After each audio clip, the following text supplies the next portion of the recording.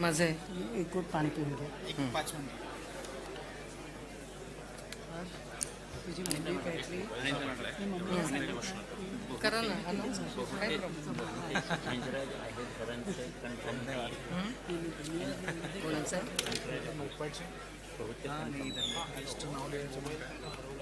काय करा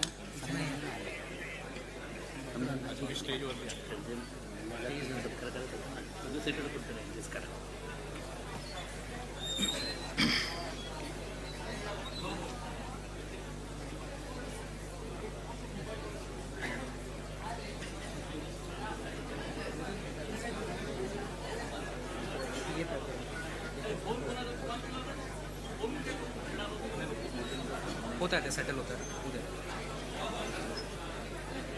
ते लिस्ट कुठे आहे? झाली का? बाहेर पण येत नाही. येतं येतं.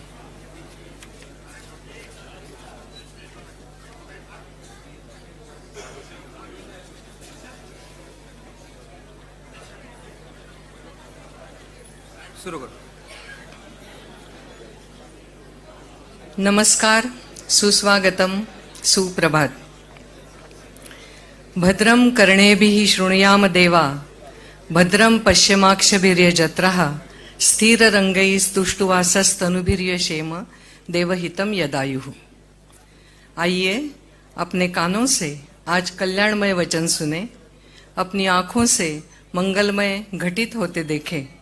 उपस्थित सभी स्वस्थ एवं क्रियाशील बने रहे और सभी जनहितार्थ लंबी आयु प्राप्त करें.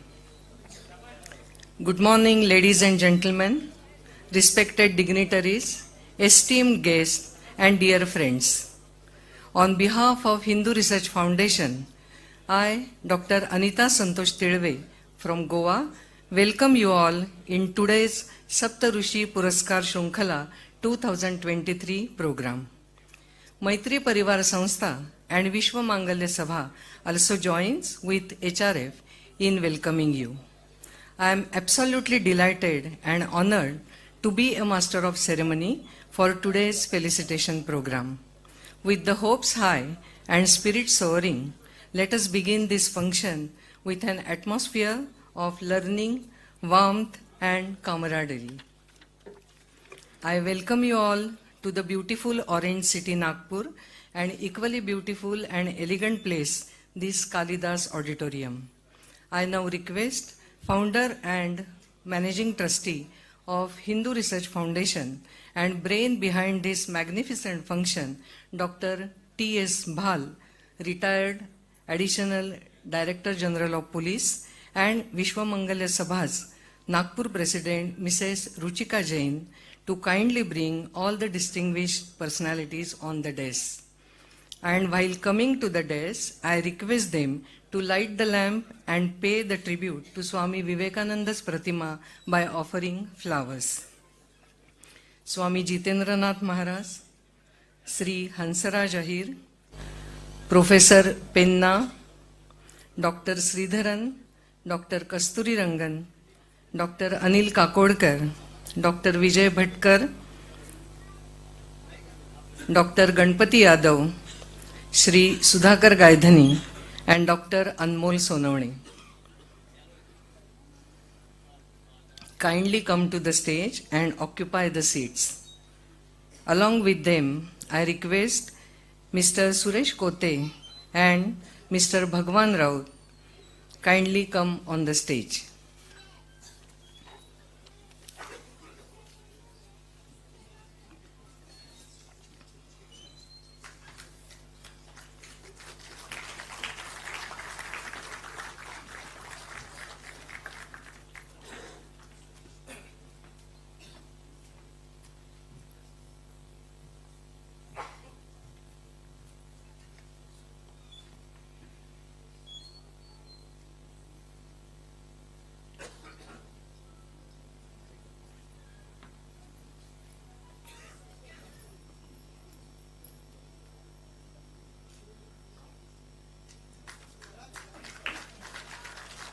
जोरदार तालियों से सभी डिस्टिंग्विश पर्सनालिटीज का हम मंच पर स्वागत करते हैं।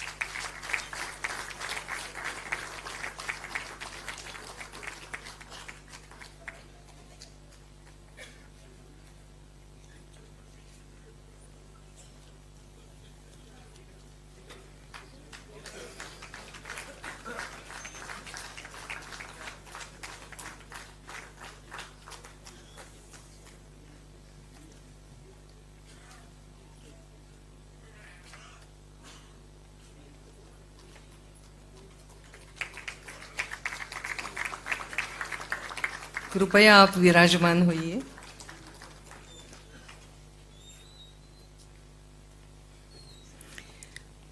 धन्यवाद। मैत्री परिवार संस्था और विश्व मंगल सभा इनके सहकार्य से हिंदू रिसर्च फाउंडेशन के द्वारा आज ये शानदार कार्यक्रम संपन्न हो रहा है। The purpose of this August gathering is to acknowledge and honor the real heroes for their outstanding performances and revisiting glorious past of Bharatvarsh. तो आइए विश्व शांति की प्रार्थना से कार्यक्रम की शुरुआत करें। I request Dr. Bhal to kindly come forward and recite the prayer, and I request all of you to repeat after him.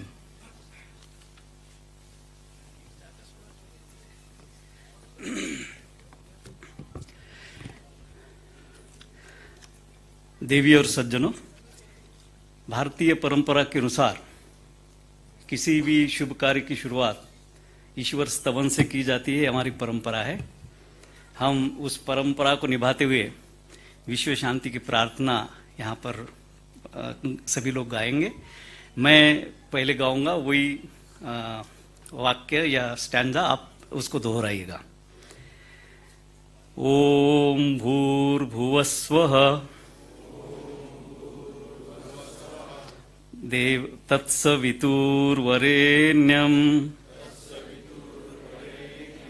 भर्गो देवस्य धीमहि धियो यो नः प्रचोदयात्। ओम सहनाववतु सहनौ भुनक्तु सह वीर्यं करवावहे तेजस्विनावधीतमस्तु मा विद्विषावहे। ओम सर्वे भवन्तु सुखिनः सर्वे सन्तु निरामयाः सर्वे भद्राणि पश्यन्तु मा कश्चित् दुःखभाग् भवेत्। ओम सर्वेषां स्वस्तिर्भवतु सर्वेषां शान्तिर्भवतु सर्वेषां पूर्णं भवतु सर्वेषां मंगलं भवतु। ओम द्यौ शान्तिः अंतरिक्ष शान्तिः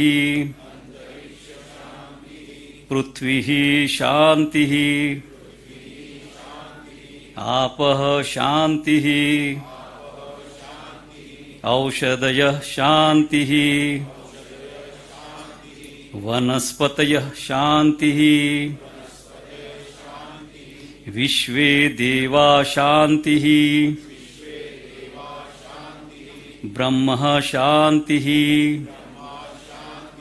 कामः शान्तिः क्रोधः शान्तिः सर्वं शान्तिः शान्तिरेव शान्तिः सामा शान्तिरेधि। ओम शांति शांति शान्तिः। ओम भूमि मंगलम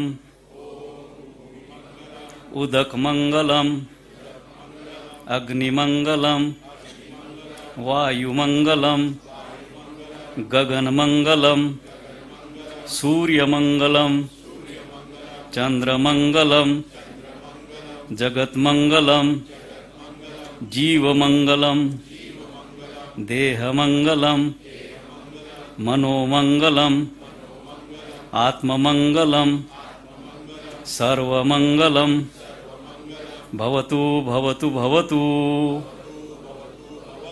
ओम शांति शांति शांति। ओम शांति शांति शांति। धन्यवाद।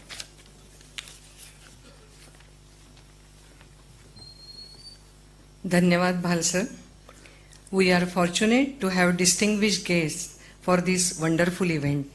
I would like to acknowledge the dignitaries who joined us today, and I request office bearers and members of Hindu Research Foundation to kindly come forward and welcome the guests.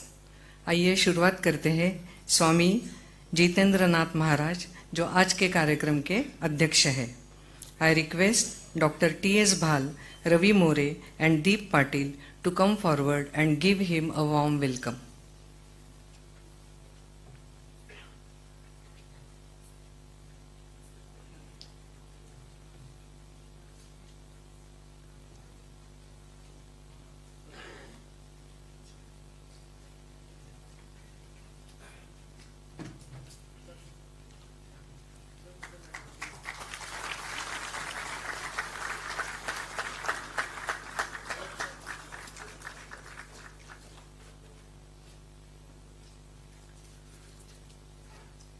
Stall, पुष्पगुच्छ और स्वामी विवेकानंद जी की प्रतिमा देकर हम सब अतिथियों का स्वागत कर रहे हैं.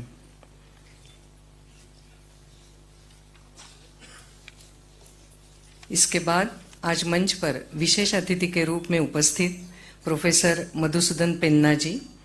मैं विनती करती हूँ श्री सुरेश कोते, स्नेहा देवतले एंड ऋषिकेश असोले इनको कि वो सामने आए और मधुसूदन पेन्ना जी का स्वागत करें.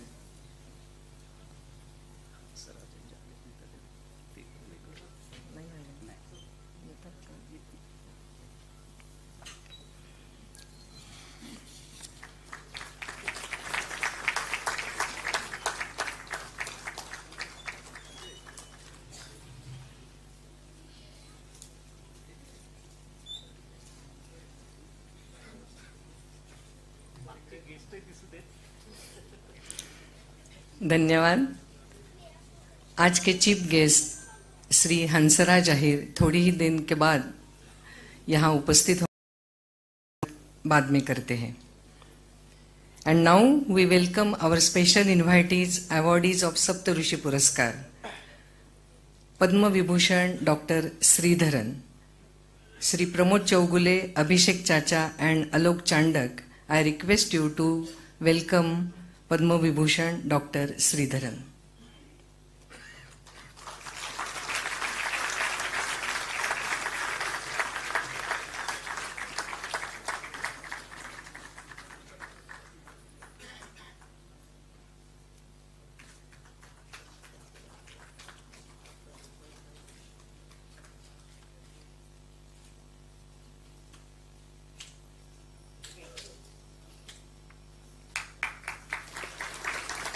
धन्यवाद. इसके बाद हम स्वागत करेंगे पद्म विभूषण डॉक्टर कस्तूरी रंगन जी का. श्री बिपिन पटेल, शुभम कामड़ी और दिवेश अग्रवाल ये इनका स्वागत करेंगे.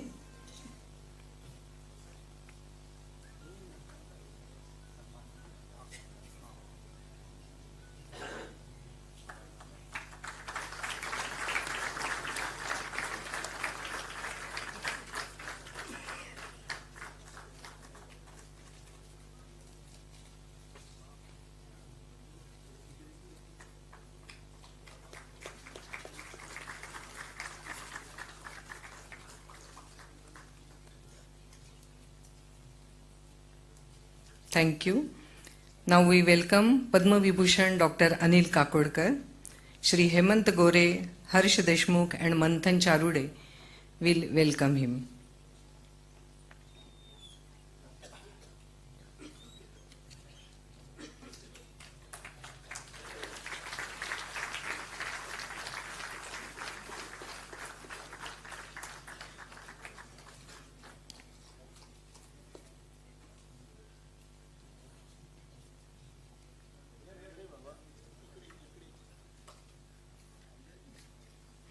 धन्यवाद.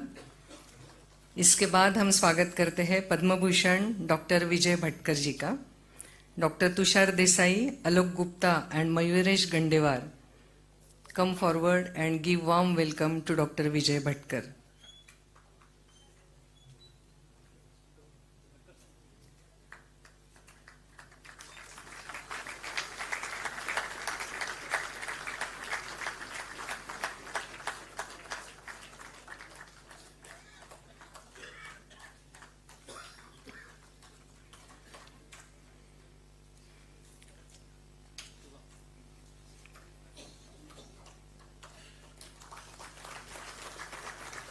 मैं विनती करती हूँ श्री द्वारकाधीश प्रतिष्ठान नागपुर से भागवत प्रवचनकार सौ अंजलि ताई जी को कि वो यहाँ मंच पर आए और डॉक्टर विजय भटकर का उनके प्रतिष्ठान की तरफ से स्वागत करें.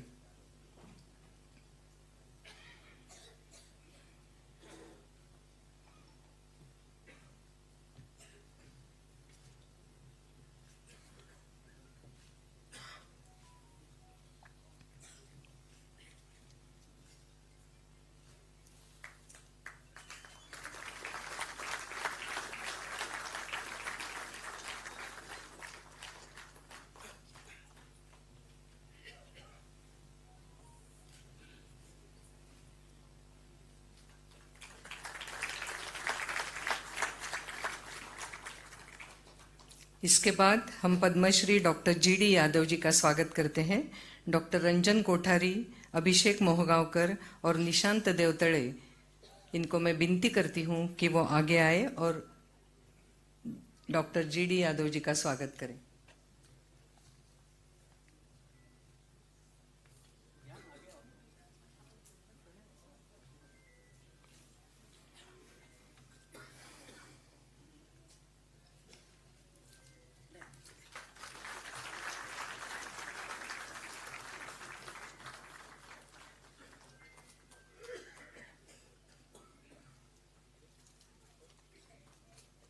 धन्यवाद.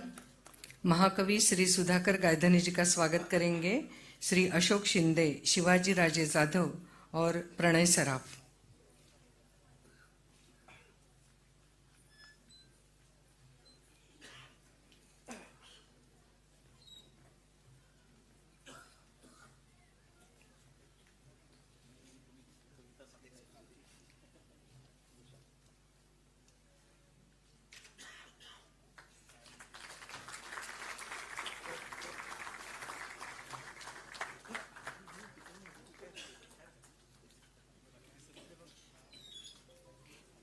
धन्यवाद. यानंतर डॉक्टर अनमोल सोनवणे यांचं स्वागत करण्यात येईल. मी विनंती करते श्री देवेंद्र मते, शिवानी राठी आणि विजयेंद्र सिंहराजे भोसले की त्यांनी पुढे येऊन डॉक्टर अनिल सानवणे यांचं स्वागत करावं.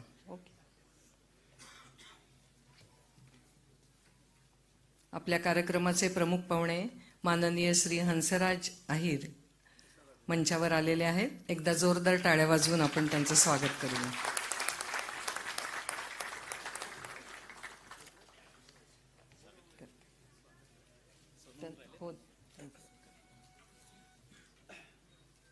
धन्यवाद. मी विनंती करते भगवान राऊत, रुचिका जैन आणि प्रमोद पेंडके यांना की त्यांनी हंसराज अहिर यांचं स्वागत करावं.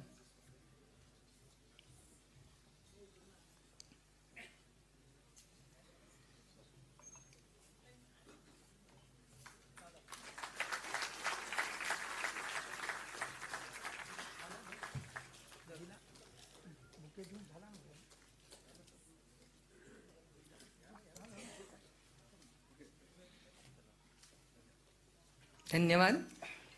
आज ह्या कार्यक्रमाला सिंदखेड येथील राजमाता जिजाबाईंच्या घराण्यातील वंशज श्री शिवाजीराजे जाधव उपस्थित आहेत. आपण त्यांचंही व्यासपीठावर स्वागत करणार आहोत. मी विनंती करते श्री आनंद फिसके, प्रीती रामकृष्ण आणि सुनील गोदानी यांना की त्यांनी पुढे येऊन श्री शिवाजीराजे जाधव यांचं स्वागत करावं.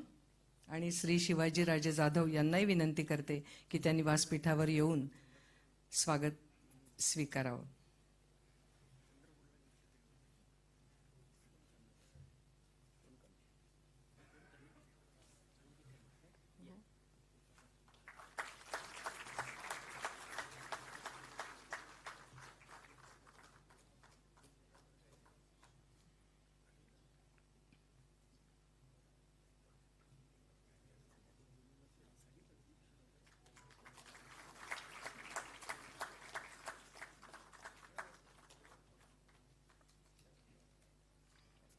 धन्यवाद.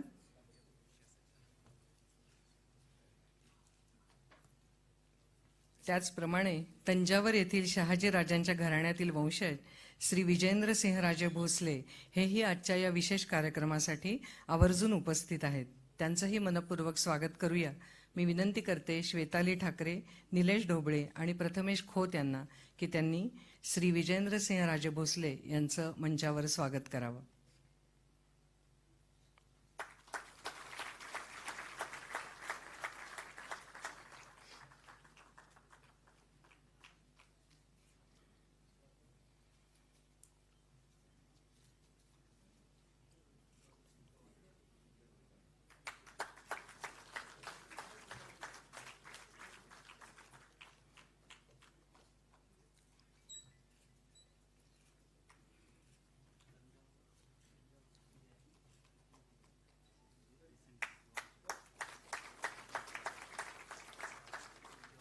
धन्यवाद. Now we will welcome Sri Raman Tripathi, who is IT engineer and who has reconstructed 700 temples.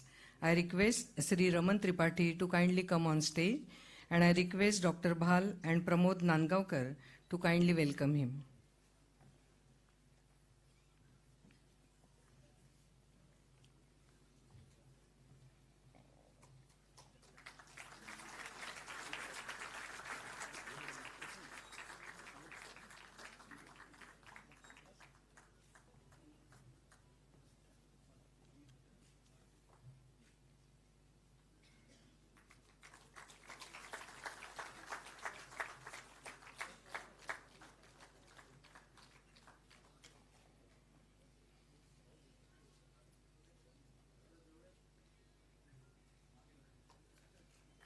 धन्यवाद.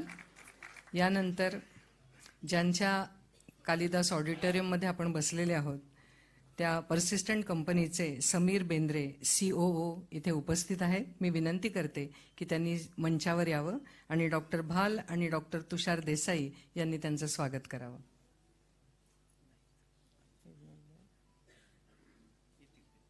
बरं, ते आल्यानंतर त्यांचं स्वागत करूया.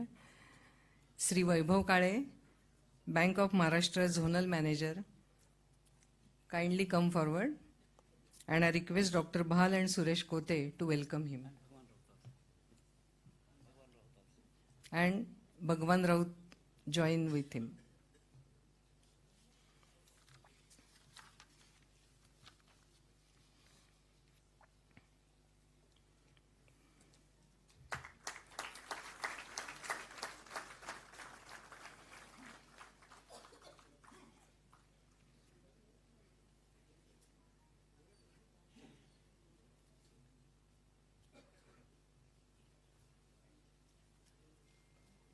Thank you.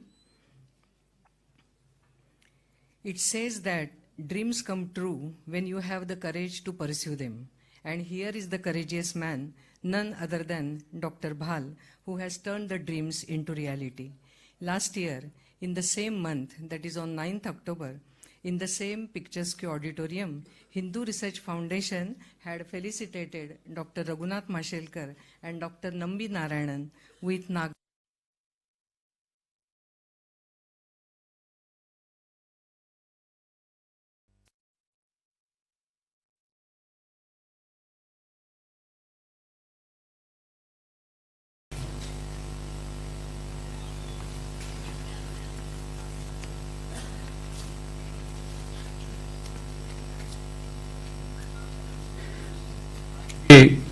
आज के उत्सव मूर्ति, सत्कार मूर्ति एंड अतिथिगण, देवी और सज्जनों, आप सभी को मेरा विनम्र अभिवादन, प्रणाम और राम राम. उपनिषदों में एक श्लोक आता है, अयम निजा परो वेति गणना लघु चेतसाम उदार चरिता नाम तु वसुधैव कुटुंबकम. कि जो संकुचित प्रवृत्ति के लोग होते हैं वो लोग ये मेरा और उसका इस तरह का डिफरेंस करते हैं, लेकिन जिनका चरित्र उदार होता है उनके लिए वो और मैं ये अलग नहीं होता, पूरा विश्व ही उनका परिवार होता है. ये हमारी मान्यता है. ये हिंदू रिसर्च फाउंडेशन सन 2000 में हम लोगों ने स्थापित किया है। इसका उद्देश्य यह है कि भारतीय परंपरा या हमारे संस्कृति में जो विशेषताएं है, विज्ञान कला और क्षेत्र में जो हमारी उपलब्धियां है, वो काल के गणना में लुप्त हो गई है, वो हम विश्व के सामने उजागर करने की कोशिश कर रहे हैं। विशेषकर जो हमारे ऋषि मुनियों ने कला विज्ञान के क्षेत्र में जो कंट्रीब्यूशन है, उनका योगदान है, वो समाज के सामने, विश्व के सामने उजागर करने का एक छोटा सा ये प्रयास है।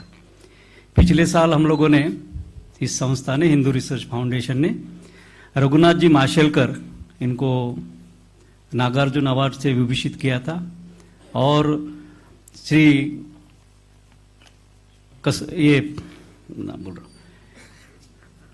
नम्बी नारायण जी जो विकास लिक्विड ऑयल के ये थे, उद्गाते थे, उनको हम लोगों ने भारद्वाज अवार्ड से सम्मानित किया था।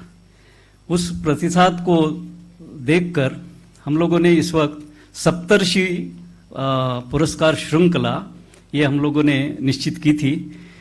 पुराणों में सप्तर्षि के नाम आप लोगों ने सुने होंगे, और वो शब्द भी बड़ा कॉमन है। जब रात के वक्त हम आकाश में देखते हैं तो वहाँ पे सप्त ऋषि करके हम लोगों ने तारे देखते हैं, उनके नाम भी उन्होंने, हमारे पूर्वजों ने दिए हैं। और वो सप्तर्षि जिन्होंने समाज के लिए अपने परिश्रम से, तपश्चर्या से, कला विज्ञान के क्षेत्र में जो कंट्रीब्यूशन है, उनका जो योगदान है, वो दर्शाता है। और वो ऋषि है अगस्त्य। दो मत है, एक जैमिनीय मत, शायद पेना जी इसके बारे में और गुरुदेव इसके बारे में ज़्यादा बात कह सकेंगे मेरे से। जैमिनीय ब्राह्मण के मुताबिक अगस्त्य ऋषि, अत्रेय ऋषि, भारद्वाज ऋषि, गौतम, जमदग्नि, वशिष्ठ और विश्वामित्र ये कहा है। लेकिन बृहदारण्यक अरण्यक के माध्यम से अत्रि, भारद्वाज, गौतम, जगदग्नि, कश्यप, वशिष्ठ और विश्वामित्र, ये 7 ऋषि का नाम आया है। ये हमारे पुराणों में 7 ऋषि जिनके विविध क्षेत्र के काफी योगदान है, उसके बारे में है। आधुनिक युग के जो सप्तर्षि आपके सामने बैठे हैं, जिनका आज हजारों साल के बाद हम वो सप्तर्षि को याद करते, इसके आगे 1000 साल के बाद ये सप्तर्षि, तीसरा जनरेशन जो वर्षन आएगा, वो तीसरा वर्षन यहाँ पर नियमित होगा। तो मैं इनका सभी का स्वागत करता हूँ। और हमारी जो रिक्वेस्ट थी, विनती थी, उनको इन्होंने पॉजिटिव रिस्पांस देकर यहाँ पर आने की मेहरबानी की, उसके लिए मैं उनका बहुत बहुत शुक्रिया अदा करता हूँ। दुर्भाग्य यह है कि भारतीय संस्कृति के बारे में अनेकों की अपनी अपनी रंजिश है। कोई द्वेषमूलक है, कोई उसे छद्म विज्ञान करके उसको पुकारा जाता है, कहा जाता है, और खामियां ढूंढ ढूंढ कर लाकर वो कितनी बुरी थी हमारी संस्कृति या हमारा धर्म था, ये समाज के सामने रखने की कोशिश करते हैं। हमारे पास जो सूडो इंटेलेक्चुअल्स है, ये शब्द मैं इसके लिए, छद्म पुरोगामी जो लोग हैं, वो हमारे संस्कृति में खामियां ढूंढकर हमारे को कलुषित करने की कोशिश और एक प्रयास सभी दूर पाया जाता है। वो अपना मत है, लेकिन उनके कहने से या उनके न कहने से संस्कृति बुरी या भरी नहीं हो सकती, ये हम लोग मानते हैं। और उसी वजह से जो भी हमारे संस्कृति उपलब्धियां है, वो समाज के सामने, विश्व के सामने रखने की एक छोटी सी एक कोशिश इस माध्यम से हम कर रहे हैं। दुर्भाग्य ये भी है कि हिंदू संस्कृति का कोई त्राता नहीं है, ऐसे लगता है। जो भी संस्कृतियां या धर्म, वही बड़ा है जिसको राज्याश्रय है। हमारे 1100 साल तो परतंत्र और गुलामी निकल गए। उसके बाद हमारा गवर्नमेंट आया तो उसको सेकुलर कहे, सभी धर्मों को समान ये होना चाहिए, संधि होना चाहिए करके कहा है। लेकिन उसका मतलब ये है कि हिंदू धर्म को कलुषित करना और उसको दुर्लक्षित करना, ये उसका मायना निकाला गया है। तो सेकुलर के बजाय, निधर्मी राज्य बजाय अधर्मी राज्य हो गया, ऐसे आज सभी को एक एक्सपीरियंस आ रहा है, अनुभव आ रहा है। ये हमारा दुर्भाग्य है। जबकि इस देश में 80% हिंदू है, फिर भी हिंदुओं के तरफ देखने का जो पुरोगामी जो तत्व है, उनका एक रवैया है, दृष्टिकोण है, वो बहुत ही घिनौना है। 80% लोगों को दुर्लक्षित करके भला हम कैसे शांति से जी सकते हैं। और हिंदू परंपरा या हिंदू संस्कृति या पुरातन या सनातन संस्कृति, जिसको विविध नाम से हम जानते हैं, वो कभी भी किसी का बुरा नहीं चाहेगी। हम तो सर्वे भवन्तु सुखिनः सर्वे सन्तु निरामया की बात करते हैं। अन्य धर्मों में उसी धर्म के, उसी संप्रदाय के अनुयायी हो, उसी का चिंतन और उसी का कल्याण चाहते हैं। हम तो जड़ चेतन, कीड़े मकोड़े, जिसमें भी प्राण है और प्राण नहीं है, उनकी हम बात करते हैं। तो भला ये हमारी संस्कृति किसी के बारे में द्वेष क्यों करना सिखाएगी? लेकिन ये चीज़ हम विश्व के सामने उजागर करने की जरूरत है।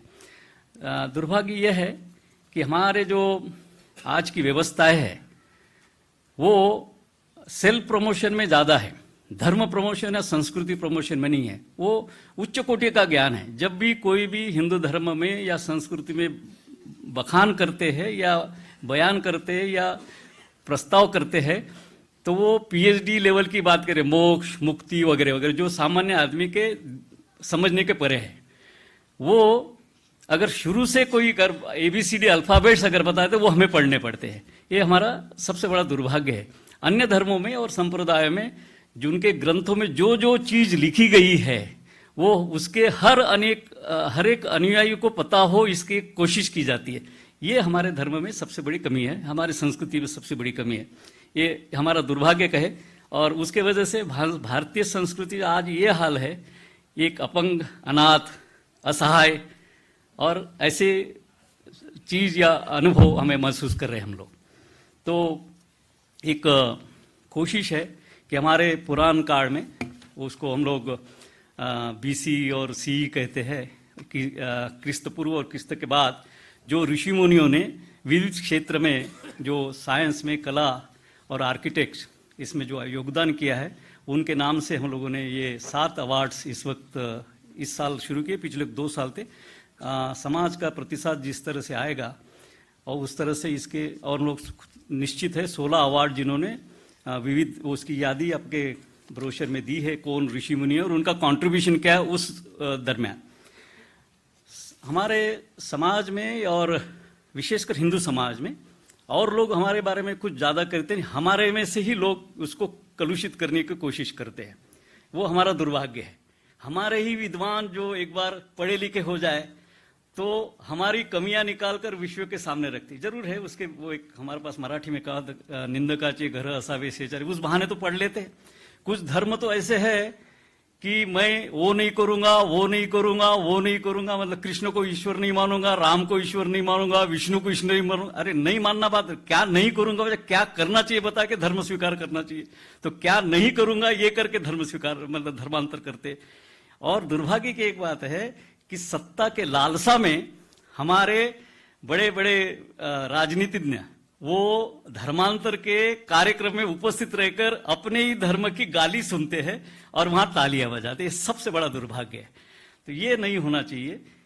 कम से कम ऐसी चीजों को तो कम से कम उन्होंने नहीं जाना चाहिए। धर्मांतर करने में दिक्कत नहीं है, जिसको जो रुचि, हमें स्वतंत्रता है किसी भी। और हिंदू धर्म में तो हर चीज को शास्त्र के रूप में हर बात स्वीकारी जाती है। सर काटकर किसी को धर्म कन्विंस नहीं किया जा सकता। हमारे पास तो अगर कहीं 4 बात आ जाए कि मैं ईश्वर को नहीं मानता, आत्मा, तो ठीक है, शास्त्रार्थ कर ले और तेरी बात अगर सिद्ध हो जाए तो हम मान लेंगे। तो ये हमारा परंपरा है। हम शस्त्र नहीं उठाते धर्म को कन्विंस करने के लिए। विवेकानंद जी ने जब विश्व के सामने कहा कि मैं उस संस्कृति का प्रतिनिधित्व करता हूं जिसने सभी विश्व के प्रताड़ित समुदाय को अपने आश्रय में लिया और बिना कंडीशन के, कहीं ये कंडीशन डाली कि मेरा धर्म स्वीकार करेंगे तो हमारे पास रहोगे, ऐसा कभी नहीं हुआ। ये तो विशाल संस्कृति है, अथांग है, जो जितना उसमें डुबकी मारे और जितना वो खोज करे उतनी चीजें अपने को सामने आएगी। ये अथांग सागर है, आकाश के जैसा विशाल है हिंदू धर्म या हमारी संस्कृति। हमारे पास साइंस, अभी मैं साइंस की बात जब कर रहा हूँ और हिंदू रिसर्च फाउंडेशन साइंस की बात कर रहा है, अनेक उदाहरण जो हमारे महाभारत में, रामायण में, जो साइंस के परिप्रेक्ष्य में उसको देखा जा सकता है। कल हमने एक भोज रखा था, प्रतिभोज, उसमें इसका उल्लेख किया था। शायद कल जहां लोग होंगे उसके बारे में क्षमा करें, वो शायद रिपीटेशन हो। लक्ष्मण रेखा करके हम लोगों ने सुना था कि सीता मैया जब वो भगवान राम सुवर्ण मुर्ग के पीछे गए तो वहां से आवाज आई कि लक्ष्मण लक्ष्मण जोर से। तो मैया ने कहा कि जाके देखो आपके बड़े भैया संकट में, तो उसको ये आपको कहानी मालूम, बताने की जरूरत नहीं। उन्हें जाने के वक्त एक लक्ष्मण रेखा एक करी, रेखांकित की, और मैया को बताया कि तुम रेखा पार, मतलब कोई भी कुछ हो जाए, श्वापद आ जाए, कोई आदमी आ जाए, कोई भी हो, इसको क्रॉस मत करना, उल्लंघन मत करना इसका।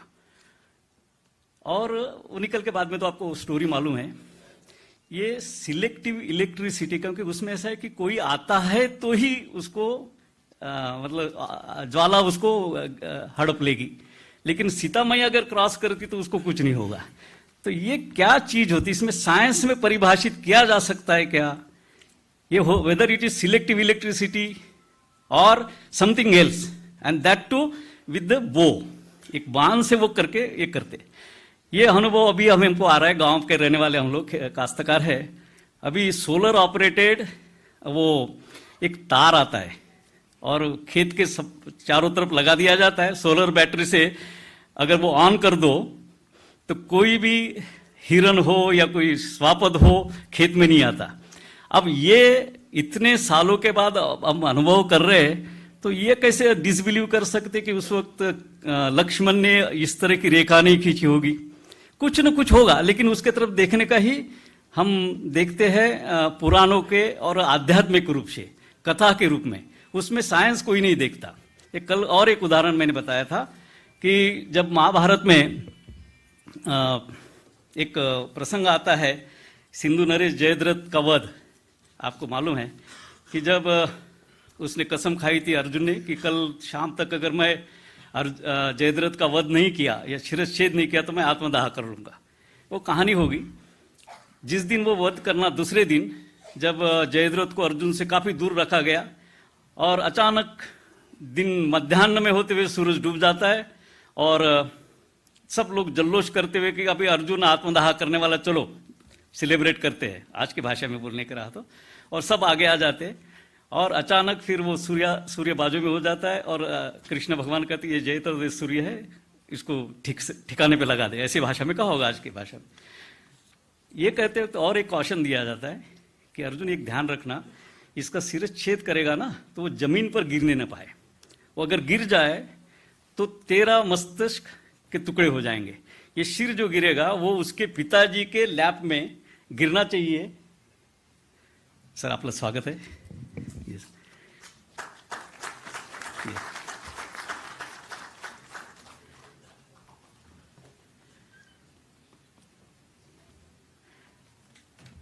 हाँ,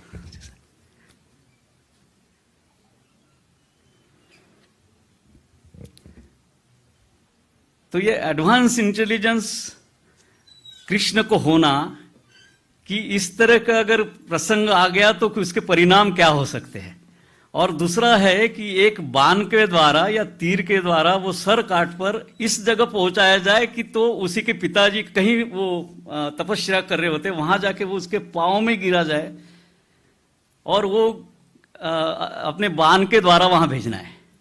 अब ऐसा कौन सा बाण होगा कि पिताजी कहाँ बैठे हैं मालूम नहीं, वहां पर वो जाके गिरना चाहिए, नहीं तो ये मर जाता था अर्जुन, नहीं तो भी दोस्त आत्मदाह करना था, अगर आत्मदाह नहीं किया और वो सर उनके पिताजी के पांव पे नहीं गिरा तो वो वैसे ही मरना था।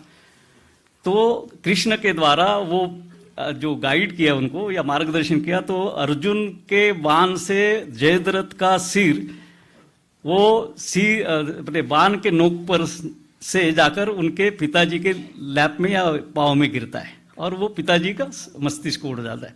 इसमें हम लोगों ने एक प्रसंग कल मैंने बताया था कि ईरान के न्यूक्लियर साइंटिस्ट को ड्रोन से उड़ाया गया था। ड्रोन से कहाँ से उन्होंने मारा है ये मालूम नहीं, लेकिन इस तरह से प्रिसाइजली वो न्यूक्लियर साइंटिस्ट का वध किया गया, मतलब उसका मर्डर किया गया आज की भाषा में, उस वक्त वध शब्द यूज करते होंगे।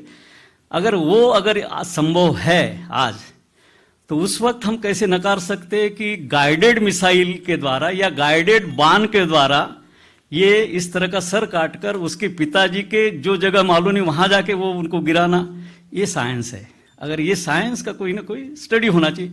अब उसमें कितनी मनगढ़ंत कहानी है या कॉक एंड बुल स्टोरी है, हुआ या नहीं है, ये भी थोड़ी देर के लिए हम मान लेते हुआ ही नहीं है, लेकिन ये कल्पना मात्र है।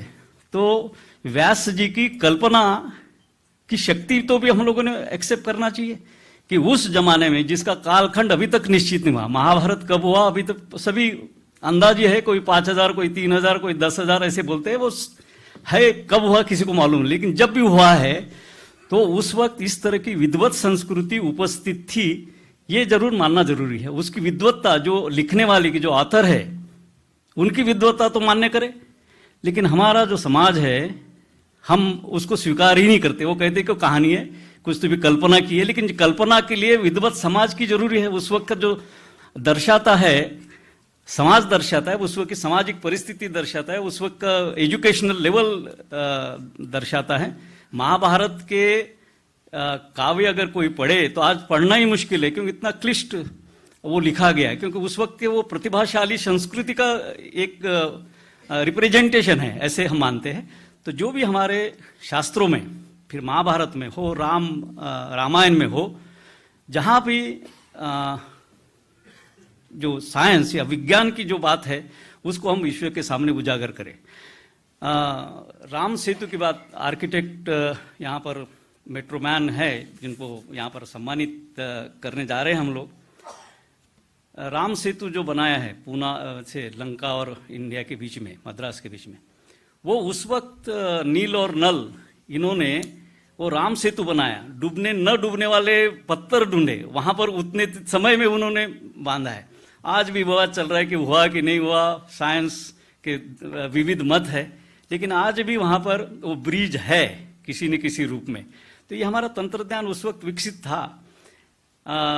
जैसे संजीवनी बूटी कहीं से लाना था तो किसी हमारे वैद्य को मालूम था कि वो संजीवनी बूटी ये पहाड़ पे है और हनुमान जी ने जाकर लाना है, और वो संजीवनी के द्वारा वो मूर्छित हुआ वो आदमी उसको जीवित कर सकता है। ये विज्ञान है। अब ये संजीवनी बूटी क्या है, इसकी खोज आयुर्वेद में होना चाहिए, है थी कि नहीं मालूम, लेकिन एक मूर्छित आदमी को सजग किया जा सकता है, ये साइंस है। ये साइंस का कहीं ना कहीं उजागर करने की जरूरत है, ऐसे हमें लगता है। अब होगा कि नहीं मालूम नहीं, करना चाहिए कि नहीं ये पता नहीं है, लेकिन हमारी संस्कृति जो कोसा जा रहा है, जिस तरह से देखा जा रहा है, जो इन्फीरियरिटी कॉम्प्लेक्स अन्य अनेक सालों के गुलामी की वजह से जो हमारा जेनेटिकल मॉडिफिकेशन ही हुआ है, तो वो थोड़ा दूर करना जरूरी है। वो जो धूल है जो हमारे विद्वत्ता पे बैठी हुई, उसको थोड़ा साफ करने की जरूरत है।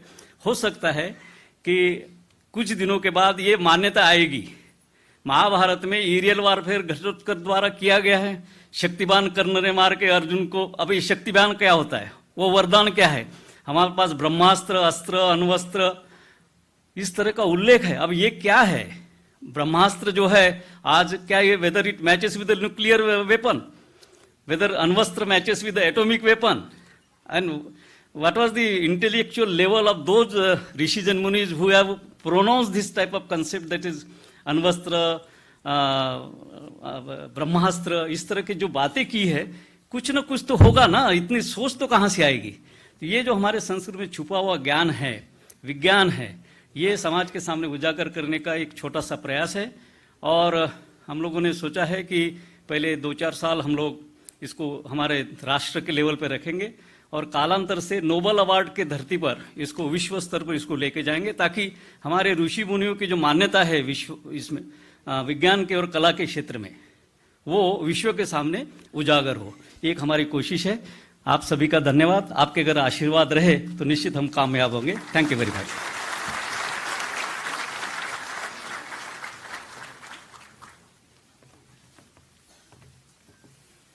धन्यवाद डॉक्टर भाल for giving the details of our Indian culture of some moments.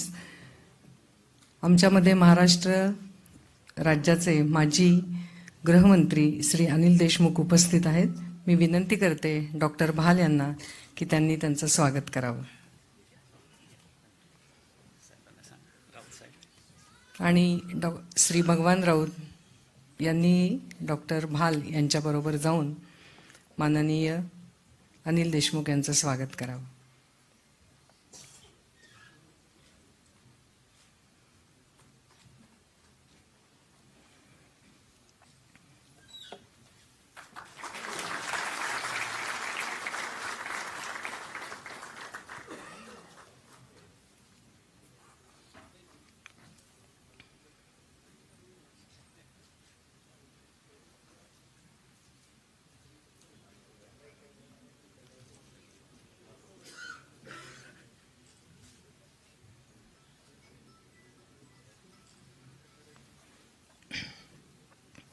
Dhanyawad.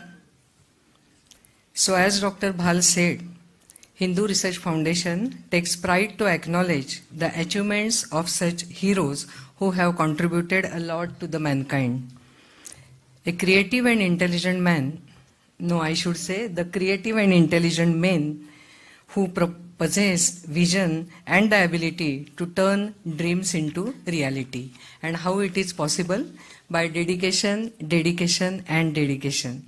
Success is no accident. It is a hard work, perseverance, learning, studying, sacrifice, and most of all, love and passion for what we do.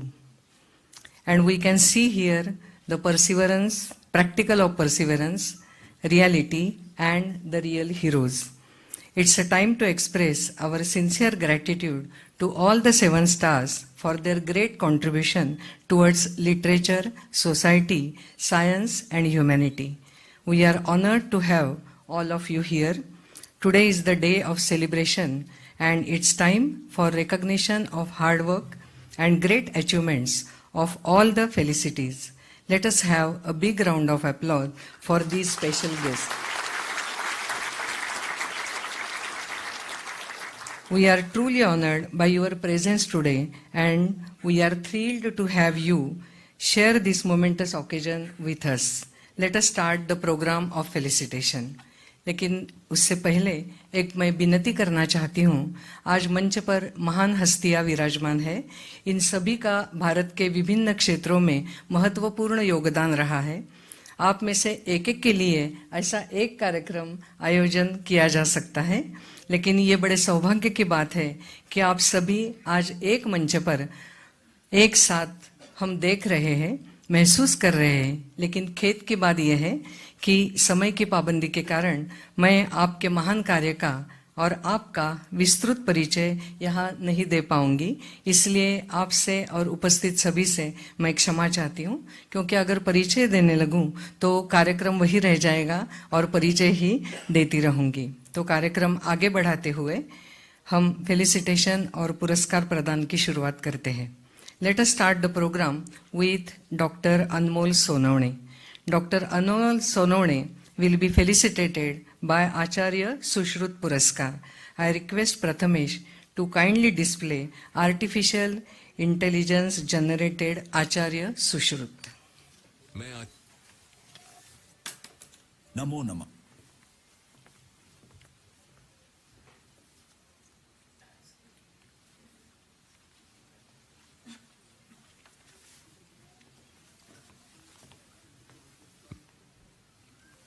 समस्त अभिवादन। नमो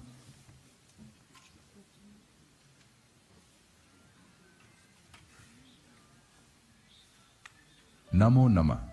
मैं सुश्रुत प्राचीन भारत के आयुर्वेद का चिकित्सा शास्त्री एवं शल्य चिकित्सक। मेरा कालखंड 2900 वर्ष के पूर्व का है। अथक प्रयासों से और निरंतर प्रयोग के पश्चात मेरे द्वारा रचित सुश्रुत संहिता में 164 प्रकार के शल्य चिकित्साओं का उल्लेख है।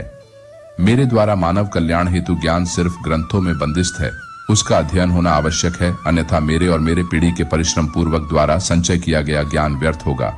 आज के अवसर पर मैं डॉक्टर अनमोल सोनवने के योगदान की सराहना करता हूँ, जिन्होंने कष्टदायी हृदय की शल्य चिकित्सा को नया आयाम दिया है। उन्हें आचार्य सुश्रुत पुरस्कार से सम्मानित किया जा रहा है। मुझे अत्यंत प्रसन्नता है और अभिमान भी उनके भावी जीवन के लिए और यश कीर्ति के लिए शुभ चिंतन करता हूं।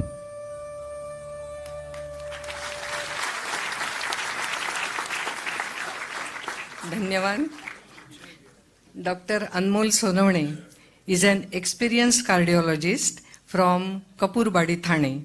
He is counted amongst India's leading interventional cardiologists with a primary focus on adult structural interventions, which includes transcatheter aortic valve replacement or implantation, transcatheter pulmonary valve replacement, transcatheter mitral valve replacement, and transcatheter tricuspid valve replacement, which is known as TAVR, TAVI, TPVR, TMVR, and TTVR respectively. कुछ समझ में आया? मुझे तो कुछ नहीं आया। If you can't explain it simply, you don't understand it well enough. हम बस इतना याद रखते हैं, बहुत ही आसान है जमीन पर घर बना लेना, बहुत ही आसान है जमीन पर घर बना लेना, दिल में जगह बनाने में जिंदगी गुजर जाती है. डॉक्टर सोनवणे जी अपनी जिंदगी गुजार रहे हैं दूसरों के दिलों में लिटरली प्रैक्टिकली जगह बनाने में. किस लिए जगह? एओर्टिक वॉल रिप्लेसमेंट के लिए. अब समझ में आएगा. और सक्सेसफुल होने के बाद उस मरीज के दिल में अपने आप उनके लिए जगह बन जाती है. कार्डियोलॉजिस्ट होने के अलावा he is an associate fellow of American College of Cardiology, associate fellow of European Society of Cardiology, a member of Cardiology Society of India and Indian Society of Electrophysiology. In the year 2019, he was awarded Best Young Interventional Cardiologist and Youth Icon for TAVR and TAVI therapy by the Prime Minister of Mauritius. He is a national and international proctor for the TAVI technology and has played a pivotal role in improving the accessibility of TAVI procedure across India. Today, he is felicitated with the award that is Sushrut Award and Sushrut Puraskar. Sushrut, who is known as a father of surgery, not only he has described 164 surgeries in his Sushrut Samhita, but also he has given more than 120 equipments which are necessary for surgery. So today, I call upon the young, dynamic and dedicated Dr. Anmol Sonone, please come forward. And I request Professor Penna ji to give him the Acharya Sushrut Puraskar.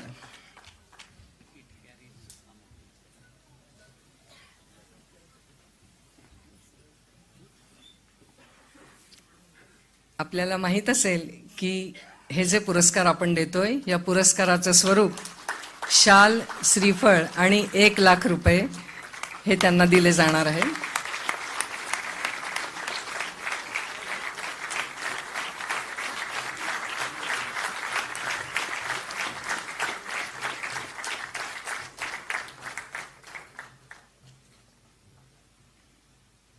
Congratulations, Dr. Sonone, and I now request you to kindly say few words on this occasion.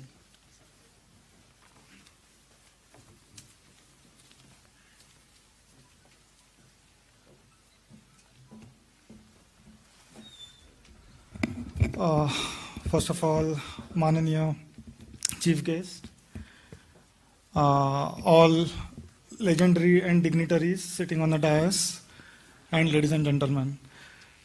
It is really an proud, honored and overwhelming moment in my life to share this dais with such a great dignitaries today, and it is one of the most inspirational and motivational day in my life.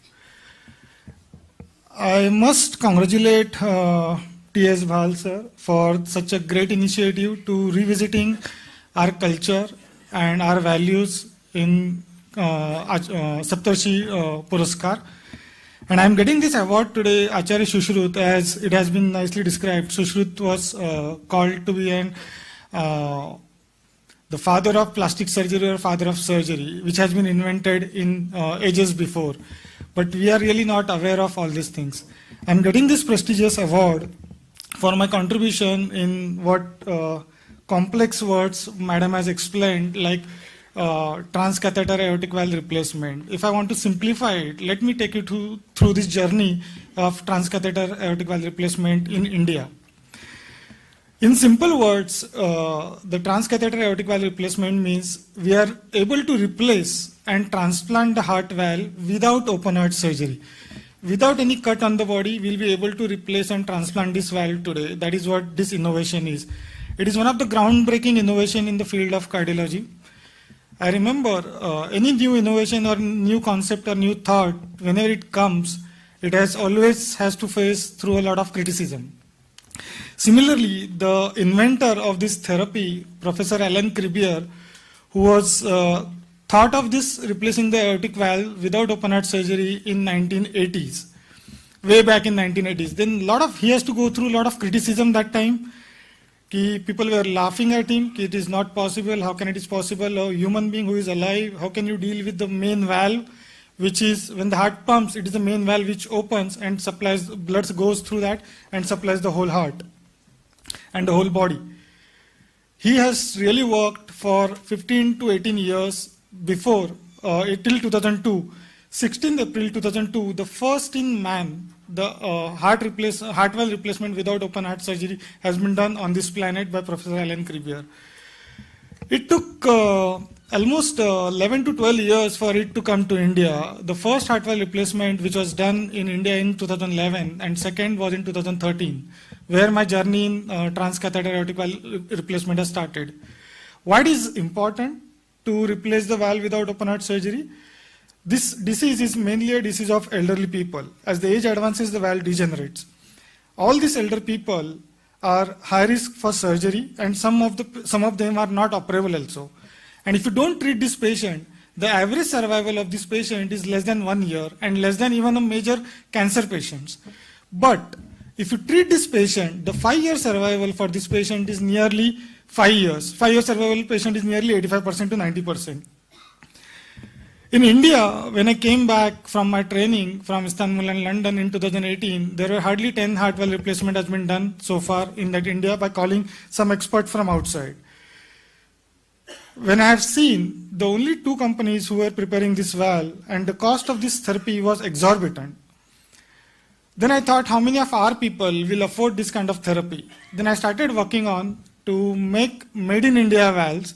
And I started working on 2 Indian MNCs, Marine Life Sciences and Sajanan Medical Technology, and I am proud to share it today. We are able to make the Made in India valve today, and the valve is doing much better, and the 70% of our patients who are using a Made in India valve. And the cost which was very exorbitant earlier, because of Made in India valves, the cost of this therapy has gone down 50 to 60%. The second major hurdle was how to take this technology to every corner and how to take Made in India technology to every corner of the country as well as globally. So I started traveling across the cities, across the states, across the globe, and I'm fortunate even to operate more than 1,000 patients in and heart valve replacement, not only in 18 states, 28 cities, but 32 countries in the world. And I'm proud, this is one of the ray of hope for all the elderly people. They are able to get a ray of hope to replace their valve without open heart surgery today. And thank you so much for your patient hearing. The science is evolving very rapidly, and the day is not far when the India is going to shine on the global platform to export all these devices to the globe and to the world. Thank you so much.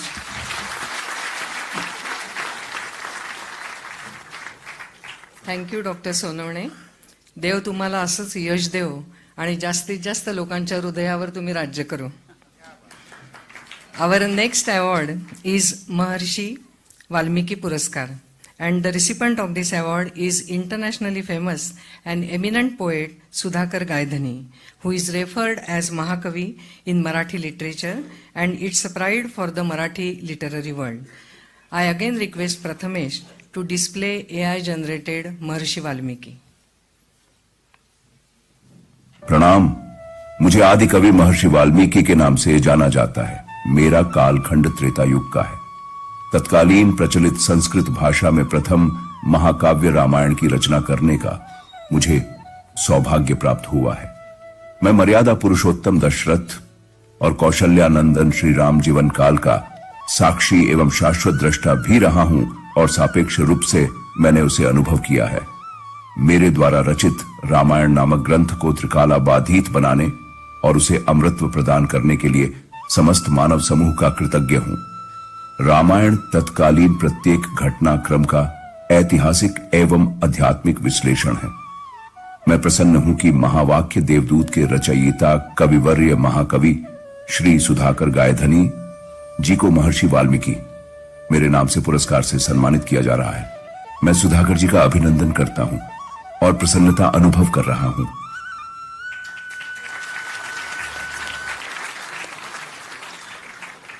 धन्यवाद.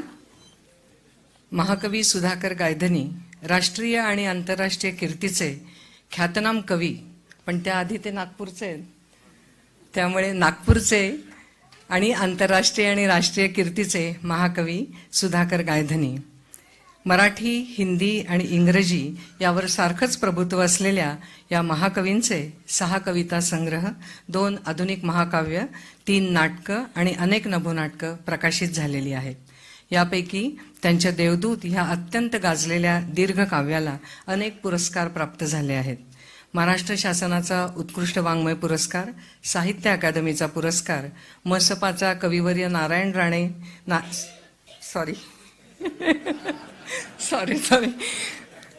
मसपाचा कविवर्य नारायण सुर्वे साहित्य पुरस्कार प्राप्त झाला आहे. मी अजिबात मुद्दामून केलेलं नाहीये. त्यांनी स्वतः लिहिलेल्या सईबाई भुलाबाई, राईबाई भुलाबाई या नाटकाच्या संगीत दिग्दर्शनासाठी उत्कृष्ट संगीत दिग्दर्शनाचा महाराष्ट्र राज्याचाही पुरस्कार त्यांना मिळाला आहे. विदर्भ साहित्य संघाच्या 66व्या विदर्भ साहित्य संमेलनाचे अध्यक्षपदही त्यांनी भूषवले आहे. नाकारले आहे. जागतिक कला आणि संस्कृती अकादमीतर्फे त्यांना ऑनररी डिलीट इन लिटरेचर ही पदवी प्रदान करण्यात आली आहे. त्यांच्या कवितांचे भाषांतर तमिळ, हिंदी, कोकणी, बंगाली आणि गुजराती या भारतीय भाषांमध्ये तर झालेले आहेच, परंतु परकीय भाषांबद्दल सांगायचं तर इंग्रजी, Romanian, Italian, Chinese, Spanish, Macedonian, Arabic, Swedish, French, German, Russian, Greek, Albanian, Portuguese, Croatian, Turkish, Tajik, Vietnamese इत्यादी इत्यादी इत्यादी. मला वाटतं एवढं एकच वाक्य त्यांची ओळख आणि त्यांचं आंतरराष्ट्रीय कर्तृत्व सिद्ध करण्यासाठी पुरेसं आहे. पुढे काही बोलण्याची गरजच नाही. पण अभिमानाने सांगावंसं वाटतं ते त्यांच्या सन्मानाबद्दल. त्यांना राज्यातील, देशातील आणि जागतिक दर्जाचे अनेक पुरस्कार, मानसन्मान प्राप्त झालेले आहेत, ज्यामध्ये रोमानिया इथे दिला गेलेला विल्यम ब्लेक इंटरनॅशनल अवॉर्ड 2021ला, तसेच युरोपमधील अत्यंत प्रतिष्ठेचा मानला गेलेला silver cross for culture world medal हा पुरस्कार 2021 मध्ये त्यांना मिळाला. त्याशिवाय भूतान देशाकडून आंतरराष्ट्रीय शांतिदूत सन्मान त्यांना प्रदान करण्यात आला होता. तसेच महाकवी म्हणून ख्याती असलेल्या गायधनी यांना कोलंबिया, पेरू आणि बांगलादेश या राष्ट्रातील जागतिक साहित्य संस्थांकडून लागोपाठ 3 विश्व सन्मान प्राप्त झालेले आहेत. मला वाटतं असा एकमेव कवी आहे ज्याचा स्वतःच्या हयातीत त्यांच्या नावाने स्टॅम्प तयार झाला आहे आणि त्यांच्या नावावरती 2 कोटीचं गार्डन तयार आहे. मराठीतील अप्रतिम महाकाव्य असा अभिप्राय मिळालेल्या देवदूतचा जगातील 18 विश्वमान्य भारतीय साहित्य कृतींमध्ये समावेश झालेला आहे. एक गमतीची गोष्ट म्हणजे his own poetry book was in his MA study examination syllabus in Nagpur university. At present his work is available in several different world libraries including library of Congress, Washington, USA. मनावरचं मळप दूर करणारी, स्वतंत्र अस्तित्वाची, अमीट मुद्रेची, प्रतिभेच्या विशाल रूपाचा आविष्कार करणारी, जीवनाला चिंतनाकडे वळवणारी आणि अंतर्मुख करायला लावणारी अशी अनेक विशेषणं आपल्या कवितेला मिळालेली आहेत. कविवर्य, आपण म्हटलंय कविता म्हणजे अंतर्मनाच्या चिंतन मंथनातून बाहेर पडलेला सौंदर्यगर्भ असा उद्गार. तुका म्हणे माझे शब्द बुडोपरी अर्थ पाण्यावरी तरंगावा या उक्तीप्रमाणे तुमचा हा उद्गार संपूर्ण मानवजातीपर्यंत पोहोचावा हीच ईश्वरचरणी प्रार्थना. आज अशा दिग्गज कवींना महर्षी वाल्मिकी पुरस्काराने सन्मानित करण्यात येत आहे. मला विशेष करून सांगावंसं वाटतं की काल अश्विनी पौर्णिमा, कोजागिरी पौर्णिमा संबंध देशभर वाल्मिकी जयंती म्हणून साजरी केली जाते आणि आज आपण त्यांना महर्षी वाल्मिकी हा पुरस्कार योगायोगाने प्रदान करण्यात आहे. नागपूरकरांच्या शिरपेचात अजून एक मानाचा तुरा इथे खोवला जाणार आहे आणि निश्चितच सगळ्या मराठी माणसासाठी हा रोमहर्षक क्षण आहे, अंगावर मुठभर मांस चढणारा क्षण आहे. मी विनंती करते प्रोफेसर पेन्ना यांना, त्यांनी महाकवी गायधनी यांचा महर्षी वाल्मिकी हा पुरस्कार देऊन सन्मान करावा आणि महाकवी गायधनी यांना विनंती करते की त्यांनी हा सन्मान स्वीकारावा.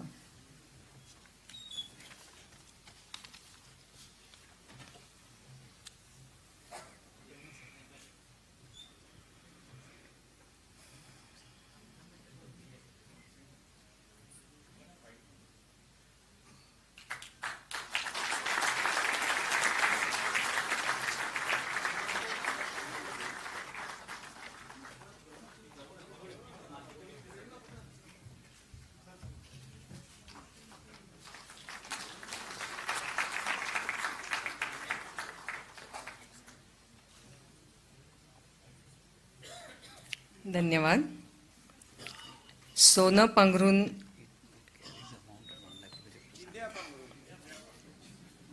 नाही मी वेगळं सांगते. सोनं पांघरून सोनंच विकणाऱ्या आणि शब्दांचंही सोनंच करणाऱ्या महाकवींना मी विनंती करते की त्यांनी सोन्यासारखा त्यांच्या रसिकांसाठी आणि चाहत्यांकडे आता संवाद साधावा.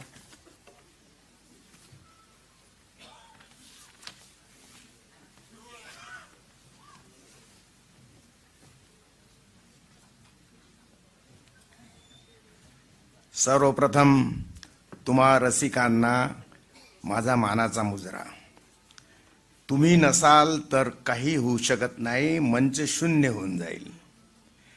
या कार्यक्रमाचे आदरणीय अध्यक्ष आदरणीय स्वामीजी आणि हे सर्व या पृथ्वीवरचे महापुरुष. मी कवी असल्यामुळं मी स्वतःला पृथ्वीचा नागरिक समजतो आणि हे सगळे कोण्या एका देशासाठी कोण्या एका प्रदेशासाठी नव्हे तर पृथ्वीसाठी राबणारे हे प्रतिभावंत आहे. यांनाही मी मानाचा मुजरा करतो. आज या नागपूर नगरीमध्ये हा जो समारंभ दुसऱ्यांदा होतो आहे आणि 7 लोकांची जी निवड केलेली आहे, मी माझ्या महावाक्य या कवितेचा आधार घेऊन पुढचं थोडक्यात सांगतो आहे. तत्पूर्वी मी जसा या महानुभावांना मानाचा मुजरा केला, किती मोठी माणसं आली आहे. एक एक माणूस म्हणजे पुरस्कारांच्या पलीकडे ज्यांचं व्यक्तिमत्व गेलेलं आहे अशी ही थोर माणसं. आणि आता माझा परिचय ज्या व्यक्तीने करून दिला त्या सभा संयोजक, मी सूत्रसंचालक म्हणणार नाही, हा शब्द खूप जुना आहे आणि सूत्रसंचालन म्हणजे कोणीही करतं, पण एवढी विद्वत्ता असलेली व्यक्ती या कार्यक्रमाचं सूत्रसंचालन करीत आहे त्या आहे डॉक्टर अनिता तिळवे. ही साधी गोष्ट नाही. त्यांच्यासाठी आपण एकदा, कारण प्रत्येक या महानुभावाबद्दल तुमच्या मनामध्ये आधी वातावरण निर्माण करण्यासाठी, तुमच्या मनाची तयारी करून देण्यासाठी ते काम जे करताय ते साधं काम नाही. असो, मी थोडक्यामध्ये तुम्हाला सांगतोय. मला आनंद होतो याचा की 40 वर्ष आधी, 42 झाली असतील, माझा जेव्हा देवदूत हा मराठीमध्ये पहिला खंड निघाला तेव्हा डॉक्टर TS भाल यांच्या हातात तो पडला, म्हणजे त्यांच्याकडे आला तो ग्रंथ. त्यावेळेला ते अमरावतीला सुप्रिटेंडेंट ऑफ पोलीस होते. फार दरारेदार ऑफिसर म्हणून त्यांची ख्याती होती. या अशा डिसिप्लिन अगदी कडक शिस्तीच्या माणसाने माझं पुस्तक वाचल्यावर अगदी गहिवरून म्हणा की रसाळ हृदयातून मला पहिलं दीर्घ पत्र लिहिलं. तत्पूर्वी तशी समीक्षा किंवा रसग्रहण कुठल्याही महाराष्ट्रातल्या साहित्यिकाने केलेलं नव्हतं, म्हणून मी आज त्यांनाही मानाचा मुजरा करतो. हे लक्षात घेतलं पाहिजे. पोलीस म्हटलं की आपल्यासमोर दंडुका आणि एक वेगळा ड्रेस येतो, परंतु कितीही झालं तरी पोलिसाचं हृदय जसं त्यांच्या मुलासाठी आणि पत्नीसाठी, नातलगांसाठी घरी असतं, तर ते म्हणजे त्यांचं हृदय त्यांच्या सोबत असतं आणि त्याचं दर्शन मला झालं. मित्र हो, वाल्मिकी महाकवी वाल्मिकी ऋषी वाल्मिकी, महर्षी वाल्मिकी यांच्या नावाचा पुरस्कार घेताना मला खूप आनंद झालेला आहे. मला थोडं मोकळं बोलू द्या, जास्त वेळ घेत नाही, तरी सांगतोय की मोठमोठ्या ऋषींची नावं आमच्या प्रतिष्ठित मोहल्ल्यांना असतात. वाल्मिकी नाव खूप गावकुसाबाहेरच्या लोकांच्या वस्तीला असतं. आलं की नाही लक्षात? वाल्मिकी नगर. पण डॉक्टर टी.एस. भाल आज यांनी रामायणाच्या कर्त्याला, जो गावकुस म्हणजे त्या कर्त्याला जे गावकुसाबाहेरचं त्याच्या नावाचं स्थान मिळत आलं, त्याला आज या राष्ट्रीय मंचावर आणून हा गौरव प्राप्त करून दिला. त्याबद्दल माझ्याजवळ त्यांच्यासाठी शब्द नाहीत. खरंच सांगतो, ही खूप महत्वाची नोंद आहे. थोडं देवदूत विषयी बोलावं असं मला त्यांनी सांगितलं होतं. हा पक्षी याच्यामध्ये जास्त म्हणजे बघा की मला लहानपणी मी स्वप्न पडायची की मी आकाशात पक्षी रूपात उडतो आहे, आणि त्यामध्ये अनेकदा मी खाटेवरून खाली पडलो. माझ्या आईला काहीतरी बाधा वाटली, भूतबाधा, आणि मला काळा दोरा बांधला, जो अजूनही माझ्या गळ्यात आहे. नंतर माझ्या लक्षात आलं की तो एक मला मेडिटेशन मधून प्राप्त झालेला साक्षात्कार होता. ही सगळी माणसं आहे, माफ करा मला काकोडकर सर, तुमच्यासारख्या व्यक्तींसमोर, तुम्ही तर मराठी समजता, पण यांना माझी भाषा कळत नसेल, पण मला मराठीतच बोललं पाहिजे. तर हे माझ्या महावाक्यात आहे आदरणीय काकोडकर सर, की जेनेटिक जर्नी ही सातत्याने सुरू असते. हे जे 7 ऋषी त्या काळात झाले होते, ते त्या जेनेटिक जर्नीतून, प्रवासातून आज या मंचावर आलेले आहेत, आणि हे पुढेही येणार आहे. आपला पुनर्जन्म म्हणजे आपली अपत्य असतात, आणि अपत्यांपासून दुसरी अपत्य निर्माण होत जातात, आणि जीन्स मधून आपल्या स्मृती प्रवास करतात. काहींच्या नष्ट होतात, काहींच्या राहून जातात. योगायोगाने माझ्या राहिल्या. आणि या कवितेतला हा पक्षी मी जेव्हा मांडला तेव्हा महाराष्ट्र टाइम्स मध्ये माझ्यावर टीका झाली की असा पक्षी अस्तित्वात असू शकत नाही, हा अतिवास्तव कल्पनेतला पक्षी आहे, अशी टीका झाली. आणि त्या टीकेमुळे मला खूप दुःखही झालं होतं. पण माझा पहिला खंड देवदूतचा 81 साली प्रकाशित झाला, हे तुम्हाला थोडं सांगितलं पाहिजे जे माहिती नाही. आणि 87 साली स्मिथसोनियन इन्स्टिट्यूट वॉशिंग्टनने एक फॉसिल शोधलं पक्ष्याचं, साऊथ ईस्टर्न अमेरिकेच्या एका भागात, आणि त्या पक्ष्याची जी काही म्हणजे तो पक्षी, त्याच्या सवयी किंवा त्या पक्ष्याची जी काही रचना होती, त्याचं साम्य माझ्या देवदूत या पक्षाशी जुळलं. आणि ही घटना एक सुरेश खेडकर नावाचे माझे मित्र आहे, कवी मित्र, त्यांनी हितवाद मध्ये प्रकाशित केली ही बातमी आल्यावर, की तुमच्या आधी आमच्या नागपूरच्या कवीने असा पक्षी चितारलेला आहे आणि त्याचं साम्य या पक्षाशी आहे. मी ते कटिंग्स घेऊन आणि देवदूतचे ट्रान्सलेटेड इंग्रजी भाग घेऊन ते स्मिथसोनियन इन्स्टिट्यूटला पाठवले. त्यांनी मला लागोलाग 2 पत्र पाठवून या पक्षाला मान्यता दिली. त्यांनी लिहिलं आहे, it is a rare occasion when science and poetry can meet such a similarity. अशा प्रकारचं मला पत्र पाठवलं. तर हा पक्षी विद्यमान होता. आता हे या देवदूतमध्ये इथे हे सगळे स्पेसचा सुद्धा अभ्यास करणारी माणसं आहे. त्याचा इंग्रजीवरून रोमानियन झालेला अनुवाद या नोव्हेंबरच्या फर्स्ट वीकमध्ये हे 555 पेजेसचं पुस्तक रोमानिया या देशात युरोपियन प्रकाशकातर्फे प्रकाशित होत आहे रोमानियन भाषेत. ही नोंद यासाठी सांगतोय की त्या मंडळींनी फार मला त्या बाबतीमध्ये खूप काही लिहिलेलं आहे, बोललेलं आहे. ते इथे आज मी सांगणार नाही, पुस्तक आल्यावर ती बातमी तुम्हाला माहिती होईल. आता तुम्हा लोकांबद्दल मगाशी मी बोललो, कवी किंवा कलावंत हा अभिव्यक्त झालेला कलावंत आहे. कवी हा अभिव्यक्त झालेला कलावंत आहे आणि रसिक हा अव्यक्त कलावंत आहे. तुम्ही म्हणून कलावंतापेक्षा अधिक महत्वाचे आहात. तुम्ही रसिकतेची पावती दिली नाही तर आमचं मूल्यमापन होऊ शकत नाही. रसिकाने दिलेल्या पावतीमुळे सगळे कलावंत युगे युगे लक्षात राहतात. मित्र हो, आजचा हा पुरस्कार मी नम्र भावे माझ्या मागील प्रेवियस स्मृतींच्या सह मी या महापुरुषाला महर्षी वाल्मिकी महाकवी यांच्या चरणावर समर्पित करतो. या पैशाचा मला माझ्या साहित्य निर्मितीसाठी उपयोग होईलच. कारण कवी असतो पृथ्वीचा परम लाडका पुत्र, प्रति सृष्टीचा फकीर आणि अभाग्यांचा मित्र. अशी आमची अवस्था असते. एक शेवटची छोटीशी कविता. माणूस असे जगावे की बागेतल्या फुलांचे कुणी गजरे कुणी हार व्हावे. माणूस असे जगावे की बागेतल्या फुलांचे कुणी गजरे कुणी हार व्हावे.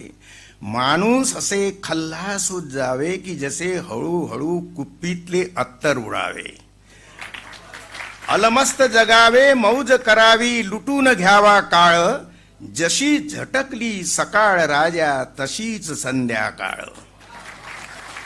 दुनियेची अरे लूट करावी लुटीत लुटावी व्यथा. दर्याच्या शाईने लिहावी दर्दे नभावर कथा. ज्या ग्रहावर माणूस आहे तिथे तितंबा भारी. या स्थळाला जरा थांबुनी घ्यावी उंच भरारी. हे सगळ्यांच्या वाट्याला येणार आहे. जाता जाता माझ्या महावाक्यामध्ये निर्माता आणि ईश्वर असा संवाद आहे. सहा ब्रह्मांड पार केल्यावर 7व्या ब्रह्मांडामध्ये निर्मिकाची भेट होते त्या यात्रेकरूंना जे इथून गेलेले आहे.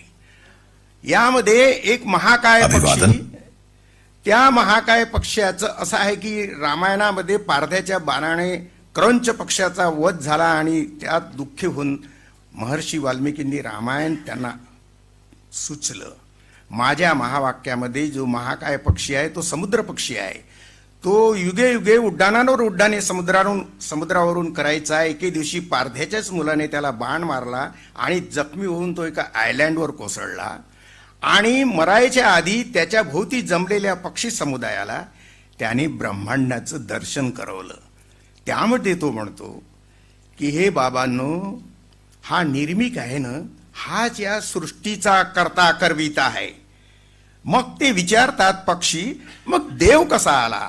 तो म्हणाला, तो प्रश्न मी मानवाच्या स्वाधीन केला. मानवाने देव निर्माण केला, त्याच्यासोबत धर्म निर्माण केला. म्हणून तो देव प्रत्येक धर्माचा देव यांनी वेगळा करून टाकला. माझ्या दृष्टीनं तुम्ही प्रत्येक जीव प्रत्येक सृष्टी समान आहे. आणि मनुष्याला मी या ग्रहावर पृथ्वीवर पृथ्वीचा पालक कुणाचा? वनस्पती पशु पक्षी सगळे जीव जंतू मनुष्य सोडून जेवढे आहे त्यांचा पालक म्हणून मी मनुष्याला तिथे पाठवलेला आहे. ते पालकत्व तो नीट पाळत नसेल तर मला पुनर्विचार करावा लागेल. धन्यवाद.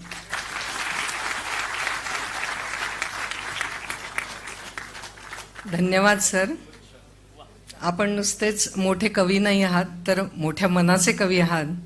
मुद्रण दोषासारखे माझ्या बोलण्यातले दोषही आपण बाजूला ठेवले, त्याबद्दल धन्यवाद. ही सगळी मोठी व्यक्तिमत्व आज व्यासपीठावर बसली आहेत आणि यांनी आपली सुंदर कविता ऐकवल्यावर मलाही बाबा बोरकरांच्या 4 ओळी आठवल्या. धन्य ती जीवने जी तृप्तीची तीर्थोदके, धन्य ती जीवने जी तृप्तीची तीर्थोदके, चांदणे जातून फाके शुद्ध पार्यासारखे. धन्य तो देहांत जो सागरी सूर्यास्तसा, अग्नीचा पेरून जातो रात्रगर्भी वारसा. धन्यवाद. Now proceeding ahead with the program, we are felicitating Padma Shri Dr. Ganpati Yadav with Nagarjun Puraskar. I request to display artificial intelligence generated, अभिवादन। Nagarjun. मैं नागार्जुन। मेरा कालखंड आज से 2000 वर्ष पूर्व का है। आज मैं अत्यंत प्रसन्न हूं कि प्राचीन काल में मेरे पूर्वजों और मेरे द्वारा रसायन और धातु शास्त्र के विषय में अनेक अमूल्य आविष्कार किए गए हैं। वह रस रत्नाकर, रस हृदय और रसेंद्र मंगल इन ग्रंथों में समाविष्ट है। इन प्राचीन ग्रंथों में रसायन शास्त्र के कई महत्वपूर्ण सिद्धांतों का उल्लेख है। आपके द्वारा उसे फिर से स्मरण करके पुनर्जीवित किया जा रहा है। यह अत्यंत गर्व और स्वाभिमान की बात है। मुझे अत्यंत प्रसन्नता है कि आचार्य श्री गणपति यादव जी ने अपने कठोर परिश्रम, जिज्ञासा, प्रकांड विद्वत्ता और अखंड आत्मविश्वास से नैसर्गिक रसायन विज्ञान और विशेष रूप से ऊर्जा अभियांत्रिकी और जैव प्रौद्योगिकी के क्षेत्र में प्रेरणास्पद आविष्कार किए हैं। आचार्य श्री गणपति यादव जी को मेरे नाम से स्थापित नागार्जुन पुरस्कार से सम्मानित होते देखकर मुझे अत्यंत हर्ष हो रहा है। मैं उनका हृदय से अभिनंदन करता हूं और उज्जवल भविष्य के लिए ईश्वर से प्रार्थना करता हूं।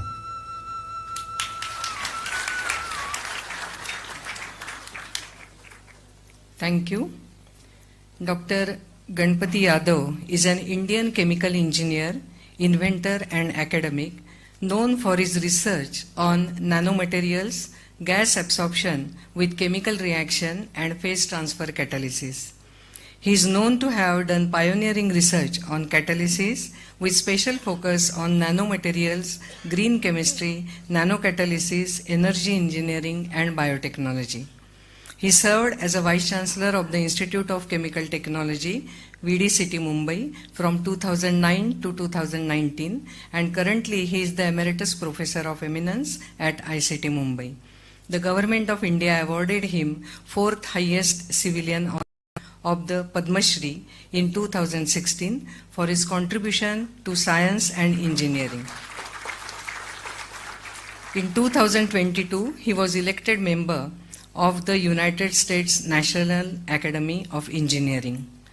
He holds several Indian and US patents, reported to be 75 of them for his inventions and innovations. His researches have been documented by way of 3 books, 15 book chapters, and over 350 research papers. Dr. Yadav is a recipient of many prestigious awards, medals, and recognitions from various institutes in and outside India. He also has delivered several award orations. Today, Dr. Yadav will be felicitated with Nagarjun Puraskar, who is the ancient Indian chemical scientist. And besides Ayurvedic physician, he was also known as the father of itrochemistry because of his work on the benefits of specifically treated minerals known as bhasmas. I request Dr. G.D. Yadav to come forward and accept the award, and I request Chief Guest of today's function, Sri Hansaraj Ahir, to do this honor.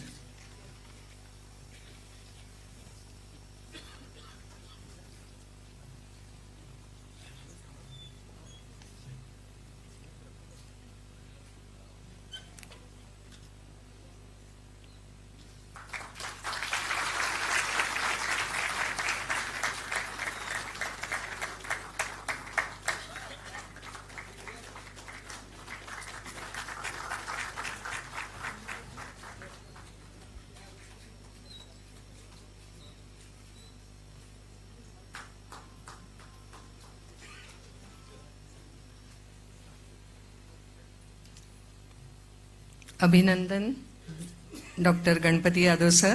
मी आपणास विनंती करते की आज या प्रसंगी आपण उपस्थितांशी हितगुज करावं.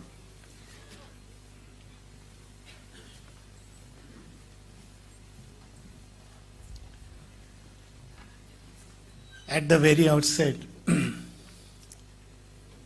I want to thank Dr. T.S. Bhal and the Hindu Research Foundation for bestowing upon me this very important honor. Last night, he was telling many things, and one of the things he said about the ancient scriptures and the literature and the wisdom which is there. So, Kanad Muni, you mentioned, he talked about atomic structure. The modern science says Dalton was responsible for this atomic structure. Dalton had studied only up to 4th grade, 4th standard. And he was colorblind, but his imagination was far ahead of his time. So you can imagine what Kanad must have thought several centuries, millennia rather, ago about atomic structure. And that time he wanted to give a scientific vision to the society, and the society did not listen to him. So what he used to say, Urdhva bhavu virameshu nahi kaschita shrunoti mam. मी हात वरती करून लोकांशी बोलते पण माझं कोणीही ऐकत नाही. That is what he said. And he died saying pilava, pilava, pilava. कदाचित तुम्हाला माहिती असेल. So it's a great thing what you have done. And I must appreciate Hindu Research Foundation. But something which I yesterday I said, and I want to tell it again, is that we have in our scriptures, in our religion, Brahma, Vishnu, Mahesh as the Trinity. In terms of the scientific Trinity, it is solar energy, wind energy, and hydrogen energy.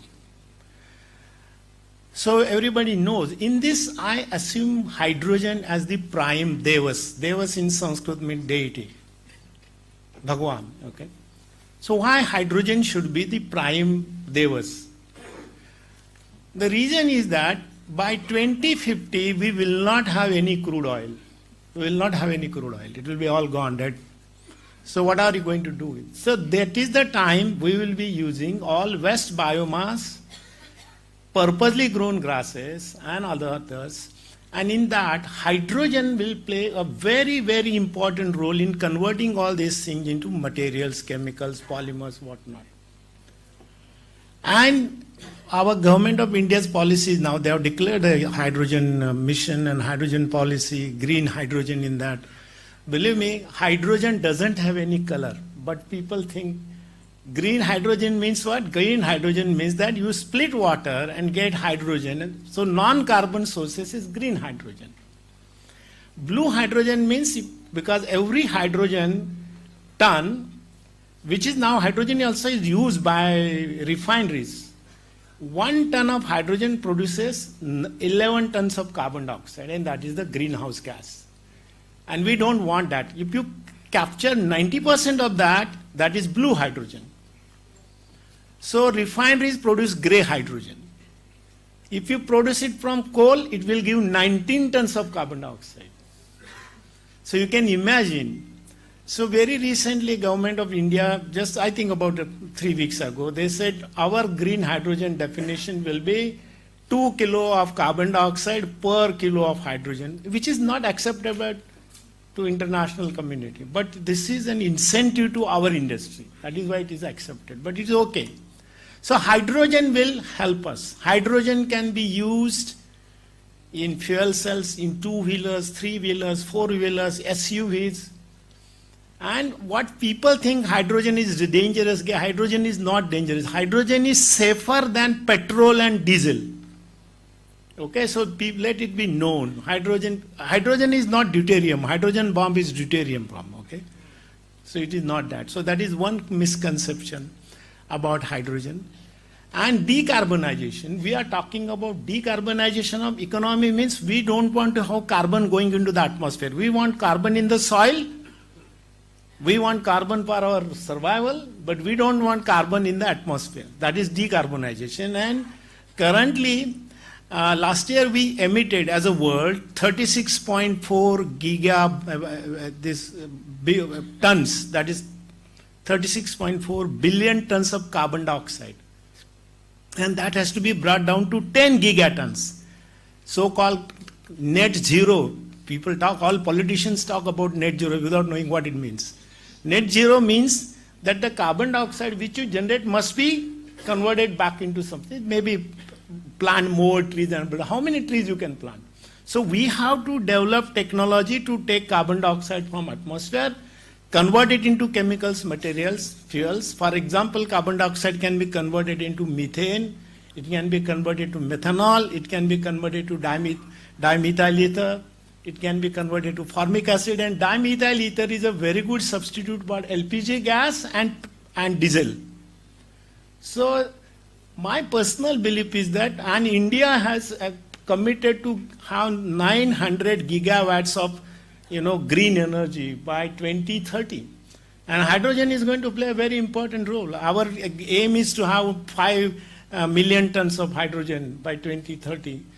But by the year 2050, the whole world will require 540 million tons of hydrogen. And I think India should take a lead, have at least 20% of that hydrogen. So we have to encourage our energy, our industry, have policies. Our researchers must do research in that area, and I'm simply lucky to receive this award because I've been working on hydrogen for a number of years. My partners are ONGC, Energy Center. We have developed technology where we can produce hydrogen in less than $1, and if we are going to have a big pilot plant in Goa. We have also developed technology for methanol, we have developed technology for dimethyl ether and also hydrocarbons, and we are going to do LPG as well. So we are doing higher hydrocarbons. So ladies and gentlemen, you honored me. I accept this with all humility at my command. This belongs to my students. They work in my lab. I may have been the guide, but yes, they work in my lab. And so receiving that in the name of Nagarjun was such a great, but he was also, Rasayan Shastrajna, right? He was a metallurgist. And I want to tell you, I wrote a poem in Marathi on Rasayan Devika. I created a Rasayan Devi. And you can see that in the YouTube, it is available. And that is the university song, Vidyapit gift of ICT Mumbai. Being a vice chancellor, I wrote this poem. Nobody knew who wrote it. And everybody liked it. Then I announced that I wrote the poem. And that was released by that time Chief Minister Prithviraj Chauhan, in 2012. So you can see that poem has everything in that.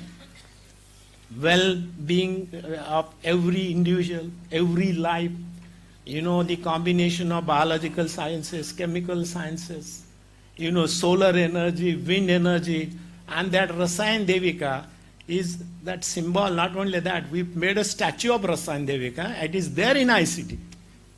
So so I'm really delighted. It's a matter of coincidence that Nagarjuna Award is given to me. I never imagined. And so once somebody came from abroad and asked, what is this? So I said, I created we have so many Devis, right? I created a Devi for Rasayan because I'm a chemical engineer, Rasayan scientist. So I created this Devi. And you can, even now Google search, you will get it. It is a very interesting poem which talks about wellness of the society at large. So once again, I bow before you, accept this honor, on behalf of my Institute of Chemical Technology. But I also want to add something which she missed. I have produced 110 PhDs, which is a record in the country. For any engineering professor, it is a record in the country. 147 masters, 48 postdocs, 551 papers, and 123 patents. For that, I got the US Academy of Inventors Fellowship, and I'm the only second Indian to get that fellowship. That happened this June. So I'm very happy to receive this, and I thought I should tell you this because some of this he did not mention, but I thought I should mention. I must mention it with all humility at my command. Thank you very much. Thank you very much. And as they say in Rigved, Ano Bhadra Krutu Yantu Vishwata. Let good thoughts come to us from all directions. Thank you.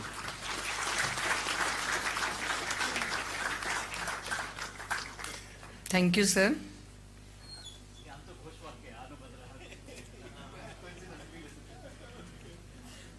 मी आपला biodata लिहिलाय त्याच्यामध्ये correction करीन, परंतु correction करेपर्यंत आपल्या पेटंटमध्ये आणखीन वाढ झालेली असेल असं मला वाटतं.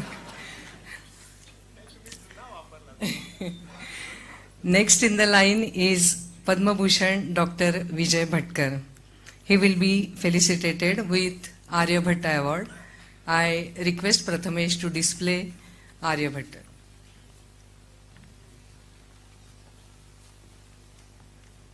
समस्त अतिथि गण को अभिवादन। मैं आर्यभट्ट हूं। 1500 वर्ष पूर्व मेरे द्वारा खगोल शास्त्र और गणित के विषय में अनेक सिद्धांत प्रमाणित किए गए हैं, जो मेरे द्वारा लिखित आर्यभट्टीय नामक ग्रंथ में प्रतिपादित है। शून्य का सिद्धांत जो अनंतता का मूल्यांकन दर्शाता है, वह मेरी ही खोज है। मुझे प्रसन्नता है कि मेरे द्वारा की गई खोज को आधुनिक जगत का विद्वत समूह प्रमाणित कर रहा है। यह मेरे द्वारा किए गए परिश्रम का सम्मान और मेरे जीवन की सार्थकता समझता हूं। आज 1500 वर्ष के पश्चात मेरे नाम से पुरस्कार निश्चित किया गया है और सप्त ऋषि के श्रृंखला में मुझे समाविष्ट किया गया है, इसलिए मैं कृतार्थ हूं। आज मैं अत्यंत गौरवान्वित अनुभव कर रहा हूं कि मेरे नाम के पुरस्कार से भारत के परम महासंगणक के पिता पद्म भूषण डॉक्टर विजय भटकर को सम्मानित किया जा रहा है। मैं उनके संशोधन को अभिवादन करता हूं और उनका मनपूर्वक अभिनंदन करता हूं।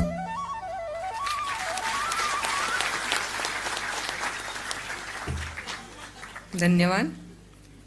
अकोला जिल्ह्यातील मूर्तिजापूर तालुक्यातील मुरंबा या अवघ्या 250-300 लोकवस्तीच्या छोट्याशा गावातून निर्माण झालेलं हे मोठं जागतिक कीर्तीचं व्यक्तिमत्व म्हणजे doctor Vijay Bhatkar. He has done his schooling from Murtijapur, then completed electrical engineering degree from Nagpur, post graduation from Vadodara University, and obtained his PhD from IIT Delhi. An important thing is that while completing his education, he read about 50,000 books of different topics, subjects, and of various contents. There were, hats off to you, sir.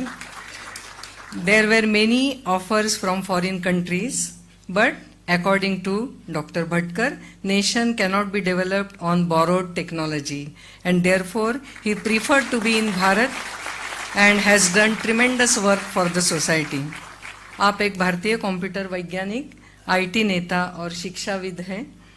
आप CDAC, that is centre for development of advance computing के संस्थापक और कार्यकारी निदेशक है. इसी CDAC में super computer बनाने की परियोजना का आपने नेतृत्व किया था और परम कंप्यूटर के निर्माता के रूप में आप जाने जाते हैं. परम 8000 और परम 10,000 इसी के तहत भारत ने बनाया था. कंप्यूटर विज्ञान के क्षेत्र में बेहतरीन काम और योगदान के लिए उन्हें कई सम्मान प्राप्त हुए हैं. सन 2000 में भारत सरकार द्वारा पद्मश्री सम्मान प्राप्त हुआ. 2000 में महाराष्ट्र सरकार ने महाराष्ट्र भूषण से आपको नवाजा. इसके अलावा विदर्भ गौरव भूषण, विदर्भ भूषण पुरस्कार, विज्ञान गौरव पुरस्कार, ऐसे अनगिनत पुरस्कार आपको मिले हैं. सन 2015 में पद्म भूषण सम्मान भारत सरकार ने उन्हें दिया. उन्होंने अब तक 12 किताबें और 80 से अधिक शोध का संपादन एवं लेखन किया है. इसके अलावा अनेक राष्ट्रीय और अंतर्राष्ट्रीय पुरस्कार डॉक्टर भटकर जी को प्राप्त हुए हैं. भारत की सभी पावन पवित्र तीर्थ क्षेत्र ये ज्ञान तीर्थ क्षेत्र बने, ऐसा बदलाव लाने के लिए उन्होंने आनंदी तीर्थ क्षेत्र से काम की शुरुआत की है, जिससे विज्ञान और अध्यात्म दोनों हाथ में हाथ मिलाकर चलेंगे, ऐसा उन्हें विश्वास है. यह विश्वास आपका सार्थ हो, ऐसी प्रार्थना करते हुए डॉक्टर भटकर जी को आज आर्यभट्ट पुरस्कार से सम्मानित किया जाता है. Aryabhata, who has written Aryabhatiya, has given explanation of lunar eclipse and solar eclipse, rotation of earth on its axis, reflection of light by moon, value of pi, correct up to the 4 decimal places, and so many other important things. I request Dr. Vijay Bhatkar to please accept Aryabhatta Puraskar, and I again request our chief guest of today's function, Sri Ahir, to kindly do this honor.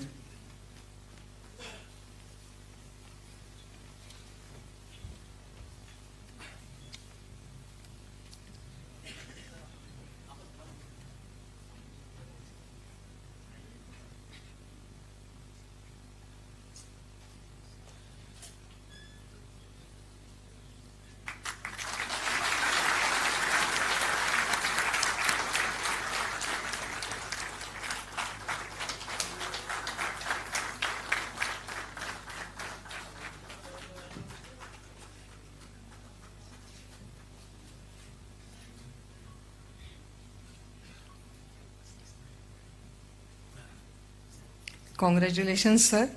We are pleased to have you with us. I request you to enlighten us with your valuable thoughts on this occasion.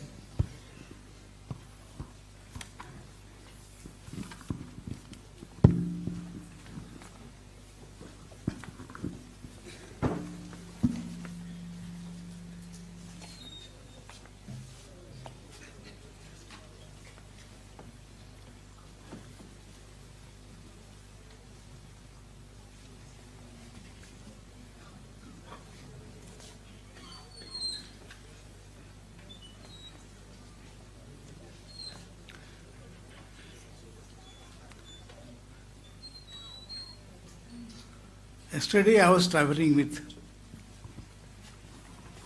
Dr. T.S. Bal, who is the very inspiring leader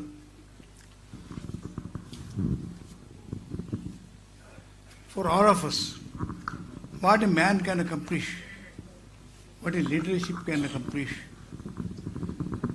Yesterday I was experiencing that. Man from Nagpur has done such a distinguished service to science, to Vijnan. Not many people has brought forth the contribution of ancient Indians, rishis, to science and to the whole humanity. Yesterday when I was traveling with him, he told me so many things, that were very, very inspirational. I've been talking about the synthesis of science and spirituality again and again, and this has, of course, is not mine. These two distinctive fields, what we thought are distinctive, we have come to know through the recent Nobel Prizes last years that what the Vedic science discovered, you have been talking about it, is again being reconfirmed by which is confirmed by our Vedic rishis. These scientists have now received Nobel Prize and brought great things to the Vedic sciences. I never thought this will happen so soon. And our Vedic sciences and modern sciences will start converging together. With the new education policy, whose our architect is here, we'll talk once again we start resurrecting that knowledge and bring before the modern students, modern scientists.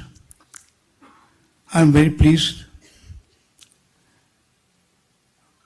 that what I thought it will take years together, that our curriculums of the new curriculum which is emerging as a result of the new education policy will once again revive the ancient sciences so well, this way. When we talk about it with my own field, electronics, one science which will contribute, which will transform India inside out remarkably, is electronics and computers. Is transforming India.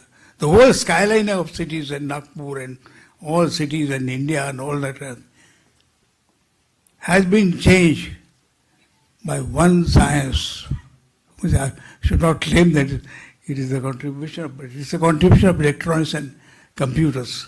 Even the hall we are sitting today is a great creation of Dr. Deshpande, who is also from Nagpur.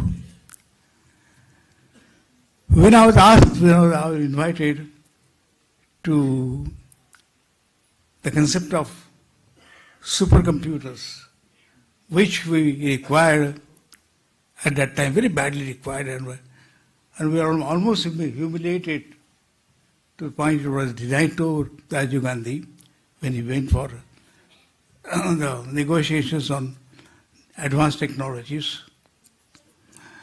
And then I happened to be me and my secretary and that time KPP Nambiar from Keltron, and when we were invited, Rajiv Gandhi asked me a question, can we not develop, well, after he came back from the US, or can we develop supercomputers? I said, I have not seen a supercomputer, but I have seen the picture of supercomputer. And by studying the architecture of that time supercomputers, I said, why we have the great inspirations from Dr. Bhabha, Sarabhai, and such great scientists. I said, I will intuitively say that, spontaneously say that we can develop a supercomputer. I had not seen a supercomputer, but I have seen the image of supercomputer. There is how much time it will take to that stage. I said it will take the same time as bringing one supercomputer from the US, and we already spent that much of time. We can develop these supercomputers in the same time, bottoms up, in 3 years' time. Then he smiled, and I was watching him. And what is the expenditure? Naturally, every Prime Minister is interested in all the scientific projects, and so how much time it will take and how much money it will take. I said it will take the same time. Humbly we were talking about. That cost will be same as cost of one Cray supercomputer, which was available at that time, was the only supercomputer available at that time from the US. And he smiled. And without taking any time, he responded that the mission, supercomputing mission, which was proposed as a mission, is approved. And we began to embark on the journey of that. And we developed it within 3 years.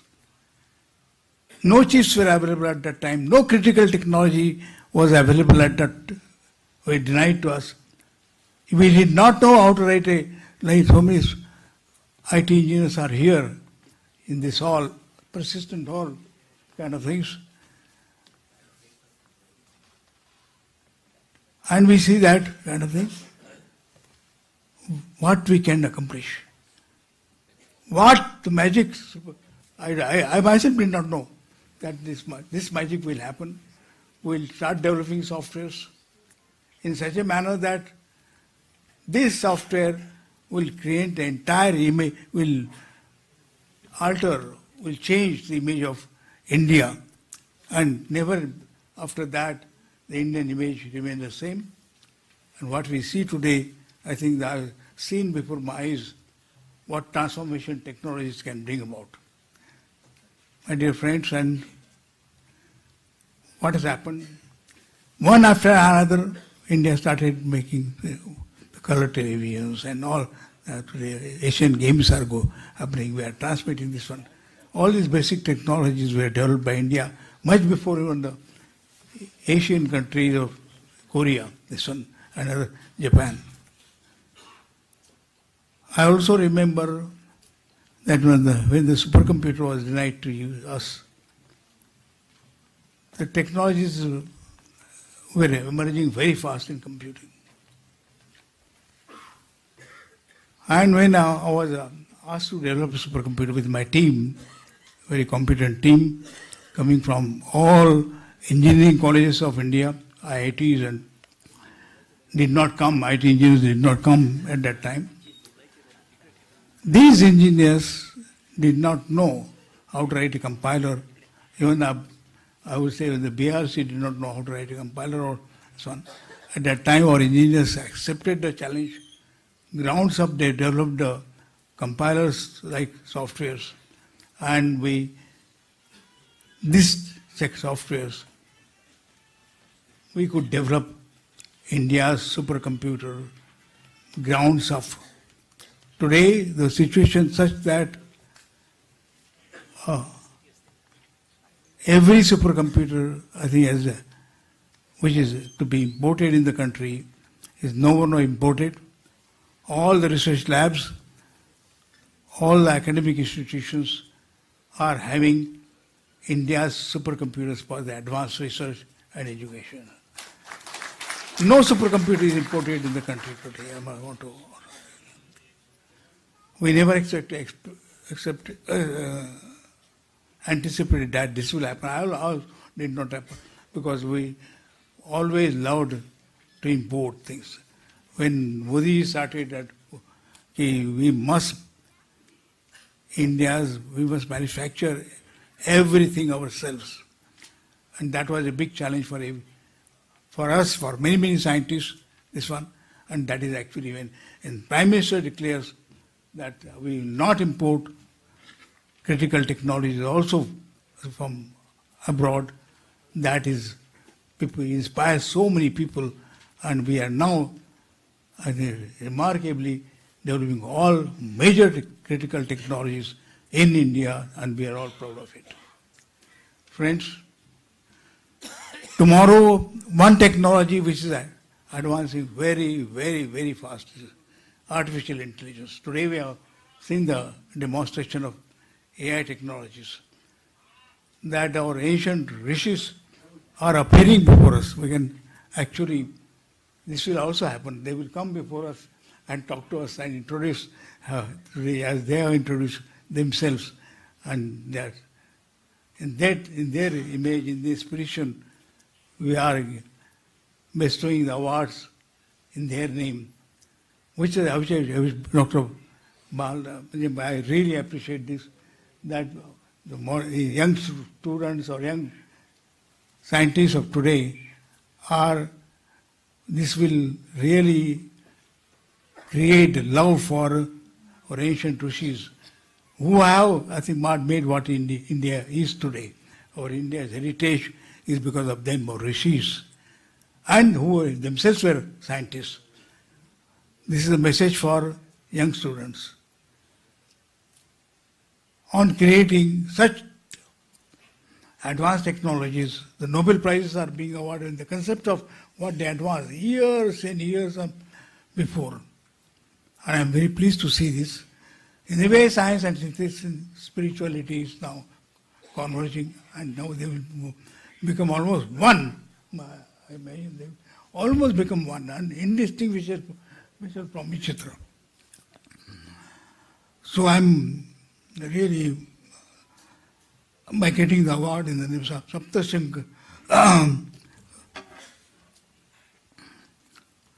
Sapta Rushi, by getting the awards today in the name of Sapta Rushis like that, we are very, very proud of them. We'll read what these rishis have contributed, Vedic rishis have contributed to not only Indian science, to the world, I think, the knowledge system.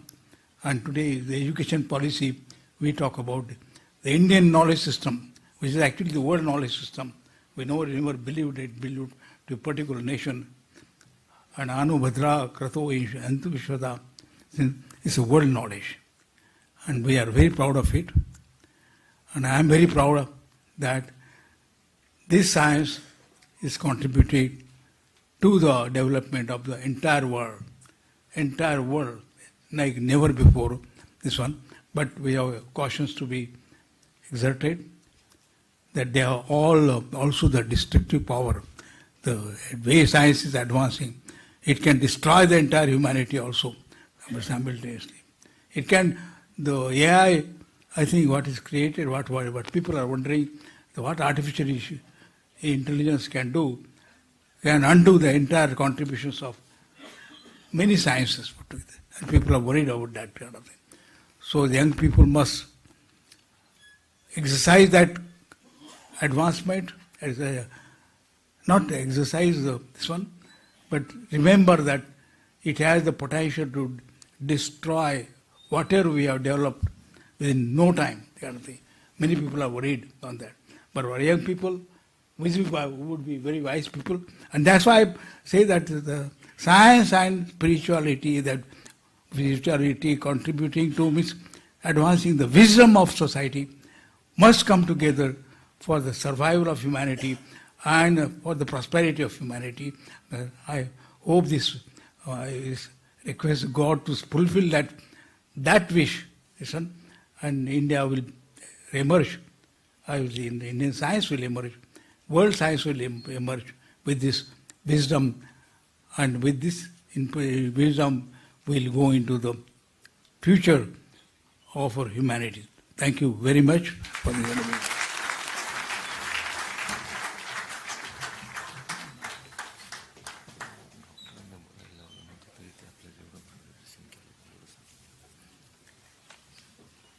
Thank you, sir. Thank you for your inspirational talk and valuable thoughts for youngsters. भारतीय संस्कृतीमधील विज्ञानाचं महत्त्व आपण वेळोवेळी सगळ्यांना पटवून देत असता. मला आठवण आहे, खूप वर्षांपूर्वी आपण गोव्यात आला होतात आणि एका अनाथाश्रमातल्या मुलांना त्यांना समजेल अशा भाषेमध्ये संध्याकाळी परवाचं म्हणणं का गरजेचं आहे, त्यामुळे जिभेला कसं वळण लागतं, त्यामुळे आपल्या मेमरी ग्लँड्स कशा उद्दीपित होतात आणि मेमरी वाढायला कशी मदत होते हे त्यांच्या भाषेत आपण त्यांना समजावून सांगितलं होतं. कार्यक्रम को आगे बढ़ाते हुए पद्म विभूषण डॉक्टर अनिल काकोडकर जी को आचार्य कणाद पुरस्कार से सम्मानित करते हैं. I request for display. नमो नमः. मैं आचार्य कणाद. मेरे समय में मुझे परमाणु सिद्धांत का जनक माना गया है. मेरा कालखंड आज से 2900 वर्ष पूर्व का है.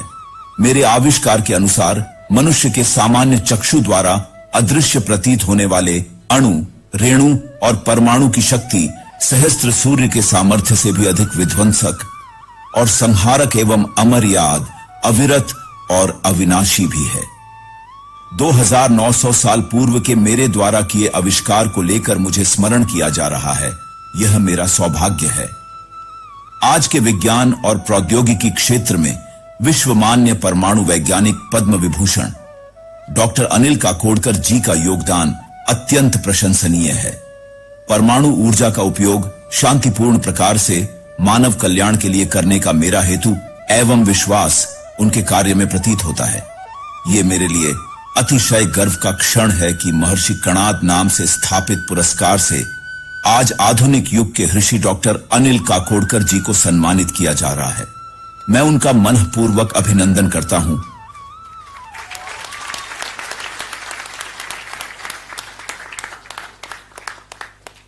Dr. Anil Kakodkar is an Indian nuclear physicist and mechanical engineer.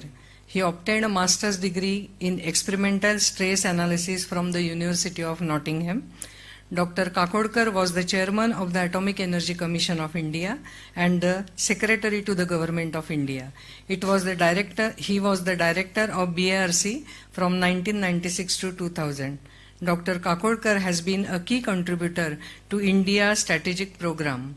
We remember the first successful peaceful nuclear explosion experiment in 1974 at Pokhran. Dr. Kakodkar was amongst the chosen few involved in it. At present, he devotes his time on issues related to energy, education, and societal development. He is propagating the concept of SEALAGE, a knowledge-based ecosystem for bridging city and village gaps for technology-enabled sustainable development in rural areas. For his contribution to Indian nuclear program, he was awarded Padma Shri in 1998, Padma Bhushan in 1999 and Padma Vibhushan in 2009, and he also got G Files Award. Dr. Kakodkar is also a recipient of highest state awards, and not only from one state, from 3 states. One from Madhya Pradesh, Maharashtra Bhushan in 2011 from Maharashtra, and Gomanta Vibhushan in 2010 from Goa. Besides these, he has several national and international awards and honors. And today, Dr. Kakodkar will be felicitated with Acharya Kanat Puraskar, who has written Vaisheshika Sutra, and in which it is one of the most important texts in history of science. And today, the Puraskar in his name is offered to Padma Vibhushan, Dr. Anil Kakodkar. I request Dr. Kakodkar to please come forward and accept the honor, and I request Sri Jitendranath Maharaj to give away this Puraskar to Dr. Kakodkar.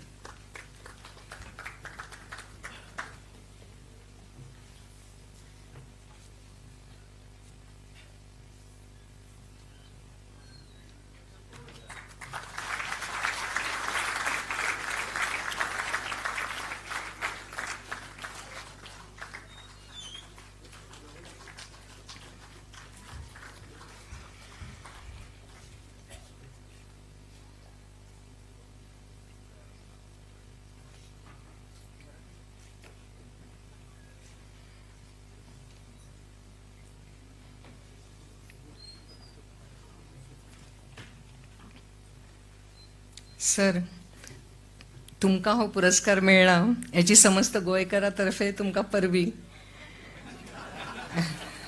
आता तुमका विनंती करता की तुम्ही या सोहळ्याच्या निमित्तान आमका 2 शब्द सांगचे. जरूर, पण कोकणीच्या ऐवजी इंग्रजीत बोलतो.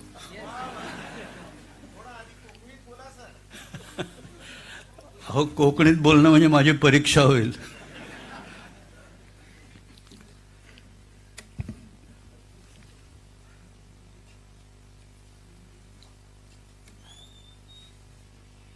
सन्माननीय व्यासपीठ, सभागृहात उपस्थित सर्व मान्यवर, बंधू भगिनींनो, let me at the outset express gratitude for this great honor that the Hindu Research Foundation has done to me by way of this very distinguished Acharya Kanad Award. I have been, we have talking about it continuity from the period of these great rishis in whose name we are all getting decorated, and we're talking about modern science going forward. It's a great continuity. In between there have been some breaks, some gaps. So I thought by way of this acceptance speech, let me express a few points in that regard. The first one is, I think it is these great people, when they discovered various things for which they are known and for which we feel so proud, I think we should recognize that they did that ahead of anybody else. The world didn't know, but these people did it.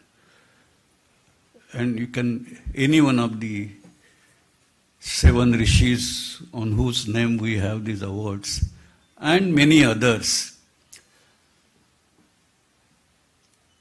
Today, if you are looking for countries which are leading countries, advanced countries, they are there because they do things, particularly in science and technology, which nobody else has done till that point of time. That's what brings the Nobel Prize, that's what brings the new researchers. And I think this distinction we should recognize, and I feel very humbled that are we really qualified to receive these awards in the name of these rishis?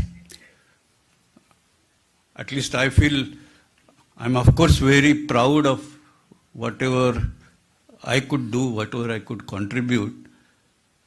But if I ask a question to myself, that have I done something which nobody had done before, like the great rishis have done, I think I had to answer in the negative. And that's the big difference. And we should kind of recognize how we should take the country forward. If you want to take country forward, we must bring in new technologies, new researches, which nobody has done before, as I said.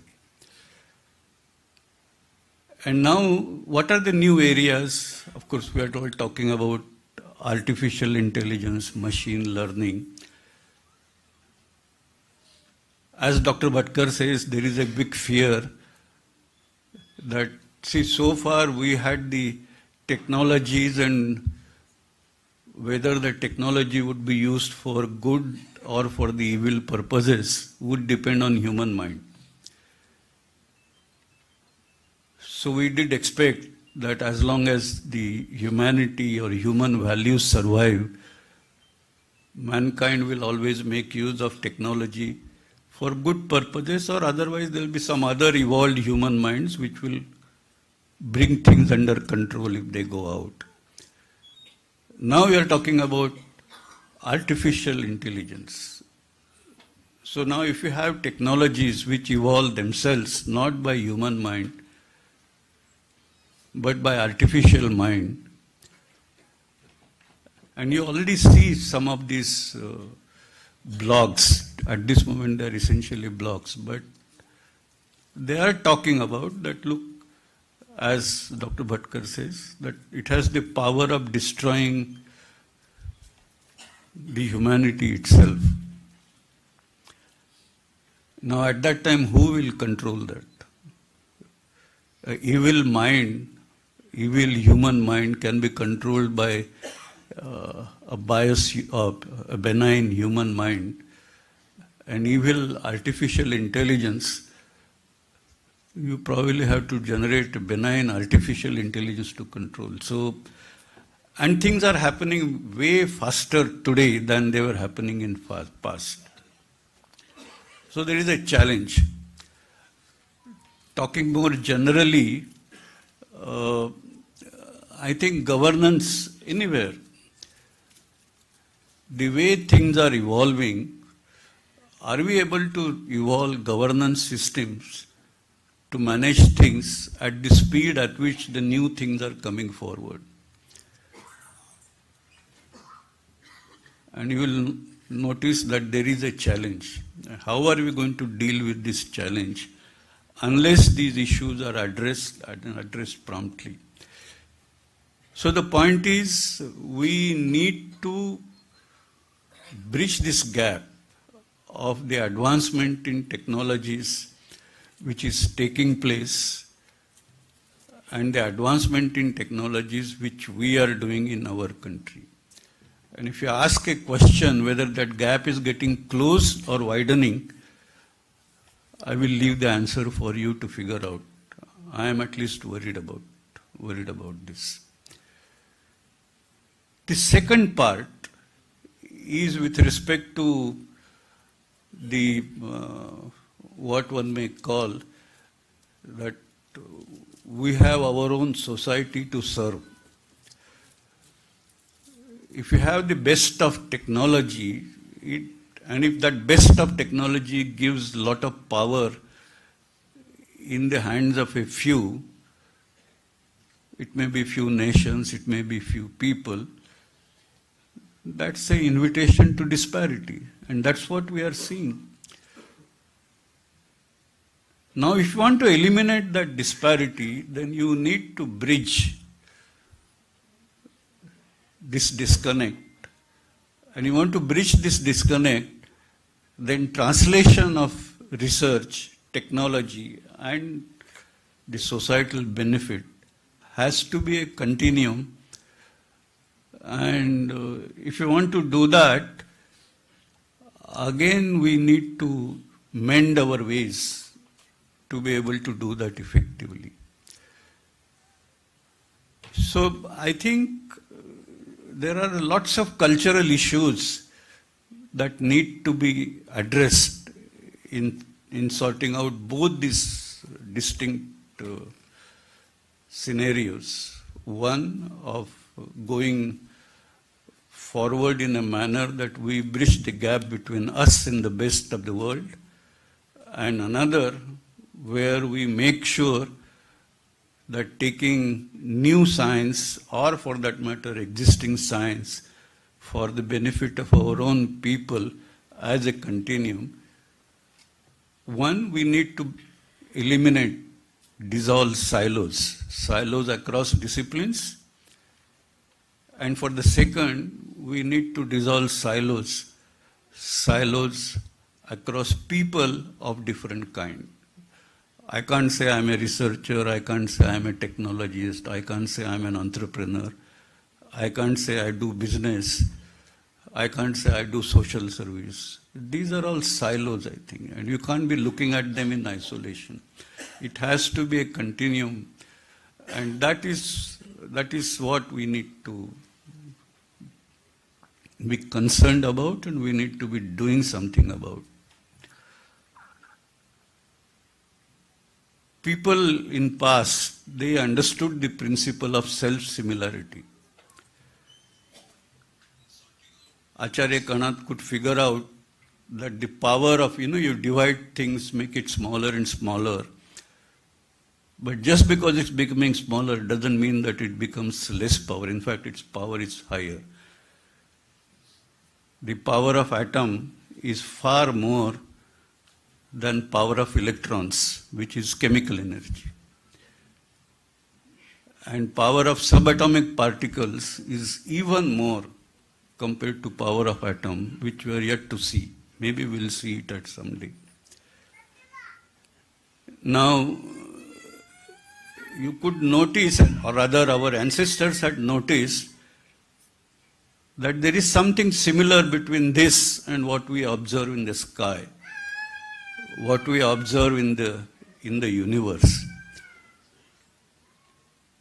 And a friend of mine, he actually studied this and figured out that even our temples, design of Hindu temples, are based on this principle of self-similarity. It is the same thing with which the leaves for a particular tree go and they appear similar. Or for that matter, there are a lot of principles of self-similarity between different leaves. The beach marks which you see on the sea coast, and a number of natural phenomena. So in fact, they made the architectural principles for design of temples which are based on self-similarity, so that when we go and worship the Almighty, we recognize this power of life, that is self-similarity. And that's what, to my mind, our ancient Rishi Munis had recognized. Now, I think we need to, when we mix up, and I'll just give you one example and stop. This is not the time to make a long speech. Take case of the modern medicine and traditional medicine, and we know, and there is a big effort, but we are trying to unify them. And I have been looking at this from the practical perspective, and I find that unifying them is actually futile. What we need to recognize is that there are two streams. We need to do research to figure out that the traditional medicine, why it works. When we say standardize a modern medicine, we are talking about some standardization by way of compositional characterization, by way of for example, structural characterization and so on and so forth. It doesn't work when it comes to Ayurvedic medicine. We know that the processing has a very important role in Ayurvedic medicine. When you administer medicine, the understanding of human health is based on a completely different principle in Ayurvedic medicine as compared to modern medicine. So why are we trying to combine the two? I think we must do more research to figure out how that Vata, Pitta, Kapha, and then from there we get this medicine. How does that work? And I think once we understand the traditional knowledge, maybe in medicine, maybe in any other subject, we can derive the benefit, we can make it more popular. Wherever possible, we can combine, or at least to convince public. For example, you talk about medicine, let's do clinical trials, which have a common principle.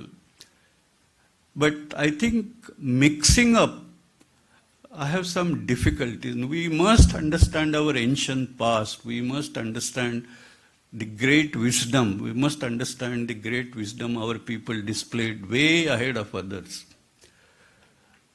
And I think it's important that as we try to bridge the gap between where we are today and the best in the world, we must also connect all our activities across different segments so that we derive the benefit to a maximum and not get into this confused situation.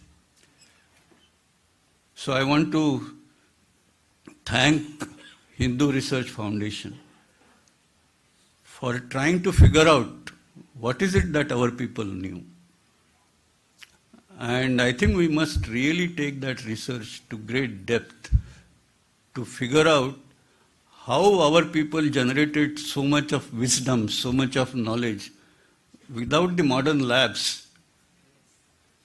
Today we do all this with very expensive labs and all. And many people in past, particularly in things like mathematics, astronomy, where the power of observation, power of imagination really made a huge difference. Why can't we have the same power of observation and imagination today? And that is what we need to, that is what to my mind the tapascharya would mean. And I really want to thank Hindu Research Foundation to at least seriously think about how we should pursue this research forward. Once again, thank you very much for this very distinctive honor. I am grateful. Thank you.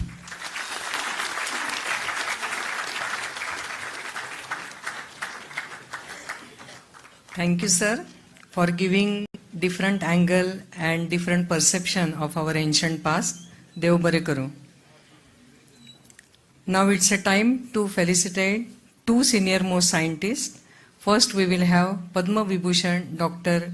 Krishna Swami Kasturi Rangan with Acharya Bharatvarsh Puraskar. I request for display. मैं आचार्य भारद्वाज, आप सभी को मेरा प्रणाम। मेरा कालखंड आज से 2600 वर्ष पूर्व का है।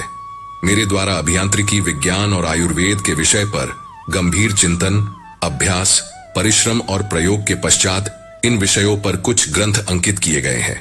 विशेषकर यंत्र सर्वस्व ग्रंथ में आकाश, अंतरिक्ष और ब्रह्मांड में संचार एवं आवागमन करने वाले अनेक विशेषता युक्त यंत्रों का निर्माण तथा उनके संचालन का विस्तृत वर्णन किया गया है, जिसे वैमानिक शास्त्र से संबोधित किया गया है। हमारे समय का ज्ञान ग्रंथ अति प्राचीन और संस्कृत भाषा में होने के कारण समाज और विशेष रूप से वैज्ञानिकों द्वारा दुर्लक्षित हुआ है और समयानुसार मेरे पीढ़ी द्वारा किया गया महत्वपूर्ण ज्ञान एवं अन्वेषण लगभग लुप्त होने के तट पर है। मेरे पीढ़ी का सौभाग्य है कि आधुनिक युग में हमारे तपश्चर्या को पुनर्जीवित करने का प्रयास किया जा रहा है।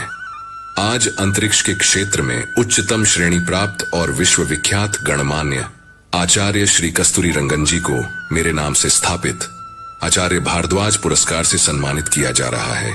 यह मेरे द्वारा किए गए प्रयासों को श्रेष्ठ अभिवादन है, ऐसे मैं मानता हूं और उनका हृदय से अभिनंदन करता हूं। यशस्वी भव, कल्याणमस्तु।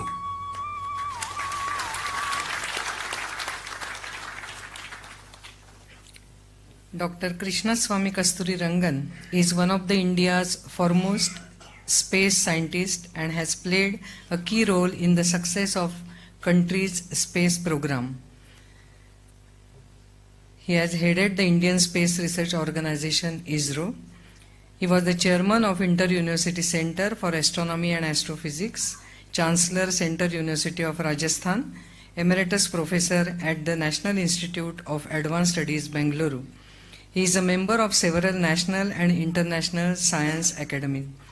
Dr. Kasturi Rangan is the only Indian to be conferred honorary membership of the International Academy of Astronautics and also has served its vice president earlier. In addition, he was awarded the famous Shanti Swarup Bhatnagar Award in Engineering. He has been conferred with highest civilian honors Padma Shri, Padma Bhushan and Padma Vibhushan. He was also awarded as Officer of the Légion d'Honneur by the President of France, the Award of Merit. And now, almost every teacher once in a day is remembering him because of the National Education Policy 2020, because he played a major role in it. कई राज्य में national education policy लग रही है, कई में already लग गई, कई में लगने वाली है, कई पे बहस चल रही है, कई पे डिबेट चल रही है, कहीं पे बीओएस की मीटिंग्स, वर्कशॉप, सेमिनार्स आदि सब कंडक्ट हो रहे हैं और इन सब में डॉक्टर कस्तूरी रंगन जी का जिक्र हमेशा होता ही है। आज today he is felicitated with Acharya Bharadwaj Puraskar, who is the pioneer of aviation technology. I humbly request Dr. Kasturi Rangan to accept this honor, and I request again Swami Jitendra Nath Maharaj to kindly do this honor.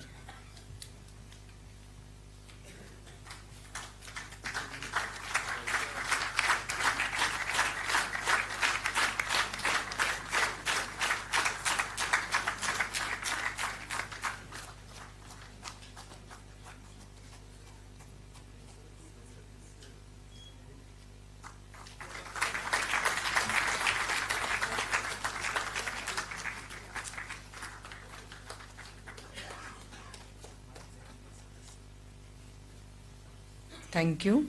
We are pleased to have you here, sir. Please share your thoughts with us.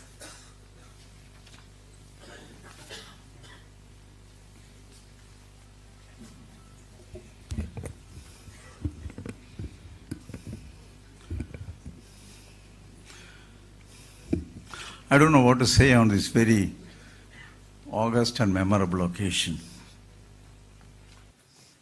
There are many events in my life when you go through various kinds of things, and there may be sometimes a recognition here and there that happens to you.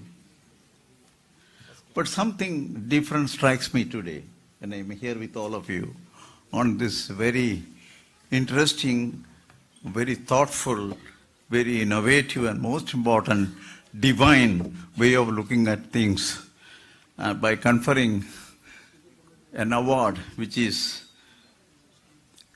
behind one of the most respected and revered sage Bharadwaj.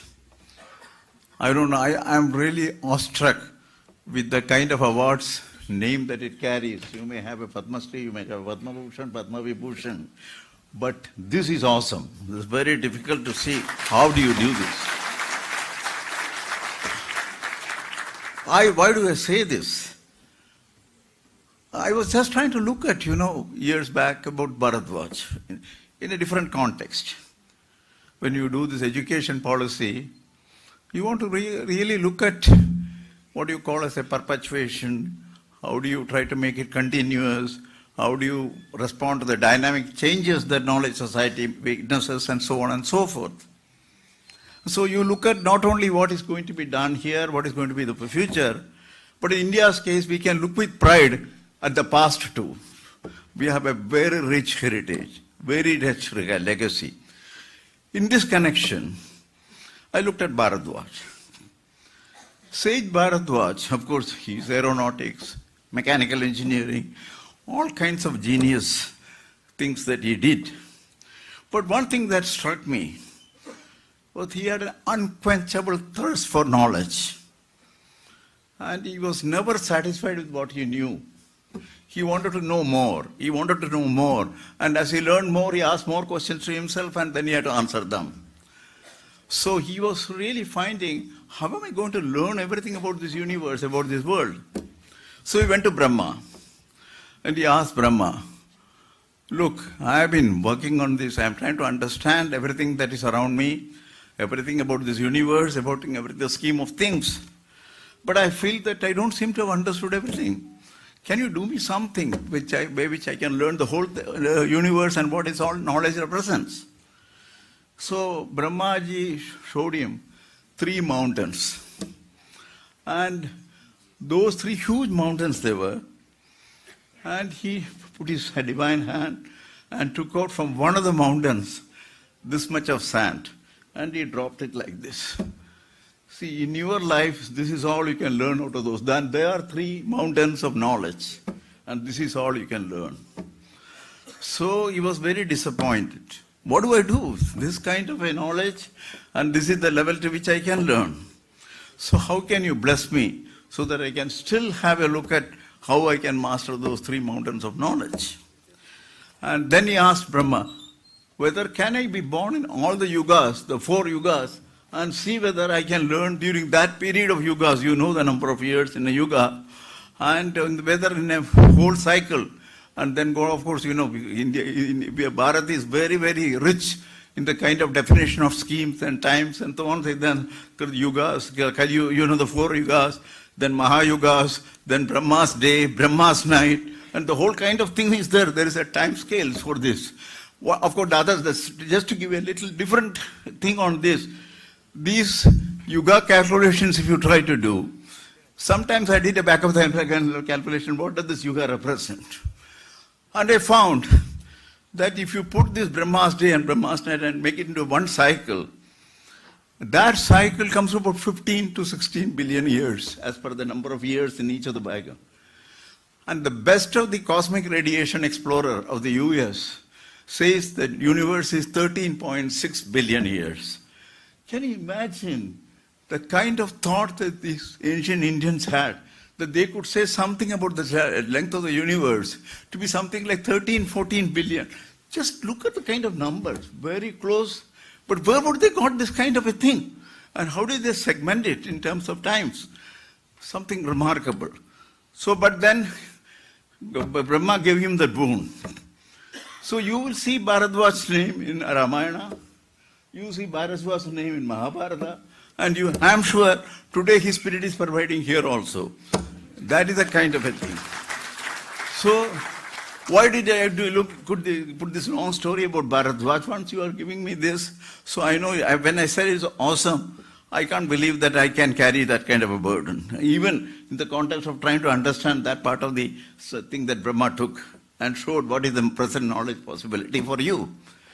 But the important thing is, when we went to the national education policy, and we wanted to give a policy which will make sure that all the future generation, the present generation, and of course the older generation who are still want to do something in life, they have to be all catered to. So our whole scheme of creating this policy was the one where, notwithstanding the age, of course, you have the schooling education, you have got the higher education, you have the research education, you have got the vocal education, you have the professional education, all that kinds of things are there. But most importantly, that depending on your interest, your inclination, and your ambition, you should be able to pick up that part of the education which will make a success for you. So the whole educational system that we have configured, which is the national education policy, is the one in which there is relevance for everybody at any time, at every point, on everything. So that is the point. Some sense the kind of things that Bharatvarsha was all the time thinking, not that we have replaced his thought by means of a simplistic solution called the national education policy, but most important is that we have addressed it in a way in which it will cater to. We went through a fairly long process because this particular policy has come 35 years after the previous one. A lot of things have changed, whether it's social, whether it's economical, whether it's political, whether it's cultural, and many other kinds of things. So obviously education has to be in line with this. So we had to work on those kind of a thing. We did that. We did over 2 years. Even we had our predecessors who went into this particular national policy. There was Smriti Iraniji's work. Then it has been Javadekkar's work.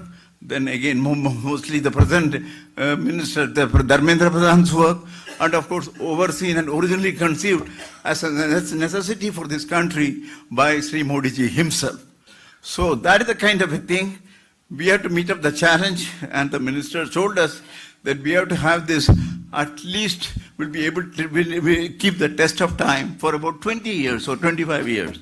So we have to keep that part of it. And as Anil said, that we have to have a fast-changing world in which the computers are changing, the kind of artificial intelligence, expert systems, machine intelligence, all of them have their say in trying to dynamically change the knowledge spectrum of the society. So with all these things, we have to make sure that there is a relevance for this particular policy and the kind of framework that it will give for the education, which is applicable for 20 to 30 years. So we did this exercise. The country had to be consulted. We went through several processes of consultation, not only educationists, stakeholders, parents, students, teachers, industrial systems, religious sects, and many other kinds of ideologies. Everybody we consulted.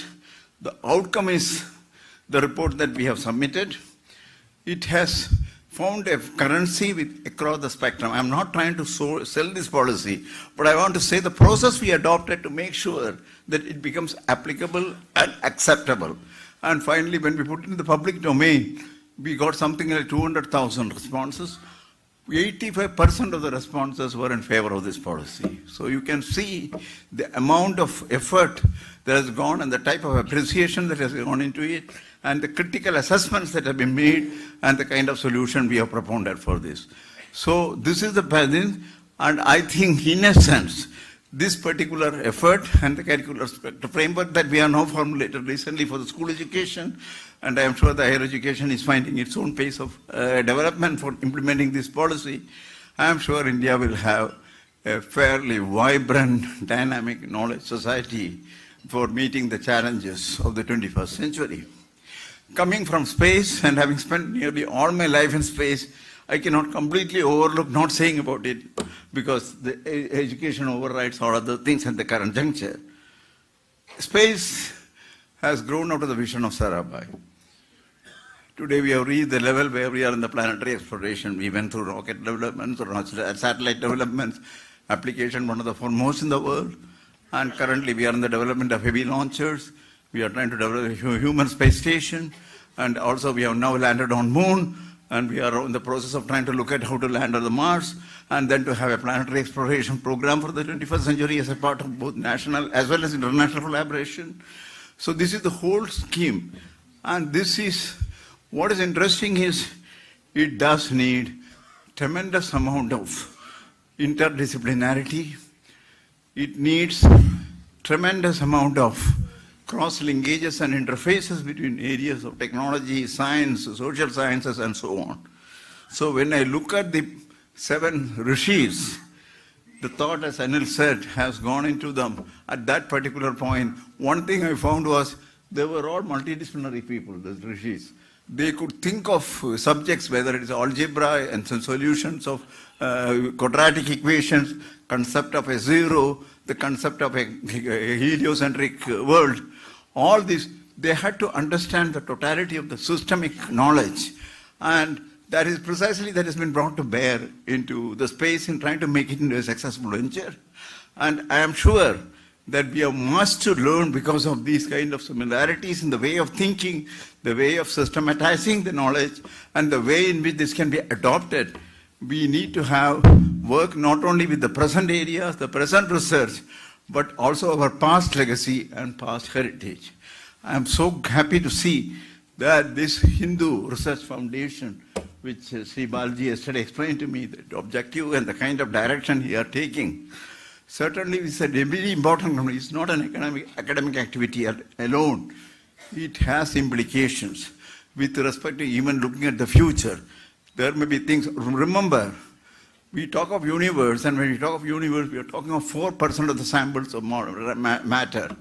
We still don't know what those 96% of the universe is, whether it is in matter and the radius, the dark energy and the dark the matter that we talk about. So we are still very much in the dark. To assume that our ancients thought in a certain way and we are thinking in a different way, it is not true. Now we are finding that we are trying to converse more and more on the thoughts of ancients with respect to the modern knowledge and the systematizing of the modern knowledge. I conclude this by giving you a most simple example. When we wanted to say that we need to have a liberal education at the undergraduate level, and we need to bring multidisciplinarity as the key element to this, we went back to the work of Acharya Banabhatta in 14th century, and he had written that Kadambari. And Kadambari says that a person who masters 62 kalas, and this includes all kinds of things which are all practiced by these rishis, then only you become a total man. So that is the heritage that we have got, and that is the one that we are making use of. And we see this relevance not only for this country, it's all across when we talk of Ivy schools in US, it's all simply because they adopt educational system which is integrated, multidisciplinary, and ready to cut across the interfaces between various areas. And that is going to be the future to make ourselves relevant all the time for all the kinds of work and all types of intellectual and academic activity, and ultimately leading into the development of the humanity. So with these few words, I say there is tremendous connections that are possible between the past and the present. And it promises even greater things for the future if we can develop these concepts. And I am sure that the Hindu Research Foundation will have much to do in the years to come. Because the more we develop in the science area or in the technology area or in the other areas, I am sure the more we will have to also look back and see the consistency with some of the brilliant ideas that the ancient rishis has given us and bequeathed to us. I am very, very thankful to all of you for this Hindu Research Foundation and all those who are concerned with it for this very unique privilege that you extended to me to be with all of you and share my own thoughts. Thank you very much.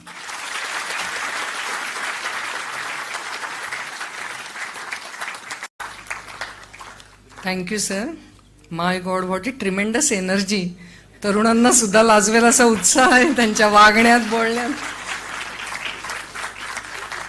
No wonder, sir, you made all the teachers busy with this blue taxonomy, major, minor, MC paper, input, output, outcome of syllabi, etc.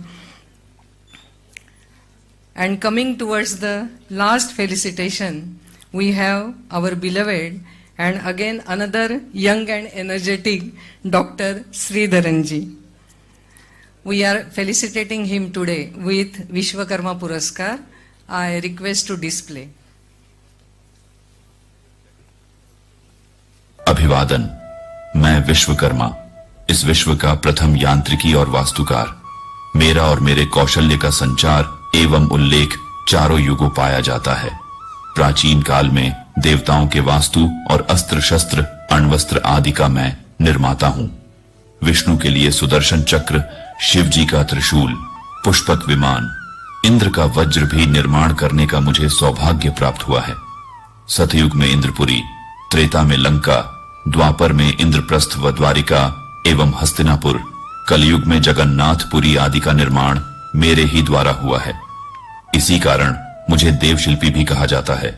आज आधुनिक युग के Vishwakarma doctor Shri Sreedharan जी ने Konkan railway और Delhi metro के निर्माण का कार्य बेहद कुशलता और श्रेष्ठता के साथ पूरा कर दिखाया है। यह कार्य देश और समाज के लिए श्रेष्ठतम उपलब्धि है। मैं अत्यंत हर्षित हूं कि डॉक्टर श्रीधरन जी की योजनाबद्ध कार्य प्रणाली की वजह से उनके क्षेत्र में उनका योगदान अत्यंत मूल्यवान है। इस हेतु उन्हें मेरे नाम से विश्वकर्मा पुरस्कार से सम्मानित किया जा रहा है। उनके दीर्घायु एवं उज्जवल भविष्य के लिए हृदय से शुभकामनाएं।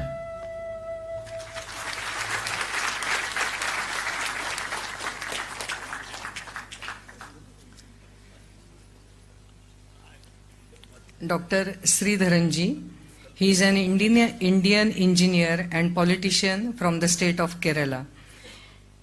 He is credited with change of face of public transport in India with his leadership in building the Konkan Railway and Delhi Metro, while he served as the managing director of Delhi Metro Rail Corporation in 1995 till 2012. He was given the sobriquet of Metro Man by the media for his grand success in executing the completion of Delhi Metro. He was awarded Padma Shri by Government of India in 2001 and Padma Vibhushan in 2008. He is a recipient of the prestigious Chevalier de Légion d'Honneur Award by Government of France, which is the highest order of merit in France, and was named one of the Asia's heroes by Time magazine in 2003. Dr. Sridharan ji was appointed by the former UN Secretary General Ban Ki-moon to serve on the United Nations High-Level Advisory Group on Sustainable Transport for a period of 3 years in 2015. He is also a member of Mata Vaishno Devi Shrine Board. He received an Order of the Rising Sun, Gold and Silver Star in 2013 and G Files Award in 2013. Besides this, he is recipient of several honorary doctorates, and today he will be felicitated by Acharya Vishwakarma Puraskar, who is the universe divine architect. Yeah, 1 minute. I'm not calling till now. Before we call Dr. Sridharan ji for the honor, let me try to recite one shloka in Malayalam especially for him. It says, Allengil amdyum varayum karmam chedinya sanganai irikyuga idalyavilyunamum naranu chedidan. It's a translation of second stanza of Isha Vakyasa Upanishad and is done by great saint of 19th century from Kerala, Sri Narayanan Gurudev. The meaning is, what is there for a man or a human being except to engage himself till the end of his life in karma. So continuous karma is the duty of life, and in case of Sridharan ji, it is very apt, most meaningful and most suitable. Please give him a round of applause.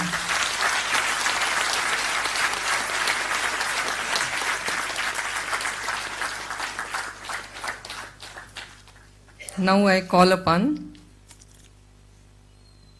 Swami Jagannath Maharaj and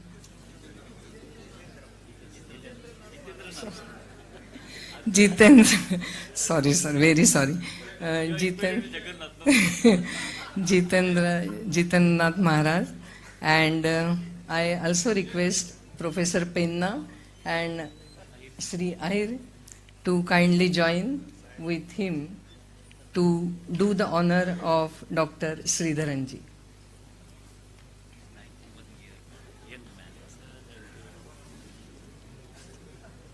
आम्ही आता सत्कार करत आहोत फक्त 91 वर्षाच्या तरुणाचा.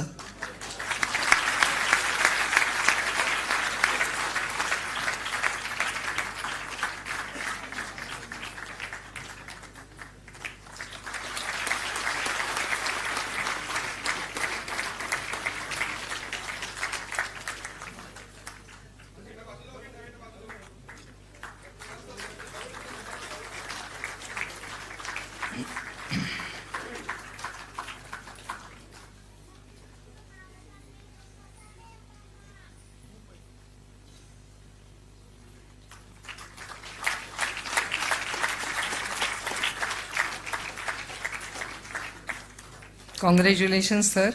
We are honored to welcome you here to brief us on this occasion.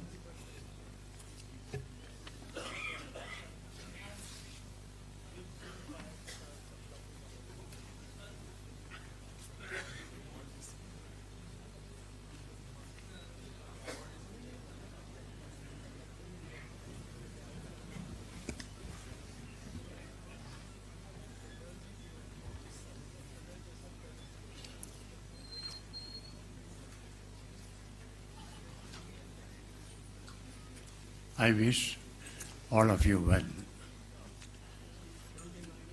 This is a very great and proud moment for me to receive the Vishwakarma Award from the Hindu Research Foundation, and particularly through the hands of Swamiji. I must thank Dr. Pal and the directors of the Hindu Research Center for selecting me for this very prestigious award. It is indeed a great honor and recognition. I must also compliment Dr. Bal on this occasion for starting such a unique foundation to bring back our old knowledge of science, mathematics, and all other subjects to the new present generation. And along with this knowledge, we also get the age-old values and principles of our nation. He has named these awards after Sapta Rishis, the 7 sages. By so doing, he has really achieved what the foundation stands for. The values, the knowledge, and the findings of these sages have been brought to the present-day generation straight away, creating curiosity and a thirst for knowledge to find out how the sages acquired this sort of knowledge. I'm not going to speak about Vishwakarma or any of the stages for the time being. I only want to tell you that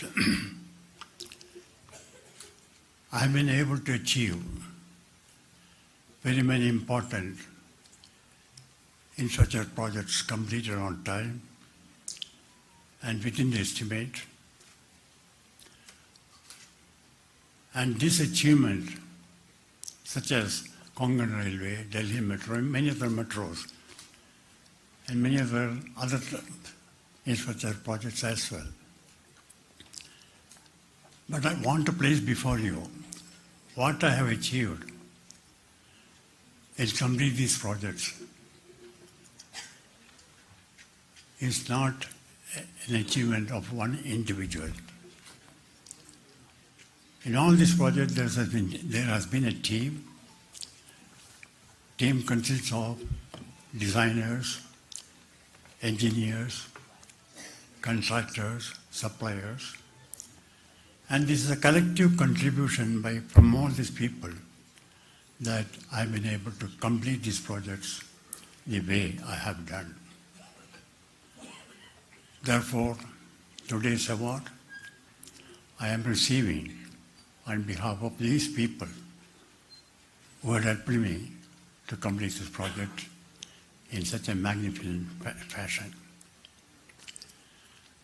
But at the same time, I would like to share with you what enabled me to complete such projects, difficult projects not seen in the country earlier, so remarkably well. This is mainly due to the organization I had set up for completing this project and the unique work culture I was able to bring to these organizations. I will not go into very much detail about this work culture because it will take a lot of time. Already it is past 2. But the cardinal principles of this work culture are only few. Most important is integrity in every individual who has been working with me for this project. Punctuality, most important. Then technical competence, what we are doing, we should know very well. Instill this knowledge in them in time. And most important, the feeling that we are not working only for our salaries. We are working for the nation, for the society. And to instill this value, what I did was, incidentally, I am an ardent student of Bhagavad Gita. Every officer who joined me for this, in these organizations, first thing I did was supply him a copy of Bhagavad Gita. And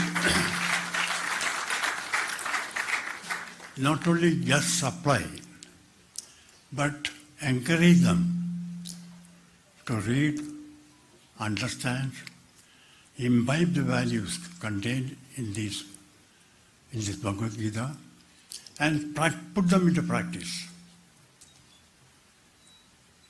In putting into practice, 2 important areas I always used to emphasize.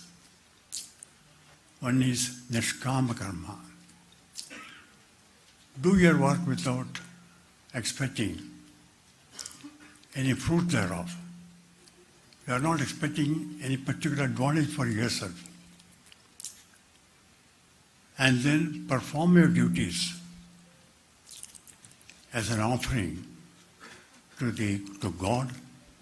And since we are not able to see God straight away, I used to tell them that offer it as arpana to the society. With that feeling only, you should take up your work and do it. And one particular slogan which I used to emphasize while engaging with these officers and staff was,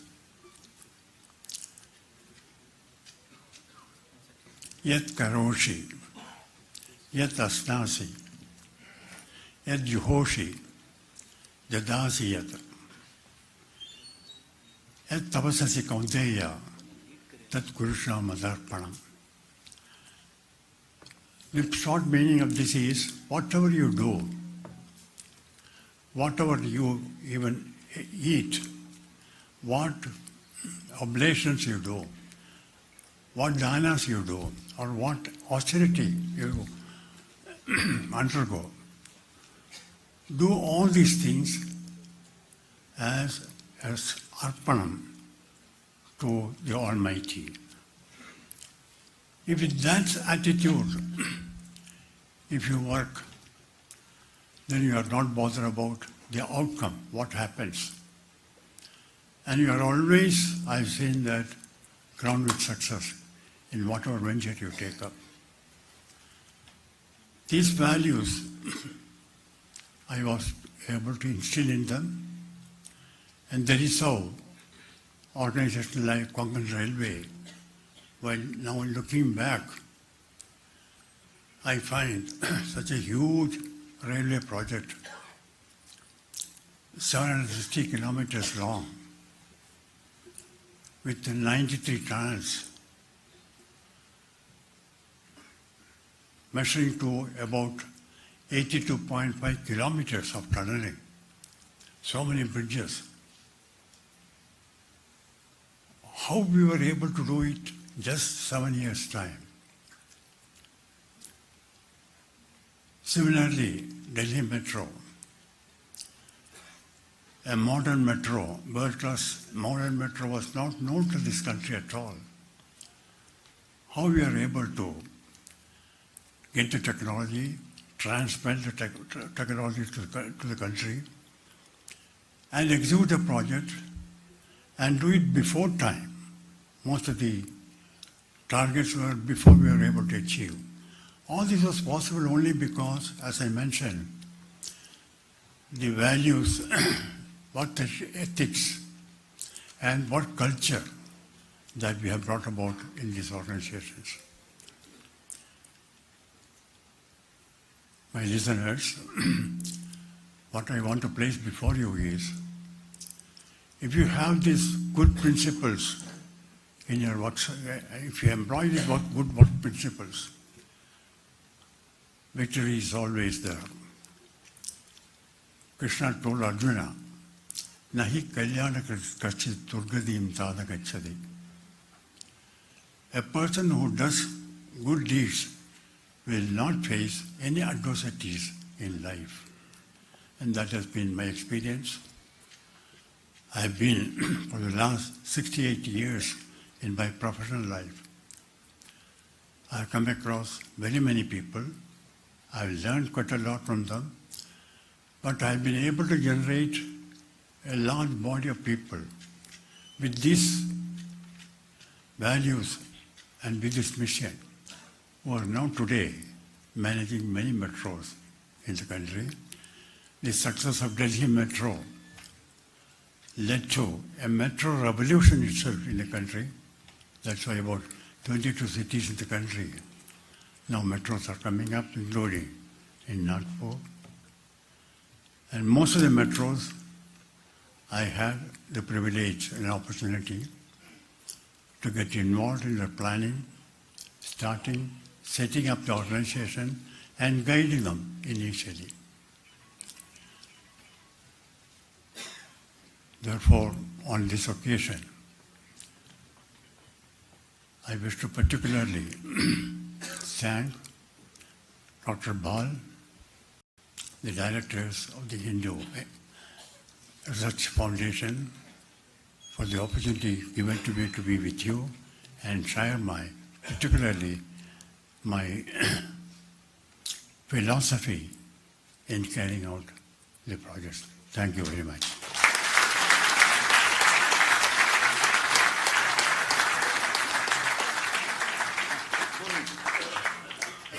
Thank you, sir, for your valuable words.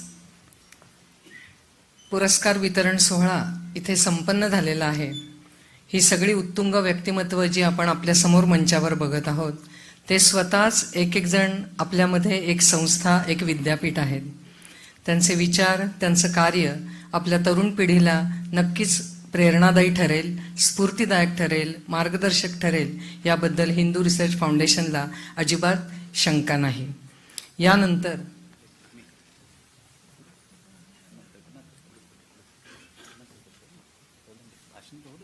यानंतर आपण ह्या सगळ्यांच्या पुरस्काराच्या वेळी ज्या ऋषींचा पुनर्जन्म झालेला बघितला, त्या ऋषींबद्दल थोडं सांगण्यासाठी मी डॉक्टर भाल यांना विनंती करते.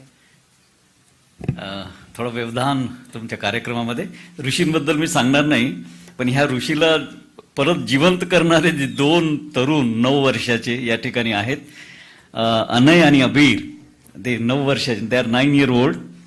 At a very young age, they are TED speaker and have several awards and records.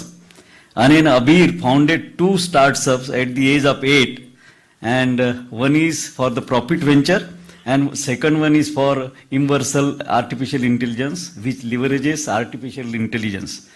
The great Sapta Rushis that you have seen today have been created by their application, universal AI, which is working on cutting edge of AI. And they are also invited in California recently and got $1 million from the investors from California.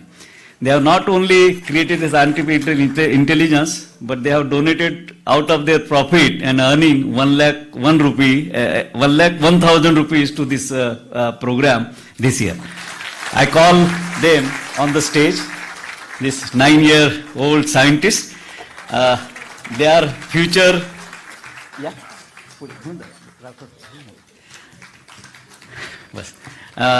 They are yester generations Aryabhattas and present generation of Bhatkars and future generation Anay and Abir. I now call upon the guests to give them, celebrate them with dupatta and bouquets.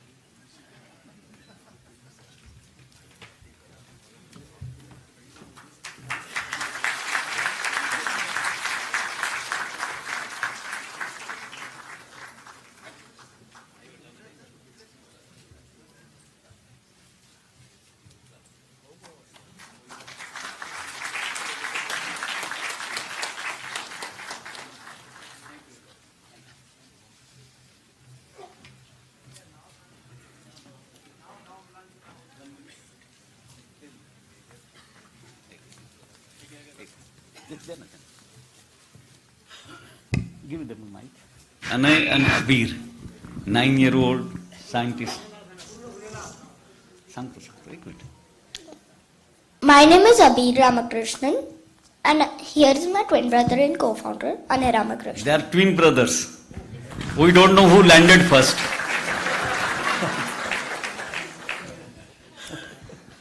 Namaskar and pranam to the divinity in each one of you present here. We are so very honored to be here in the galaxy of iconic scientists, inventors and thinkers who have brought glory and fame to our bharatvarsha.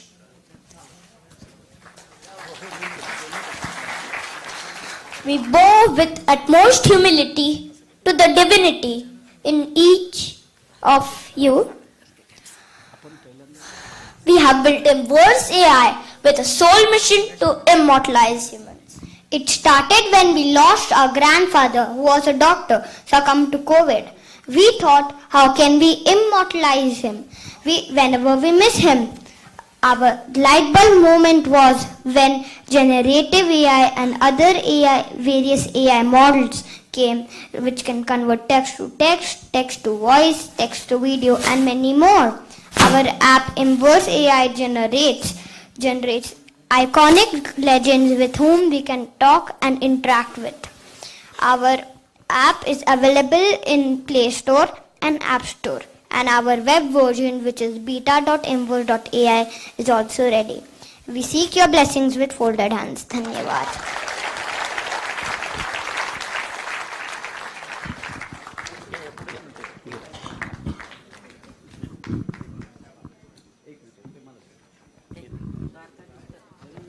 जननी जने तो ऐसे जने हो दाता या शूर, वरना वो बांध रहे काये गवाये नूर, आपल्या असा एक श्लोक आहे. धन्यवाद त्यांचे माते पिता की अशा टॅलेंट्सला त्यांनी जन्म दिला. रामकृष्णन आणि Preeti. Thank you. Sir, before the guests speak, the press wanted all the awardees photos together.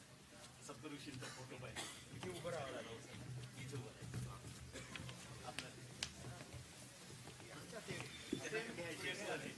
ज्याप्रमाणे आपण सगळे भारावून गेलो आहोत, त्यांना पत्रकारही अपवाद नाहीये.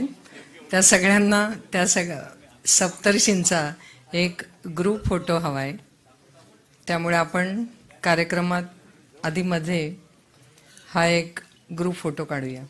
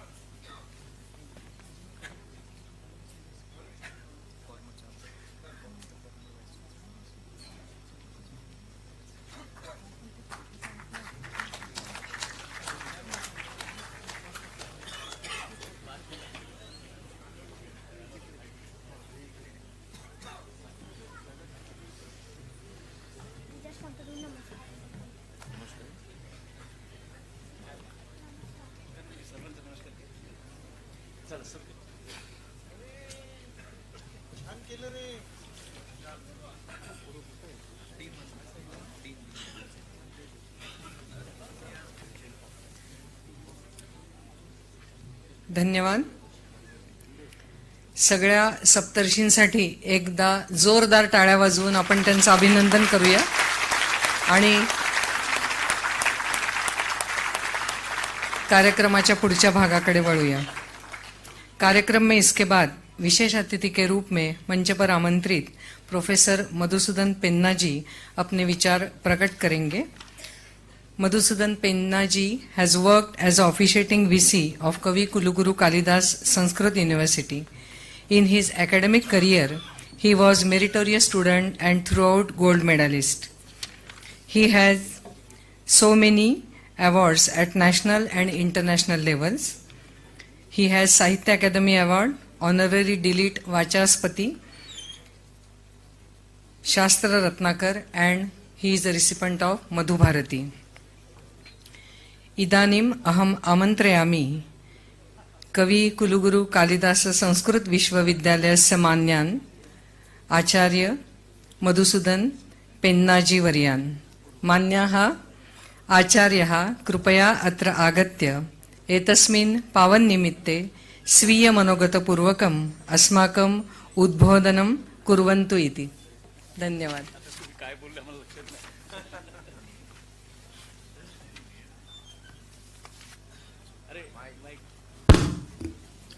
अस्मद्गुरुभ्यो नमः. अधिमंचं विराजमानाः महर्षयः अत्र येषाम् आध्यक्षे अयं कार्यक्रमः आयोज्यते ते अत्र भवन्तः परमादरणीयाः जितेन्द्रनाथ जी महाराज वर्याः तथा इतरे च परमादरणीयाः सम्मान्याः अत्र भवन्तः तथा उपमञ्चं मञ्चस्य पुरतः विराजमानाः भवन्तः सर्वेपि सहृदयाः. भवतां सर्वेषामपि स्वागतं, हार्दम् अभिवन्दनम्. ज्यादा डरना नहीं। मैडम ने मुझे थोड़ा इग्नाइट किया तो मैंने इतना आपको कहा। आप अगर तैयार है तो 4 बजे तक भी बात कर सकते हैं संस्कृत में। तो आज इस कार्यक्रम में यहां उपस्थित होना योगा योग मेरा, मगर ये मैं भाग्य समझता हूं कि इतने अत्यंत भव्य कार्यक्रम में परम पूज्य जितेंद्र नाथ जी महाराज के सानिध्य में, और जैसे बताया एक मेरु पर्वत जैसे यहाँ जो ज्ञान मूर्ति है, उन सबके साथ इस कार्यक्रम में भाग लेने का सौभाग्य जो मिला है, इसके लिए मैं बहुत कृतज्ञता व्यक्त करता हूँ।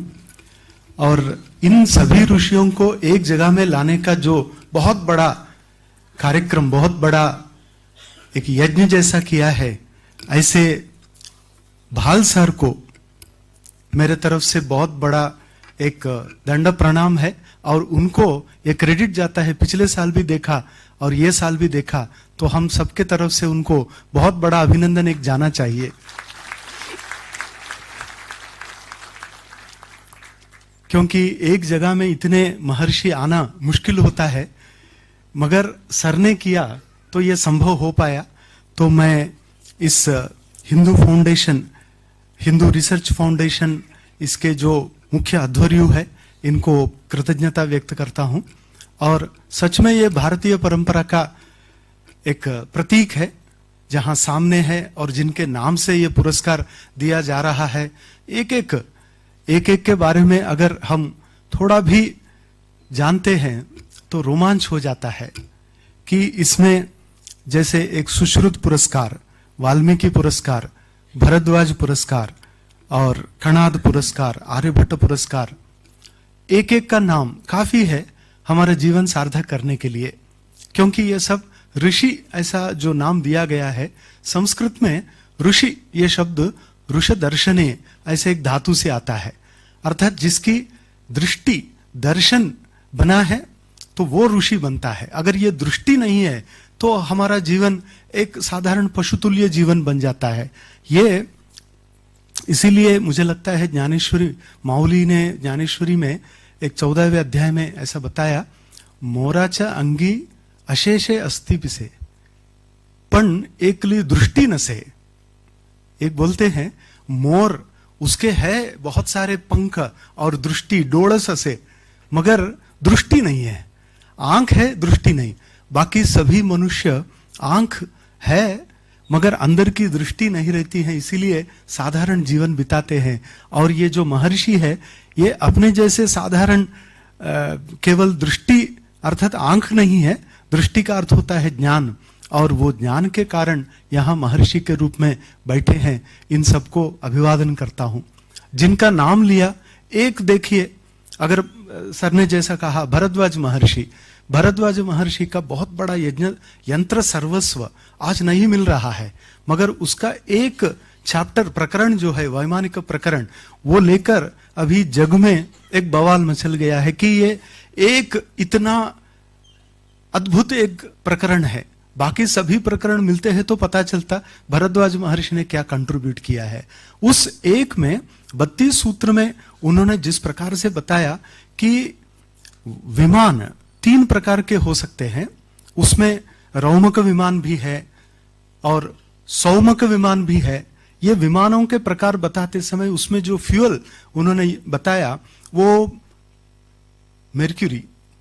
अभी इस पर रिसर्च होने का है कि मर्क्यूरी इस प्रकार से कंबस्चन करके लेविटेट कर सकता है क्या, इस पर रिसर्च होने का है।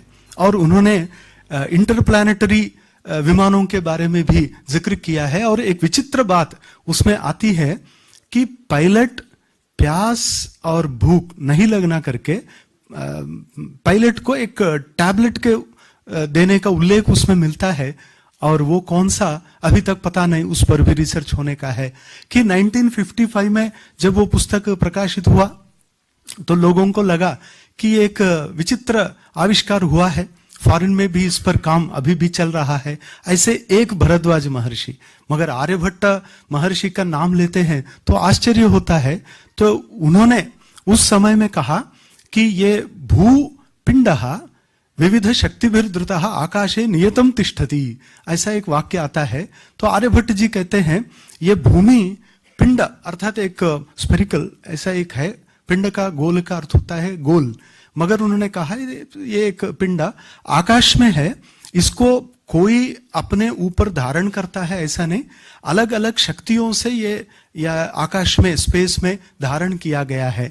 और आज हम बोलते हैं ये gravitational force, one of the 4 natural forces, weak nuclear, strong nuclear, और एक है ये ग्रेविटेशनल फोर्स। तो ये उसी समय कैसे उनके मन में आया, तो आपको आश्चर्य होगा कि उन महर्षियों ने एक दृष्टि रखे, इसीलिए इतना बड़ा एक विश्व का रहस्य आविष्कार किया। ऐसे आर्यभट्ट, इसीलिए अपने मंजुल भार्गव जी को जब नोबेल प्राइज का इक्वल मेडल पुरस्कार मिला, फील्ड्स मेडल, तब उन्होंने कहा इंटरव्यू में कि आपके इस काम के पीछे क्या है, तो उन्होंने कहा हमारे घर में हमारे दादाजी आर्यभट्ट, वराहमिहिर, ब्रह्मगुप्त, भास्कराचार्य ये हमें पढ़ाते थे, और उसका आज मैं फल भोग रहा हूं कि भास्कराचार्य ये फिबोनाची आज फार्मूला फिबोनाची प्रिंसिपल के बारे में बात करते हैं, और वो भास्कराचार्य ने दिखाया। उतना ही नहीं, उन्होंने इनडिटरमिनेट इक्वेशंस, चक्रवाला मेथड दिखाया, और आपको कुट्टक मत भी मिलता है उसमें। तो भास्कराचार्य, वराहमिहिर, आर्यभट्ट और ब्रह्मगुप्त खास करके जो पाई वैल्यू जिन्होंने बताया, और ब्रह्मगुप्त ने अभी मैंने बताया फिबोनाची जो इटालियन मैथमेटिशियन, तो उनसे भी थोड़ा और शार्प मैथमेटिकल कैलकुलेशंस बताए, और अर्थ सरकमफेरेंस कितना, तो उसी समय उन्होंने बताए। 2 भास्कराचार्य थे, भास्कराचार्य 1, भास्कराचार्य 2। तो ये क्रेडिट उनको मिलना चाहिए। और ग्रेविटेशनल फोर्स के बारे में वैदिक प्रिंसिपल के आधार पर जब बताया, तब लोगों को वो मैथमेटिकली बताना आया नहीं, और बाद में 15th सेंचुरी में जब न्यूटन ने बताया, तो लोगों ने कहा वाह, Newton father of mathematics, father of science करके, मगर ये क्रेडिट उनको जाना चाहिए था, भास्कराचार्य को। ऐसे एक भास्कराचार्य, एक आर्यभट्ट, एक भरद्वाज, और इनमें कम नहीं है पाणिनि महर्षि, जिन्होंने जैसे रिक ब्रिक्स ने अपने आर्टिफिशियल इंटेलिजेंस मैगजीन में 1983 में बताया कि without studying Panini, whatever the world does in the field of artificial intelligence will be like searching for a wheel which is a millennium year old। ऐसा उन्होंने कहा कि आप पाणिनि को पढ़े बिना क्या करेंगे इस फील्ड में।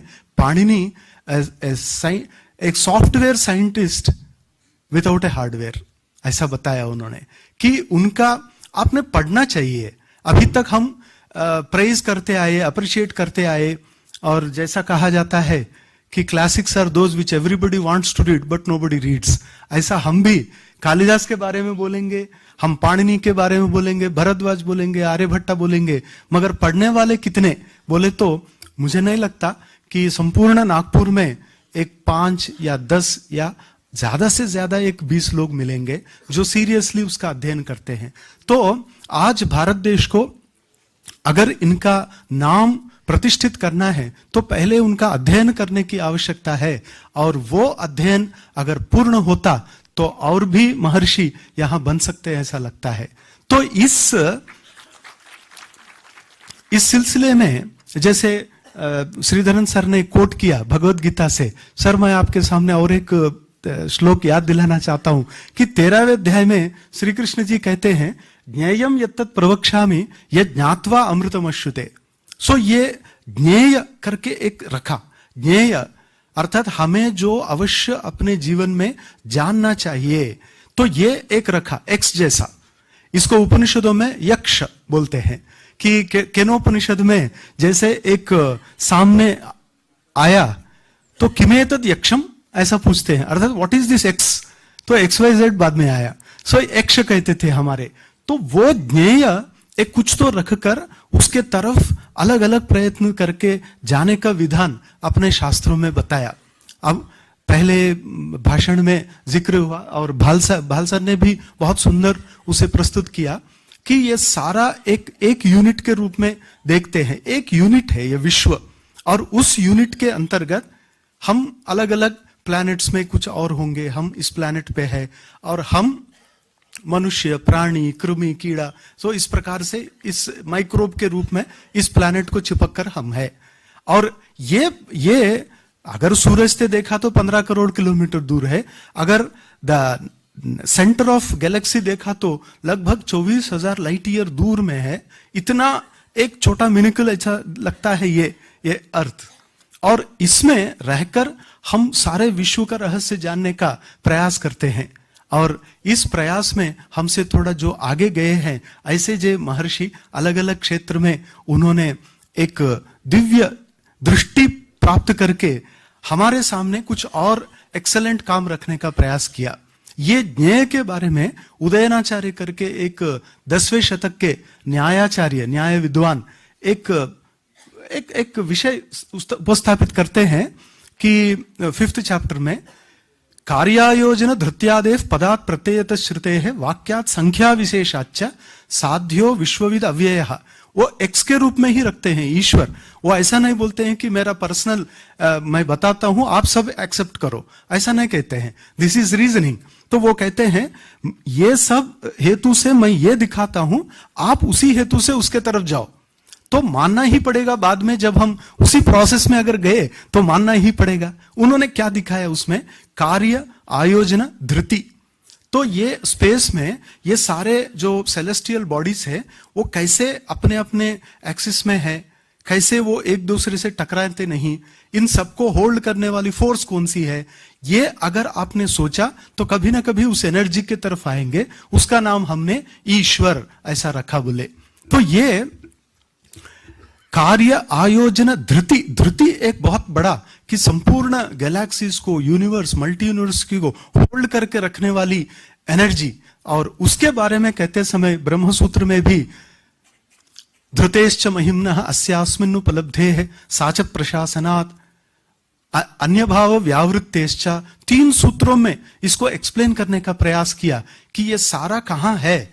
और वो ईश्वर एनर्जी, और वो ईश्वर कहने से हिंदू बनता, कुछ दूसरा नाम देने से कुछ और बनता, ऐसा बिल्कुल नहीं है। क्योंकि एनर्जी को कोई रिलीजियन नहीं है, कोई कास्ट नहीं है, कोई जेंडर नहीं है। वो एनर्जी सबके लिए समान रूप से है। हम कैसे उसके तरफ जाते हैं, हम अपने आप को कैसे जोड़ते हैं, ये जोड़ने का विधान योग करके अपने शास्त्र में आया है। तो आज इन सारे महर्षियों में, जैसे कणाद महर्षि का काकोडकसा ने इतना सुंदर बताएगा कि ये कणाद, कण अद, सर ने बताया कि ये पीलवह करके चले गए, शरीर छोड़ दिया। संस्कृत में पीलू इसका अर्थ होता है, नहीं तो आप पूछेंगे ये पीलू ये क्या है, तो मैं बता रहा हूं, ये पीलू का अर्थ होता है परमाणु, एटम, इनडिविजिबल, अनब्रेकेबल। और उन्होंने एक सूत्र में बताया अंत्यो नित्य द्रव्य वृत्ति ही विशेष परिकीर्तितः। तो उन्होंने कहा मैटर को as you go on dissecting और actually making parts of that, you arrive at a very subtlest point of that, further you can not divide the matter. वो अल्टीमेट जो पॉइंट है उसको उन्होंने कहा अंत्य द्रव्य वृत्ति ही विशेषः। तो वो अपने आप में परमाणु ऐसा बताया। ये अंत्य द्रव्य वृत्ति विशेष कहने के कारण उनका नाम पड़ा वैशेषिक। ऐसे एक कणाद महर्षि थे, लाइफ लॉन्ग वो परमाणु को ही मानते थे। जैसे अपना लाप्लास मानते हैं, मैथमेटिक्स जब उन्होंने लिखा तो उनके राजा के तरफ जब प्रस्तुत किया गया तो राजा ने कहा बोले, see you have not mentioned anything about the God. तो उन्होंने कहा बोले कि I don't find any need for such hypothesis. वो ऐसे लोग थे। वैशेषिक भी ईश्वर नहीं मानते हैं, मगर परमाणु अत्यंत सूक्ष्म एक है। तो सर ने बरोबर कहा कि डाल्टन को, रुदरफोर्ड को और किसी को, उसके पहले हम अगर गए तो किसी ग्रीक फिलोसोफर को हम क्रेडिट देते हैं, मगर हमारे महर्षि कहाँ गए। और उसमें कणाद जी ने वो केमिकल रिएक्शन के बारे में बताते समय 9 क्षण प्रक्रिया, 12 क्षण प्रक्रिया बताए। अर्थात जब एक पर्टिकुलर पदार्थ में जब चेंजेस होते हैं, वो एटॉमिक रिएक्शन के बारे में बताते समय 9 and 12, 9 क्षण 12 क्षण प्रक्रिया बताई। अभी ज्यादा लोग ये नहीं पढ़ते हैं। और ये प्रक्रिया अत्यंत सूक्ष्म होने के कारण पीलुपाक, whether it is taking place in the minutest particle और द मॉलिक्यूल. सो ये विचार वैशेषिक दर्शन में हुआ, जिनके नाम से ये कणाद पुरस्कार आज काकोडकर सर को दिया गया.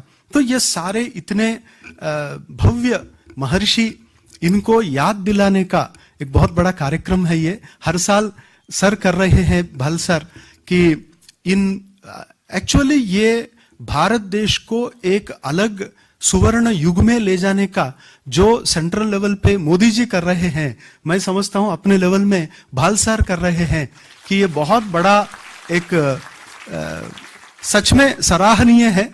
क्योंकि ये काम सेंट्रल लेवल पे होना चाहिए, गवर्नमेंट लेवल पे होना चाहिए, कि ये सारे महर्षियों के नाम से उन्होंने इतना बड़ा कार्यक्रम करना चाहिए. मगर हम संतुष्ट है कि भाल सर हमारे साथ है, और भाल सर ने पिछले बार, इस बार भारत ने जग के मशहूर ऐसे बड़े बड़े साइंटिस्ट को लाकर उनके द्वारा नवीन पीढ़ी को एक प्रेरणा दे रहे हैं कि देखो पास्ट में, पास्ट हमेशा मैं समझता हूं पास्ट टेंस है, प्रेजेंट परफेक्ट है, और फ्यूचर भी टेंस है.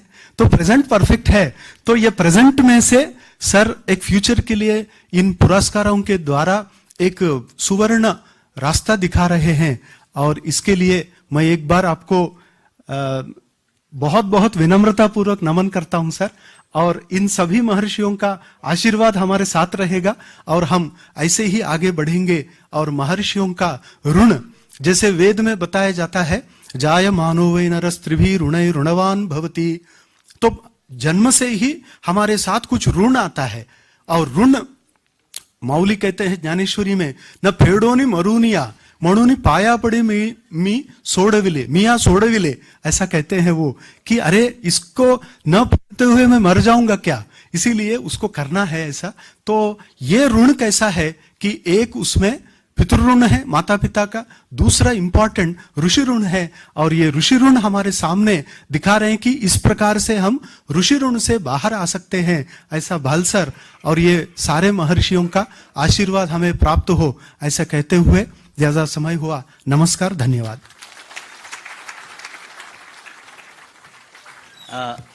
एक छोटा सा निवेदन है, कुर्वन्तो विश्व आर्यम, that is a provocation and proclamation by our Vedas, need to be fulfilled by someone someday.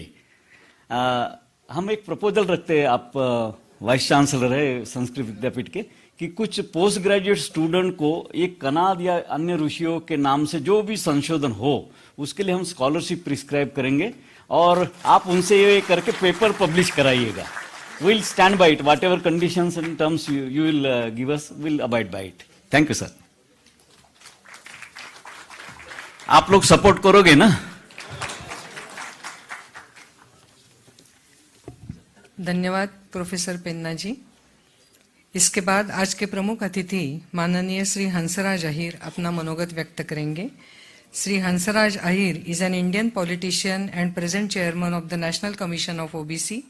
He is a former Union Minister of State for Home Affairs and for Minister of State for Chemicals and Fertilizers.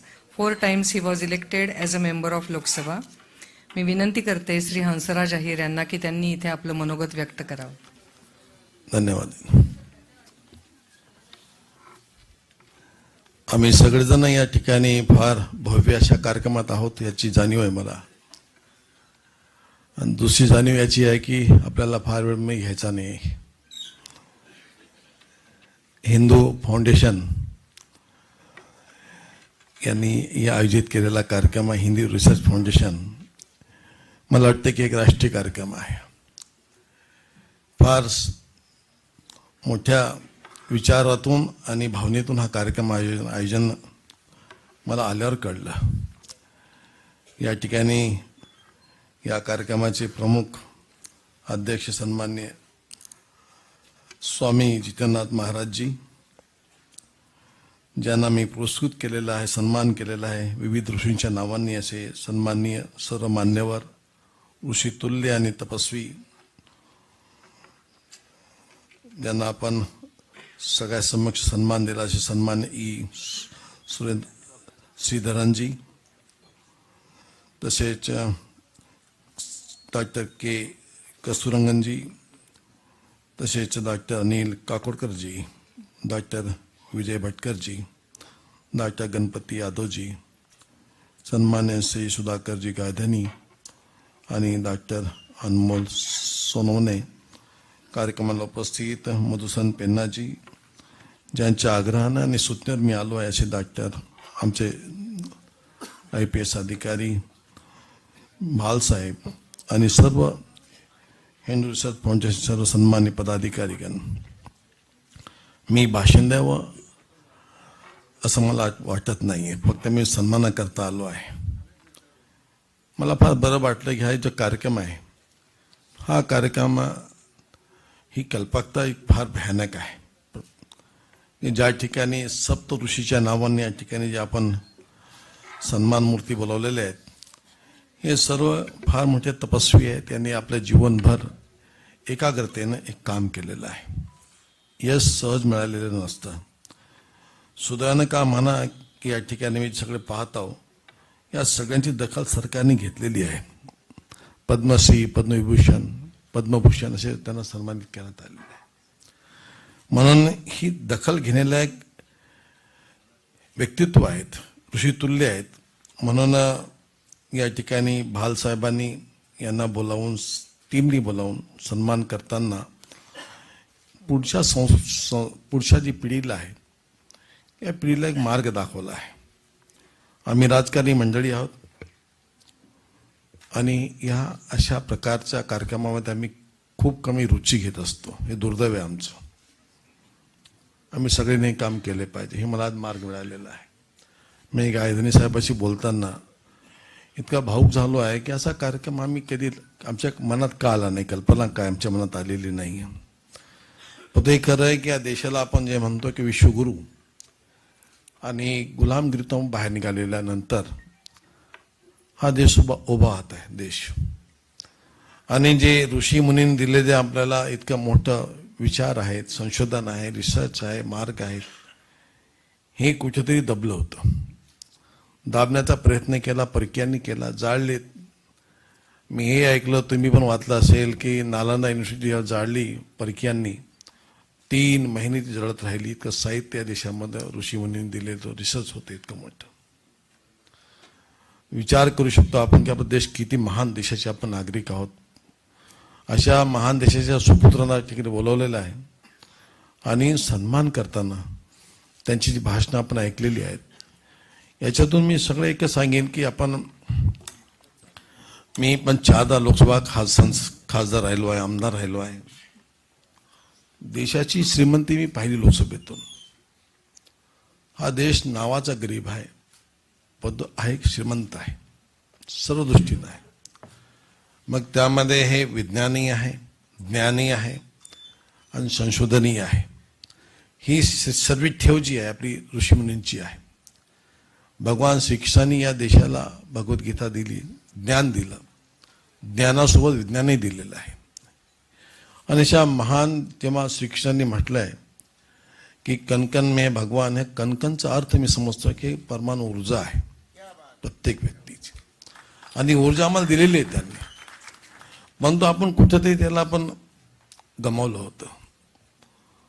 त्याची कारणं वेगळी असतील, परंतु त्या आता मी बघितलं या ठिकाणी जेव्हा भाल साहेबांनी आयोजन केलेला कार्यक्रम आहे, एक शल्यचिकित्सक डॉक्टर सर्जन पासून सुरुवात केली, अनेक ऋषीमुनीचा उल्लेख करताना विश्वकर्मापर्यंत घेऊन गेलेले आहेत. आता विश्वकर्मापर्यंत घेऊन गेल्या मला असं वाटलं अनेक ऋषींची नावं घेत असताना या सर्वांना राजश्रय पाहिजे आहे या सर्व कामाला.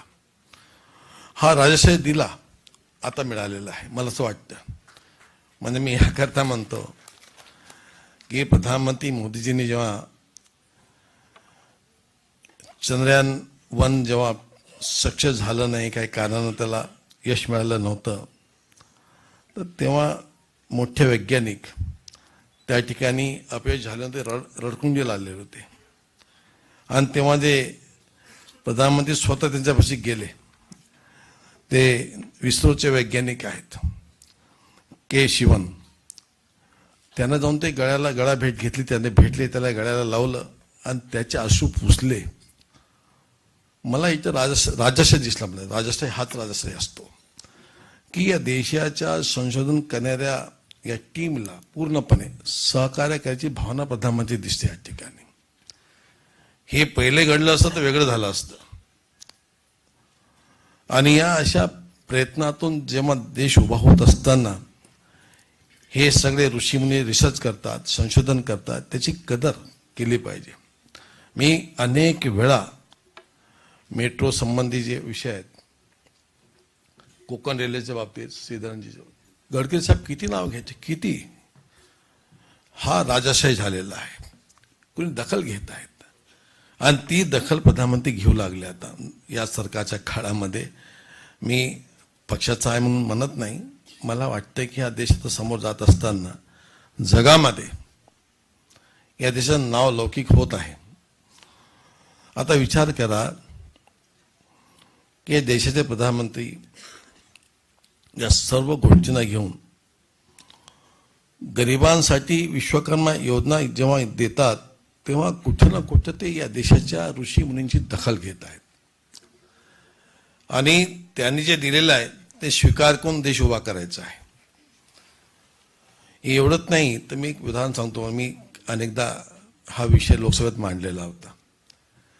सध्या या ठिकाणी काकोडकर जी आहेत, जेव्हा न्यूक्लिअरचा विषय निघाला होता या देशामध्ये, न्यूक्लिअर डीलचा विषय जेव्हा निघाला तेव्हा एक विषय फार महत्त्वाचा चालला होता. मी चेन्नईमध्ये जात असताना मला तिथे अवॉर्ड मिळाला, सन्मान. तिथल्या काही वैज्ञानिकांनी मला एक विषय दिला होता की देशाचा थोरियमचा विषय होता. थोरियम हा एक विषय इतका प्रचंड आपल्या देशामध्ये स्टॉक त्याचा रिझर्व आहे, समुद्रात आहे. ते समुद्री मिनरल आहे. ते मोनाझाईटमध्ये त्याचं प्रमाण असतं. मला काकोडजी से मैं क्षमा मागतो की आपका विषय मैं बोलता हूँ. तर त्यामध्ये इतक्या मोठ्या प्रमाणात चोरी होती, स्मगलिंग होत होती, फार मोठी स्मगलिंग. त्या काळात जेव्हा सरकार मोदींचं नव्हतं, त्याला थांबवण्याकरता मी अनेक प्रयत्न केले. ही स्मगलिंग थांबली पाहिजे. कारण थोरियम हे अशी शक्ती मिनरल आहे की युरेनियमपेक्षा 150 पटीपेक्षा जास्त पॉवरफुल आहे असे डॉक्टर APJ अब्दुल कलाम म्हणाले होते. मला कोणी लिहून दिलेला लेख होता. कोणी थांबवलं नाही. मी अनेक मागणी केली, अनेकदा मागणी, याला थांबवा, ही चोरी थांबवा, यांना मायनिंग थांबवा. केलं नाही. परंतु जेव्हा सरकार बदललं आणि 17 मध्ये या सर्व मायनिंगवर बंदी लागली, सगळं थांबलं. आणि विशेष म्हणजे या देशात फार मोठ्या प्रमाणामध्ये थोरियम चायनामध्ये गेलं.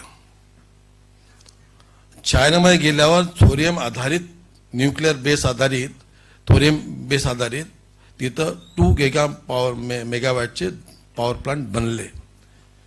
आणि या भारतामध्ये त्याचं काम चालू होतं. अटलजींच्या काळामध्ये सुरू झालेलं होतं. 5 मध्ये हा देश उभा झाला होता त्यावर काम करण्याकरता. 6 मध्ये न्यूक्लिअर डील झालं आणि पूर्ण प्रोग्राम थांबला. चायनामध्ये भारताचं थोरियम गेलं, तिथं थोरियम बेस पॉवर निर्माण झालं, भारतात निर्माण होऊ शकलं नाही. इथं विषय असा आला, जोपर्यंत राजकीय लोकांच्या मनामध्ये हे येत नाही विषय, तोपर्यंत राजश्रय मिळत नाही, तोपर्यंत कोणी यशस्वी होऊ शकत नाही. राजकारण हा फार महत्त्वाचा विषय या ठिकाणी ठरतो आहे.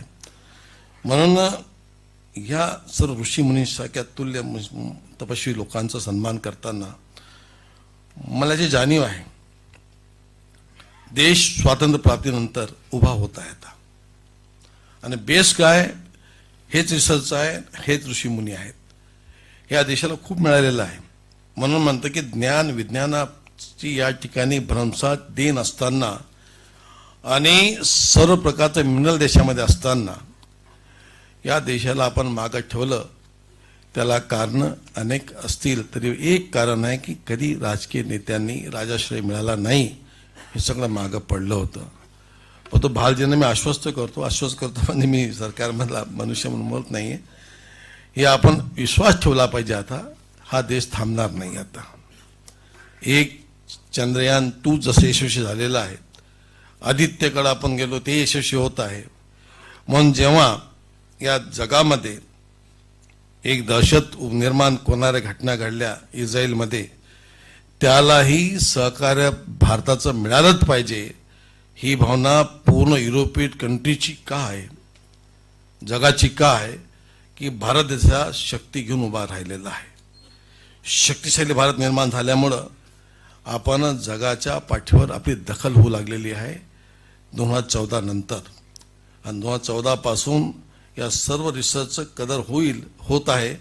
आणि अशा या भारत देशाला ऋषीमुनी दिलेलं जे ज्ञान आहे, रिसर्च आहे, संशोधन आहे, त्याचा लाभ घेण्याकरता आपण उभे झालेलो आहोत. मी भाल साहेबाचा आभार मानतो की आपण खरंच या ठिकाणी खूप मोठं कामगिरी केलं आज आणि दिशा दिली आम्ही काय केलं पाहिजे. आणि या अशा चांगल्या भव्य कार्यक्रमात या ठिकाणी जो मंच आहे, हा मंच फारच हेवी आहे, वजनदार मंच आहे. मला वाटत नाही की नागपूरकरांनी इतके चांगले, इतके सप्त ऋषीच्या रूपामध्ये इथे महान व्यक्तित्व उभे बसून आहेत. इतका शक्तिशाली मंच तुम्ही कधी बघितलाच नसेल. आणि त्याकरता नक्कीच हिंदू फाउंडेशनचं मी आभार मानतो. आणि मला या ठिकाणी बोलवलं त्याबद्दल मी आपला ऋणी आहे, अनंतकाल ऋणी राहील. पण हे कार्य पुढे जाईल ही अपेक्षा करतो. सगळ्यांना शुभेच्छा, धन्यवाद.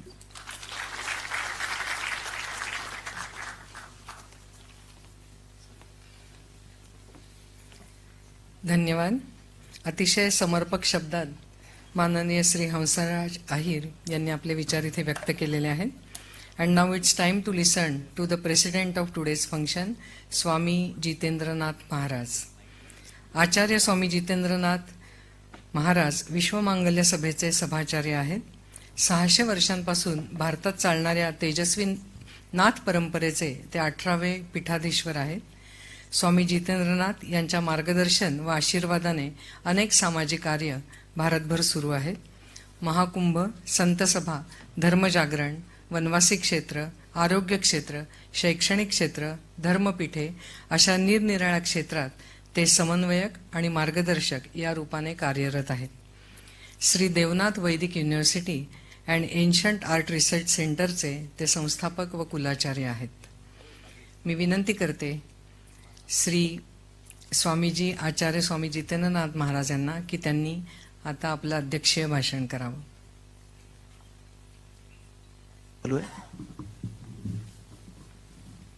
घबराइए नहीं. हरि ओम.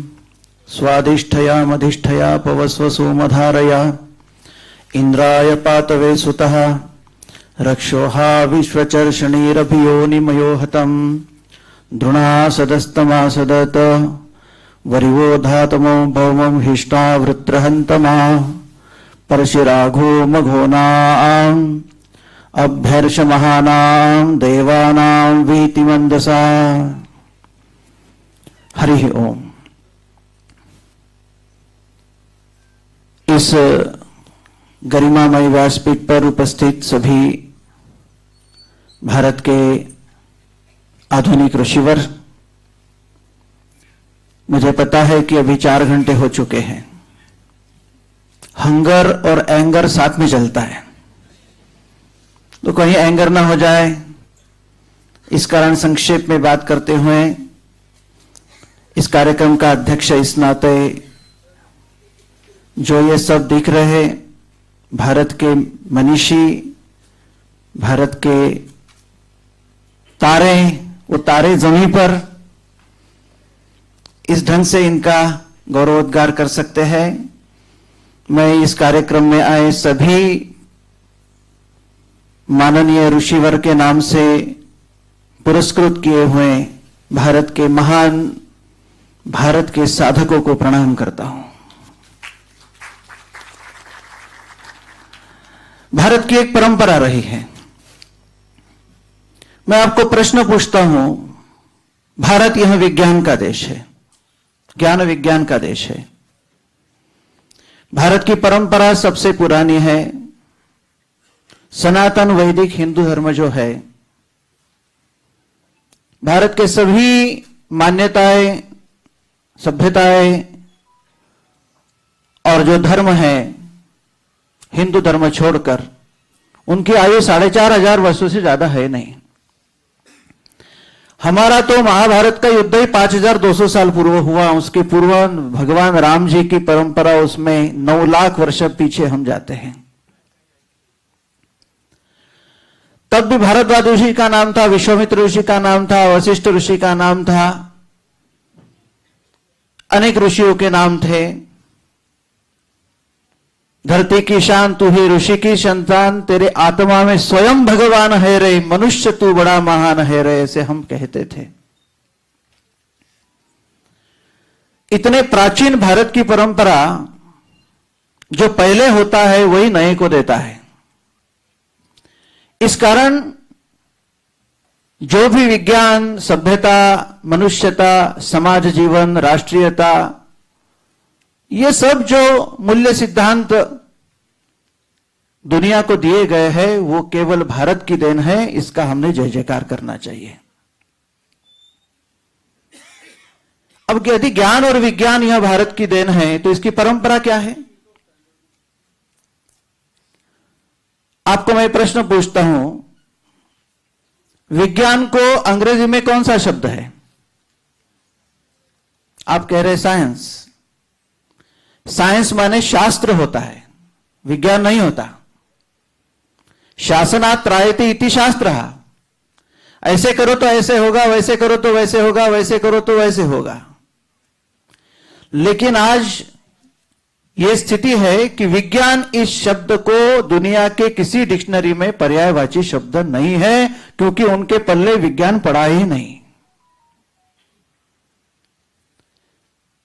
और विज्ञान इस शब्द का उद्गाता कौन है भारत की परंपरा में?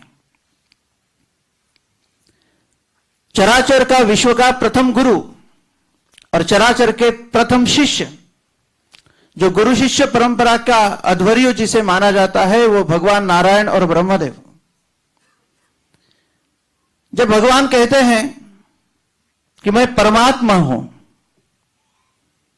ब्रह्मा जी पूछते हैं कि आप कौन हैं, तो बोलते परमात्मा हूं। अब परमात्मा शब्द दुनिया ने उठाया और हमको सिखाने लगे। परमात्मा क्या है? प्राइम एटम इज अ परमात्मा। परमात्मा शब्द ये प्राइम एटम से ही आया है, जो मूलभूत शक्ति, मूलभूत चिरंतन, मूलभूत अणु जो कार्यरत हुआ, उससे उसका दूसरा स्वरूप हुआ गुरुरैव शिष्यः। तो पहले शिष्य पहले गुरु को पूछते हैं, माने विज्ञान ये शब्द कितना प्राचीन है। वो गुरु को पूछते हैं, ज्ञानम परम गुह्यम में यद विज्ञानम समन्वितम स रहस्यं तरंगंच गृहाण गरितम मया। हे गुरुवर, हे टीचर, तत्कालीन हे डॉक्टरेट प्रोफेसर, हमको वो परम गुह्य ज्ञान दो जो विज्ञान से समन्वित हो, उसमें के रहस्य बताओ। स रहस्यं तदंगंच गृहाण गरितम मया। और फिर से दूसरे श्लोक में पूछते हैं, यावान हम यथा भाव, मैं किसको आह्वान करूं, क्या विजन देखूं, कैसा ऑप्टिमिस्टिक हूं। यद रूप गुण कर्म का, प्रॉपर्टीज ऑफ द मैटर, रूप गुण और कर्म, उसको लेकर यद रूप गुण कर्म कहा, तथैव तत्व विज्ञानम, उसमें जो प्रिंसिपल्स इन द विज्ञान है, अस्तुते मद अनुग्रहात्, मुझे अनुग्रह पूर्वक आप दो। तब जो परंपरा शुरू हुई वो परंपरा विश्वामित्र, जमदग्नि, भरद्वाज, गौतम, अत्रि, वशिष्ठ, कश्यप ऋषयः, ये सप्त ऋषि के द्वारा ये दुनिया पर अवतरित हुई। इतनी प्राचीन परंपरा, इसलिए दुनिया भारत छोड़कर दुनिया के मिट्टी में क्या है तो साइंस हो सकता है, लेकिन विज्ञान तो केवल भारत की मिट्टी से ही निर्माण हुआ है। इसलिए विज्ञान के अधिकारी हम हैं। अब मैं गायधानी साहब की, महाकवि जी की ये कविता पढ़ रहा था, उसमें उन्होंने एक अपना भाव प्रकट किया है कि कवि जनुकीय परंपरा से ही आता है। बराबर है, जनुकीय परंपरा माने डीएनए वैसे निर्माण होते हैं, उसकी भी एक परंपरा है। और परंपरा, परा माने लौकिक दृष्टिकोण से विविध प्रयोग जो होते हैं उसको परा कहते हैं, अपरा कहते हैं। और परा माने अलौकिक जो होता है, जो डिवाइनली प्राप्त होता है, जो डिवाइनली प्राप्त होता है और उसका लौकिक अर्थ में सबके सेवा के लिए उपलब्ध करा देना, यह परंपरा ऋषि मुनियों की भारतवर्ष में रही है, जिसका निर्वहन अनिल काकोडकर जी से लेकर श्रीवर्धन जी से लेकर सभी हमारे साइंटिस्ट लोग आज कर रहे हैं। महर्षि कणाद केवल मुझे आप काकोडकर सर आपने जो डर बताया कि विज्ञान तो विकसित होगा, नए नए इन्वेंशन प्रयोग होंगे, लेकिन संयम, मूल्य, सिद्धांत और संस्कृति की बात उसमें यदि नहीं होगी तो उसका विस्फोट विनाशकारी होगा, जो आज परमाणु बम गिराने की धमकियां परस्पर को भेज दे रहे हैं। तो इस कारण महर्षि कणाद तो पहले कहते हैं कि सीखो, पढ़ो, रिसर्च करो, लेकिन ये बात ना भूलो, उस ये बताते समय वो मंत्र कहते हैं, एक अपने को आदेश देते, यतो अभ्युदय निश्रेयस सिद्धि सा धर्मा, धर्म को ना भूलो।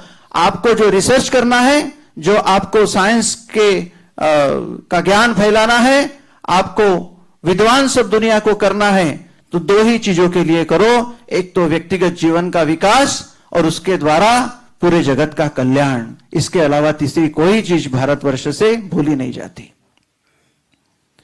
तो भारत के प्रधानमंत्री आज विदेश में जाते हैं तो संदेश देते हैं, तो जग उनका संदेश स्वीकार करता है। मुझे बिल्कुल विश्वास है आज के बाद भारत का हर साइंटिस्ट यदि भारत के बाहर जाएगा तो हर प्रदेश का साइंटिस्ट भारत के साइंटिस्ट के आगे नतमस्तक होकर उसकी बात को स्वीकार करेगा, क्योंकि कणाद की परंपरा से अभ्युदय आत्मनो मोक्षार्थम, लेकिन जगत हिताय च, जगत के हित के लिए इसका वापर करना, यह भाव केवल भारत ही दे सकता है। और इस भाव के कारण ही हम भारत को विश्व गुरु की उपाधि देते हैं और अपेक्षा करते हैं कि हर देश भारत को विश्व गुरु मानेगा। और इस कारण कितने छोटे छोटे बातों का आज केवल साइंस के विषयों की बात चल रही है, साइंस एंड टेक्नोलॉजी की, लेकिन जहां तक सर आपने आपके मेडिकल साइंस के यूटेंसिल्स बनाने की बात है, तो ये जो प्याला है, ये प्याला, इसको काठ नहीं है, काठ जो होता है ना, काठ, और पुराने घरों में बगैर काठ के प्याले दिखते भी नहीं थे। क्यों ऐसा होता था? क्योंकि तब मानवता के बारे में विचार करके आयुर्वेद का एक मंत्र है। आयुर्वेद का मंत्र यह बताता है कि यदि ये जो गिलास है, उस गिलास को यदि मुंह को लगाया और उसको दांत लग गया, तो दांत का विष उस पानी के जल के गुणत्व को खराब करता है या उसको स्पॉइल करता है। इस कारण अपसु में सोमो अब्रवी दंतर विश्वानि भेषजा, आपो याचामि भेषजम वरुतन तन्वे ममा। अप माने पानी, अपसु में सोमो माने पवित्र जल, अब्रवी माने ये ओट, दंतर विश्व माने दांत, दंतर विश्वानि भेषजा, उसको लांग कर यदि हम जल पिएंगे और उस समय अच्छा कुछ स्मरण करते करते करेंगे तो आपो याचामि भेषजम, पानी ही औषधि बनेगा और उस पानी में जो डालेंगे उसका परिणाम शरीर को मिलेगा। इतना चिंतन एक प्याला बनाने के लिए भारत करता था। एक प्याला बनाने के लिए इतना बड़ा चिंतन। मुझे पता नहीं, यहां पर सोशल साइंस की बात नहीं हुई, हां आर्ट्स और लिंग्विस्टिक की जरूर हुई। मुझे पता है कि आप सोशल साइंटिस्ट को भी कभी ना कभी पुरस्कार दोगे। कोई दुनिया की डिसिप्लिन ऐसी नहीं रहेगी जिसको यहां पुरस्कृत नहीं किया जाएगा, क्योंकि आज हिंदू हेरिटेज फाउंडेशन के भाल को मैं तिलक करता हूं कि ऐसा होना चाहिए। अब आपको एक सिंपल, मैं भारत का चिंतन कितना बड़ा था ऋषि मुनियों को। न्याय शास्त्र भारत में मालूम है सबको, आपको तो पता ही होगा। आज न्याय की देवता क्या है? न्याय देवता बोले तो कौन सा चित्र आता है? एक अंधी औरत, उसको पट्टी बांधी हुई, तराजू तोल रही, क्या तोल रही पता नहीं, वो क्या देख रही पता नहीं, उसका कलर भी व्हाइट है, उसका कलर कौन सा पता नहीं। तो उसके कोई मायने, कोई बाहर से आई और इसके पूर्व भारत की न्याय देवता ऐसी नहीं थी। तो भारत की न्याय देवता बताई कैसी है, मैं आपको बताता हूं। न्याय शास्त्र का वर्णन इस भारतवर्ष में जुडिशियल देवता का ऐसा किया है, यदि मैं न्यायाधीश हूं मान लो, तो उसका वर्णन किया गया है अतसो पुष्प संकाशम। यदि कोई जो आरोपी है वो प्रवेश करेगा और प्रवेश करने के बाद वो न्यायाधीश को देखेगा, न्याय देवता को, तो अतसो पुष्प संकाशम, वो इतना सौम्य, जैसे हमारे अभी श्रीधरन जी, हमारे डॉक्टर जी, हमारे सब साइंटिस्ट लोग बैठे, कितने सरल और कितने सीधे दिखते हैं, इनमें क्या भरा है। वो जब बात करने लगते हैं, मुझे तो लगता है आज आपने दो आनंद दिए भाल जी। एक तो इनका दर्शन कराया, इनको पुरस्कृत भी किया, लेकिन इनके बोलने के द्वारा ये नेशनल कॉन्फ्रेंस भी हो गई जो इंटरनेशनल दर्जा की थी। आपने कॉन्फ्रेंस भी कराई, आपने इनका दर्शन भी कराया, आपने इनके शब्द भी सुनाए और इनको पुरस्कृत करके समाज को दिशा भी दी, प्रेरणा भी दे दी। तो जब वो प्रवेश करता है तो न्याय देवताओं के तरफ देखकर क्या सोचता होगा, अरे इसको क्या आता है, ये क्या न्याय करेगा, इससे बड़ा गुनाह करूंगा तो इसको निपट लूंगा मैं, जब आर्गुमेंट करूंगा ना, मेरा वकील करेगा ना। अतसो पुष्प संकाशन, इतना माइल्ड, अलसी के फूल जैसा सौम्य न्यायो। लेकिन न्याय देवता कैसी होनी चाहिए, सौम्य होना चाहिए दिखने के लिए एट द फर्स्ट साइट। और कैसी होनी चाहिए, न्यायो, न्याय का मूर्तिमंत स्वरूप। ज्ञेयो माने उसको सब कुछ मालूम होना चाहिए। विपश्चिता माने बुद्धि की पराकोटि उसमें होनी चाहिए। अतसो पुष्प संकाशम, न्यायो ज्ञेयो विपश्चिता सिंहास्यो। जब वो पूरे केस का रिजल्ट अब ऑर्डर करने जा रहा है तो आरोपी के मन में सिंह की दहाड़ लगी, ऐसा लगना चाहिए। सिंहास्यो, जब वो एक एक वाक्य बोलेगा तो शेर की दहाड़ के जैसा होगा। दक्षिणे सूत्रम, एक भी बात में गैर कानूनी नहीं कहूंगा, दक्षता रखूंगा, दक्षिण बाजू की रखूंगा। सिंहास्य दक्षिणे सूत्रम, ध्वज वाम करे ददन। यदि घूस देने की चेष्टा की, न्याय को पटाने की चेष्टा की, तो वामाचार करने नहीं दूंगा, क्योंकि वाम हस्त में मैंने धर्म दंड धारण किया हुआ है। इतनी बड़ी ताकतवर न्यायाधीश की भूमिका ब्रिटिश इस भारत में आए तो अंधी औरत बिठा के गए और हमारे न्याय के ध्यान को उठाकर चला गए। अब कौन समझाए जुडिशियरी में, कौन समझाए इनको। ऐसे कई चीजें हैं। मैक्स मुल्लर आए जो मरने के बाद केसरी में तिलक जी ने मोक्ष मुल्लर करके लिखा था। मुझे तो तिलक जी का भी आश्चर्य लगता है, कभी कभी अच्छे अच्छे लोग भी चिंतन थोड़ा सा अपने ओर से कर लेते हैं तो चूक जाते हैं, आदमी है। वो कहते हैं कि भारत के वेद केवल 5-6 हजार साल ईसा पूर्व ख्रिस्त पूर्व के हैं। कैसे हो सकता है, यदि विश्वामित्र और वशिष्ठ ऋषि 9 लाख वर्ष पूर्व रघुवंश में वेदोच्चारण करते हुए सर्वोच्च शिखर पर इस ईसा पूर्व 6-7 हजार साल पूर्व कैसी हो सकती है। उनको यह प्रश्न पूछा था तो बोले मैं एडवोकेट हूं। क्या बोले तिलक जी, मैं एडवोकेट हूं, मेरी बात कोई खोड़ सके तो खोड़ सकता है, अपनी बात एस्टेब्लिश करना है तो मैदान में उतरो। तो मुझे लगता है मैदान में उतरने के लिए हमारे भाल साहब अभी सज्ज हो गए हैं कि भारत की प्राचीनता का गौरव, भारत के प्राचीन तपस्या परंपरा का वैभव वो दिखाने के लिए यहां पर आए हैं। और इस कारण बहुत ज्यादा बोलने का ये समय नहीं है, लेकिन फिर भी बात बताने के लिए एग्रीकल्चर भारत में विकसित था। अब जो पुस्तकों में एग्रीकल्चर की हिस्ट्री बताते हैं तो ईसा पूर्व ख्रिस्त पूर्व केवल 2000 साल पूर्व एग्रीकल्चर था, उसके पहले नग्न लोग रहते थे। इवोल्यूशन थियरी को तो वैसे भी नकारा गया है। पहले के यदि बंदर, उससे इवोल्यूशन यदि आपका हमारा हुआ है तो आज के बंदर है कौन, यह प्रश्न आता है। तो हम धरती की शान, तू है ऋषि की संतान, तेरे आत्मा में स्वयं भगवान है रे। हम उन ऋषि मुनियों की और ब्रह्मा की और नारायण की संतान हो सकते हैं, उनकी संतान कैसे होंगे। तो थोड़ी सोचने की बात है।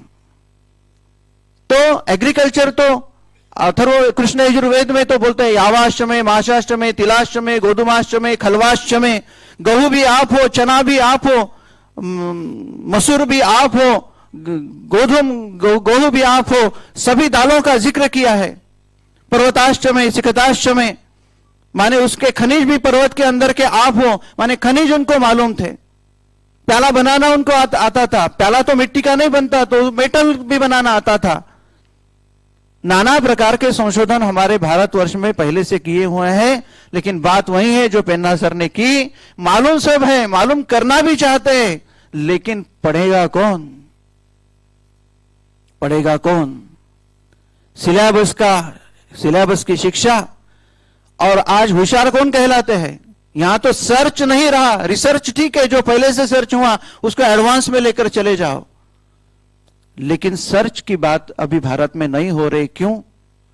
क्योंकि पढ़ाई और पढ़ने के संदर्भ में लोगों का भ्रम केवल निधि जमाना, पैसा खड़ा करना, समृद्ध होना, आर्थिक संपन्नता से यही हो चुका है। त्यागे नहीं वो मानुषम अमृतत्वम, ये तो घोष था हमारे साइंटिस्ट लोगों का कि आज भी कणाद का नाम ले रहे, आज भी हम सुश्रुत का नाम ले रहे, आज भी हम आर्यभट्ट का नाम ले रहे। क्यों ले रहे? उनको तो रहने के लिए झोपड़ी भी नहीं थी। जहां तक राजाश्रय की बात है, राजाश्रय के साथ एक भी ऋषि मुनि रहा नहीं। ऋषि मुनि तो दरबार में केवल संगोष्ठी करने आते थे, फिर सीमा लांघ कर अपने आश्रम में, कुटियों में चले जाते थे। मुझे लगता है 50-50 विन विन सिचुएशन बात होनी चाहिए। राजाश्रय, राजा अपने विचार से राज्य के कल्याण के लिए करे, लेकिन मेरे कल्याण का उपयोग और उपभोग मैं राजाश्रय को लेकर जीवन का नहीं लूंगा, यह धारणा साइंटिस्ट लोगों की भी होनी चाहिए, जो ऋषि मुनियों की थी। और मुझे पता है, जब मैं हमारे विजय भटकर जी का जीवन देखता हूं, सामान्य भेष में, उनको प्यास की, उनको भूख की, उनको सोने की कोई लगन नहीं है। जीवन का क्या हो रहा है उनको कुछ पता नहीं, उनके घर का क्या रहे वो भी उनको पता नहीं। रात दिन राष्ट्र की लगन, संशोधन की लगन, रात दिन पुनरुत्थान की लगन, रात दिन अपने भारत के अभ्युदय का ध्यास लेकर ये सभी साइंटिस्ट लोग चल रहे हैं। सामान्य भेष में ये सच्चे ऋषि है और मुनि भी है। मैं इनका गौरव अध्यक्ष इस नाते आज करता हूं। ऋषि क्यों और मुनि क्यों? जब वो कार्यरत होते हैं, ऋष्यते, जब वो इधर उधर जाते हैं और काम को लगता है, तब वो ऋषि होते हैं, तब वो बोलते भी है और डांटते भी है, गवर्नमेंट से करवाते भी है। भले ही कितने भी स्वार्थी लोग गवर्नमेंट में और कहीं होंगे, तो उनको ढाट डपटशा करके, उनसे रुसवा करके वो बात करवा भी देते हैं, लेकिन वो कार्यरत होने के पूर्व उनकी जो मौन स्थिति और चिंतन स्थिति होती है, पठन मनन और श्रवण करते करते उनकी जो आत्मस्थिति से वो मैचिंग अपना करते हैं, उस समय वो मुनि भी होते हैं। इस कारण ये ऋषि भी है और ये मुनि भी है। तो ऐसी परंपरा इस भारतवर्ष की, हरिश्यन्ते करिष्यति, शम माने कल्याण, शंकर का नाम शंकर इस कारण है, शंकरोति इति शंकरा, जो कल्याण करते हैं वही शंकर है। और इस कारण देव देश धर्म स्थिति का और मनुष्यता का कल्याण करने के लिए अपने पूरे जीवन को देने वाले यही शंकर के अवतार है। शंकर ज्ञान की देवता है, तपस्या की देवता है और शंकर विद्वत्ता की भी देवता है। और इस कारण बहुत ज्यादा नहीं कहूंगा, कहने के लिए तो बहुत कुछ कह सकता हूं। जब से हमने एक छोटा सा काम शुरू किया है, जगत गुरु देवनाथ इंस्टीट्यूट ऑफ वैदिक साइंस एंड रिसर्च, आज मौका है तो 2 मिनट में बता देता हूं। हम भारतवर्ष में सर घूमते हैं और घूमते समय हमको एक ख्याल में आता है कि वैदिक बहुत मिलते हैं, लेकिन इसमें क्या लिखा है? यदि मैं बोलूं स्वादिष्ठया मदिष्ठया पवसो सोमोधारया या इति वै सप्तो नैन्द्रोलभा आत्मानंतुष्टाव, इस पंक्ति का अर्थ क्या है यदि पूछा जाए तो बोलते पता नहीं है। 8-8, 10-10 वर्ष वेदाध्ययन करने के बाद में भी करते क्या है? गांव में पूजा पाठ, शांति, लगन, मुंज यही लगाते हैं। लेकिन उसमें जो ज्ञान परंपरा है, आप श्री ने तो इतना बड़ा नेशनल एजुकेशन पॉलिसी के द्वारा आईकेएस का नाम और आईकेएस की प्रणाली भारतवर्ष में आपने शुरू की, आपका हम आभार व्यक्त करते हैं। और इनके परिश्रम से भारत ऐसा बनेगा, इस भारत में सहस्त्र विवेकानंद पैदा हो गए, सहस्त्र ऋषि पैदा हो गए, जिसकी नींव आज श्रीधरन सर ने रखी है। तो यह बात है। तो अजर अमर यह ज्ञान होता है, अजर अमर यह ज्ञान का प्रेरणा स्रोत होता है, वो कभी मिटता नहीं, क्योंकि वो ऊर्जा का स्रोत होता है। E = mc² हम पढ़ते ही है। Energy can neither be created nor be destroyed. वो केवल एक फॉर्म से अलग फॉर्म में आते हैं। कणाद एनर्जी थे, सुश्रुत एनर्जी थे, शाल्व एनर्जी थे, भरद्वाज एनर्जी थे, शरीर से गए, लेकिन उन्होंने फॉर्म चेंज किया और वो चेंज किया हुआ उन ऋषि का एनर्जेटिक फॉर्म ये साइंटिफिक स्वरूप में हमारे इर्द गिर्द बैठा है, यही है, दर्शन के रूप में आया है। और इस कारण इस लिनिएज को प्रणाम करते हुए, इनकी परंपरा को प्रणाम करते हुए, आपके पेट में लगे हुई भूख का सम्मान करते हुए मेरी वाणी को यहां पर विराम देता हूं। और फिर से विदर्भ नागपुर देश से प्रेम करने वाले यह वैज्ञानिक, भारत के समाज के सामने आने का जो मौका आज भाल साहब ने दिया, इसमें विश्व मांगल्य सभा भी शामिल है, इसमें मैत्री परिवार भी शामिल है। मिलकर ऐसे ही परंपरा चलाएंगे, इस सत्कार्य को सपोर्ट करेंगे और भारत के वैज्ञानिक, चिंतक, भारत के श्रेष्ठ संत और वैदिक और सामान्य समाज, इनकी संगोष्ठी करा के परस्पर में समन्वय करके भारत का निर्माण जो होगा, उसी से भारत विश्व गुरु होगा। इस मंगल कामना सहित वाणी को विराम देते हैं। भारत माता की जय।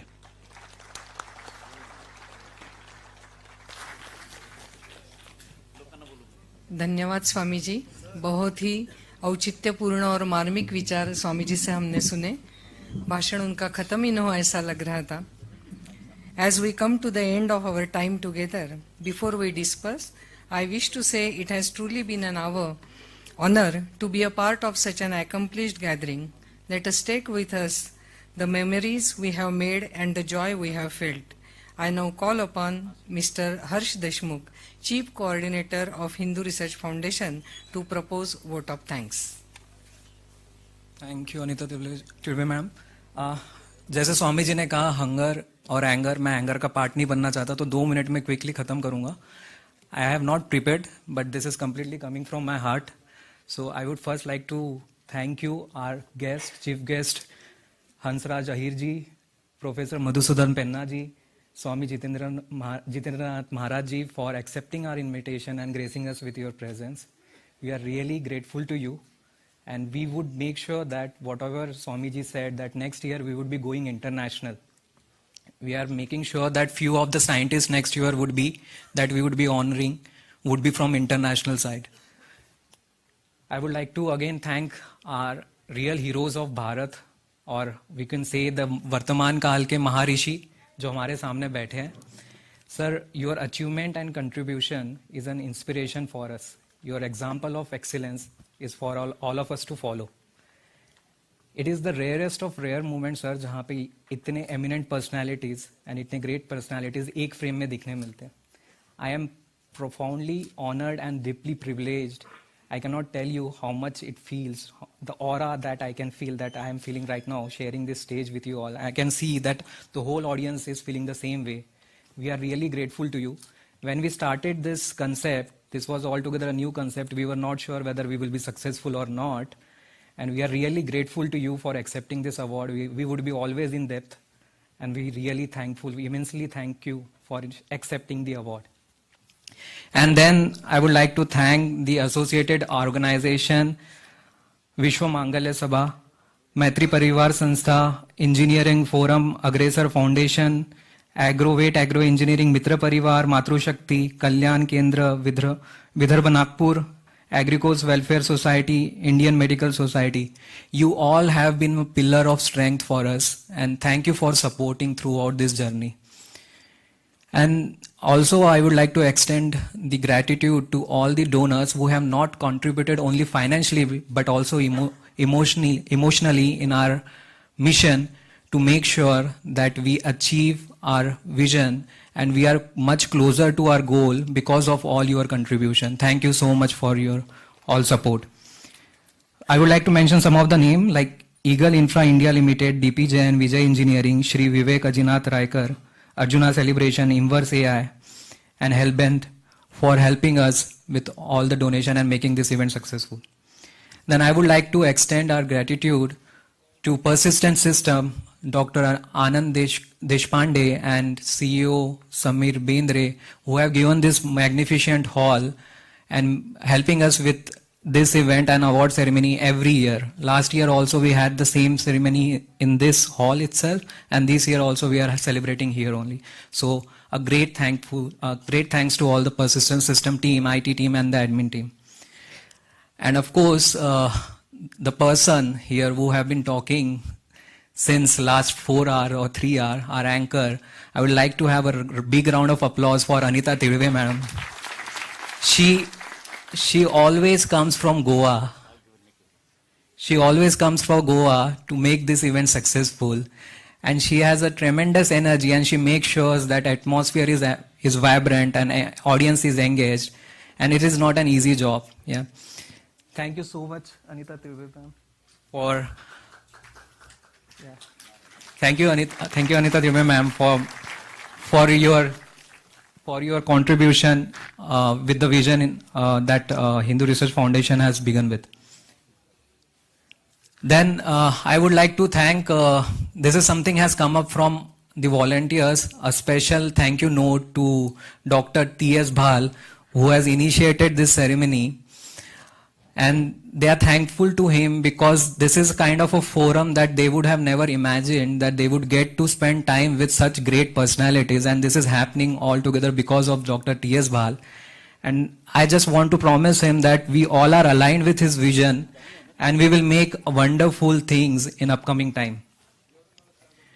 Then of course, last but not the least, the volunteers who have been working tirelessly for this event. You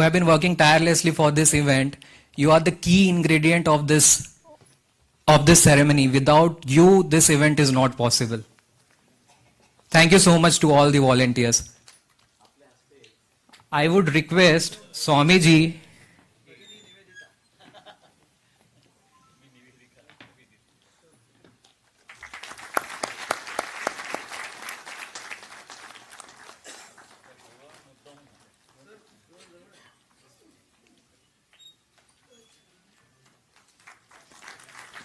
and thank you to the audience for being here and being supportive to us for the last 4 hours. This is all possible because of you. Now I would quickly request all the volunteers if they can come on stage. We will have a team group picture with all the great people here. So just if you can go behind to the guest. Yeah.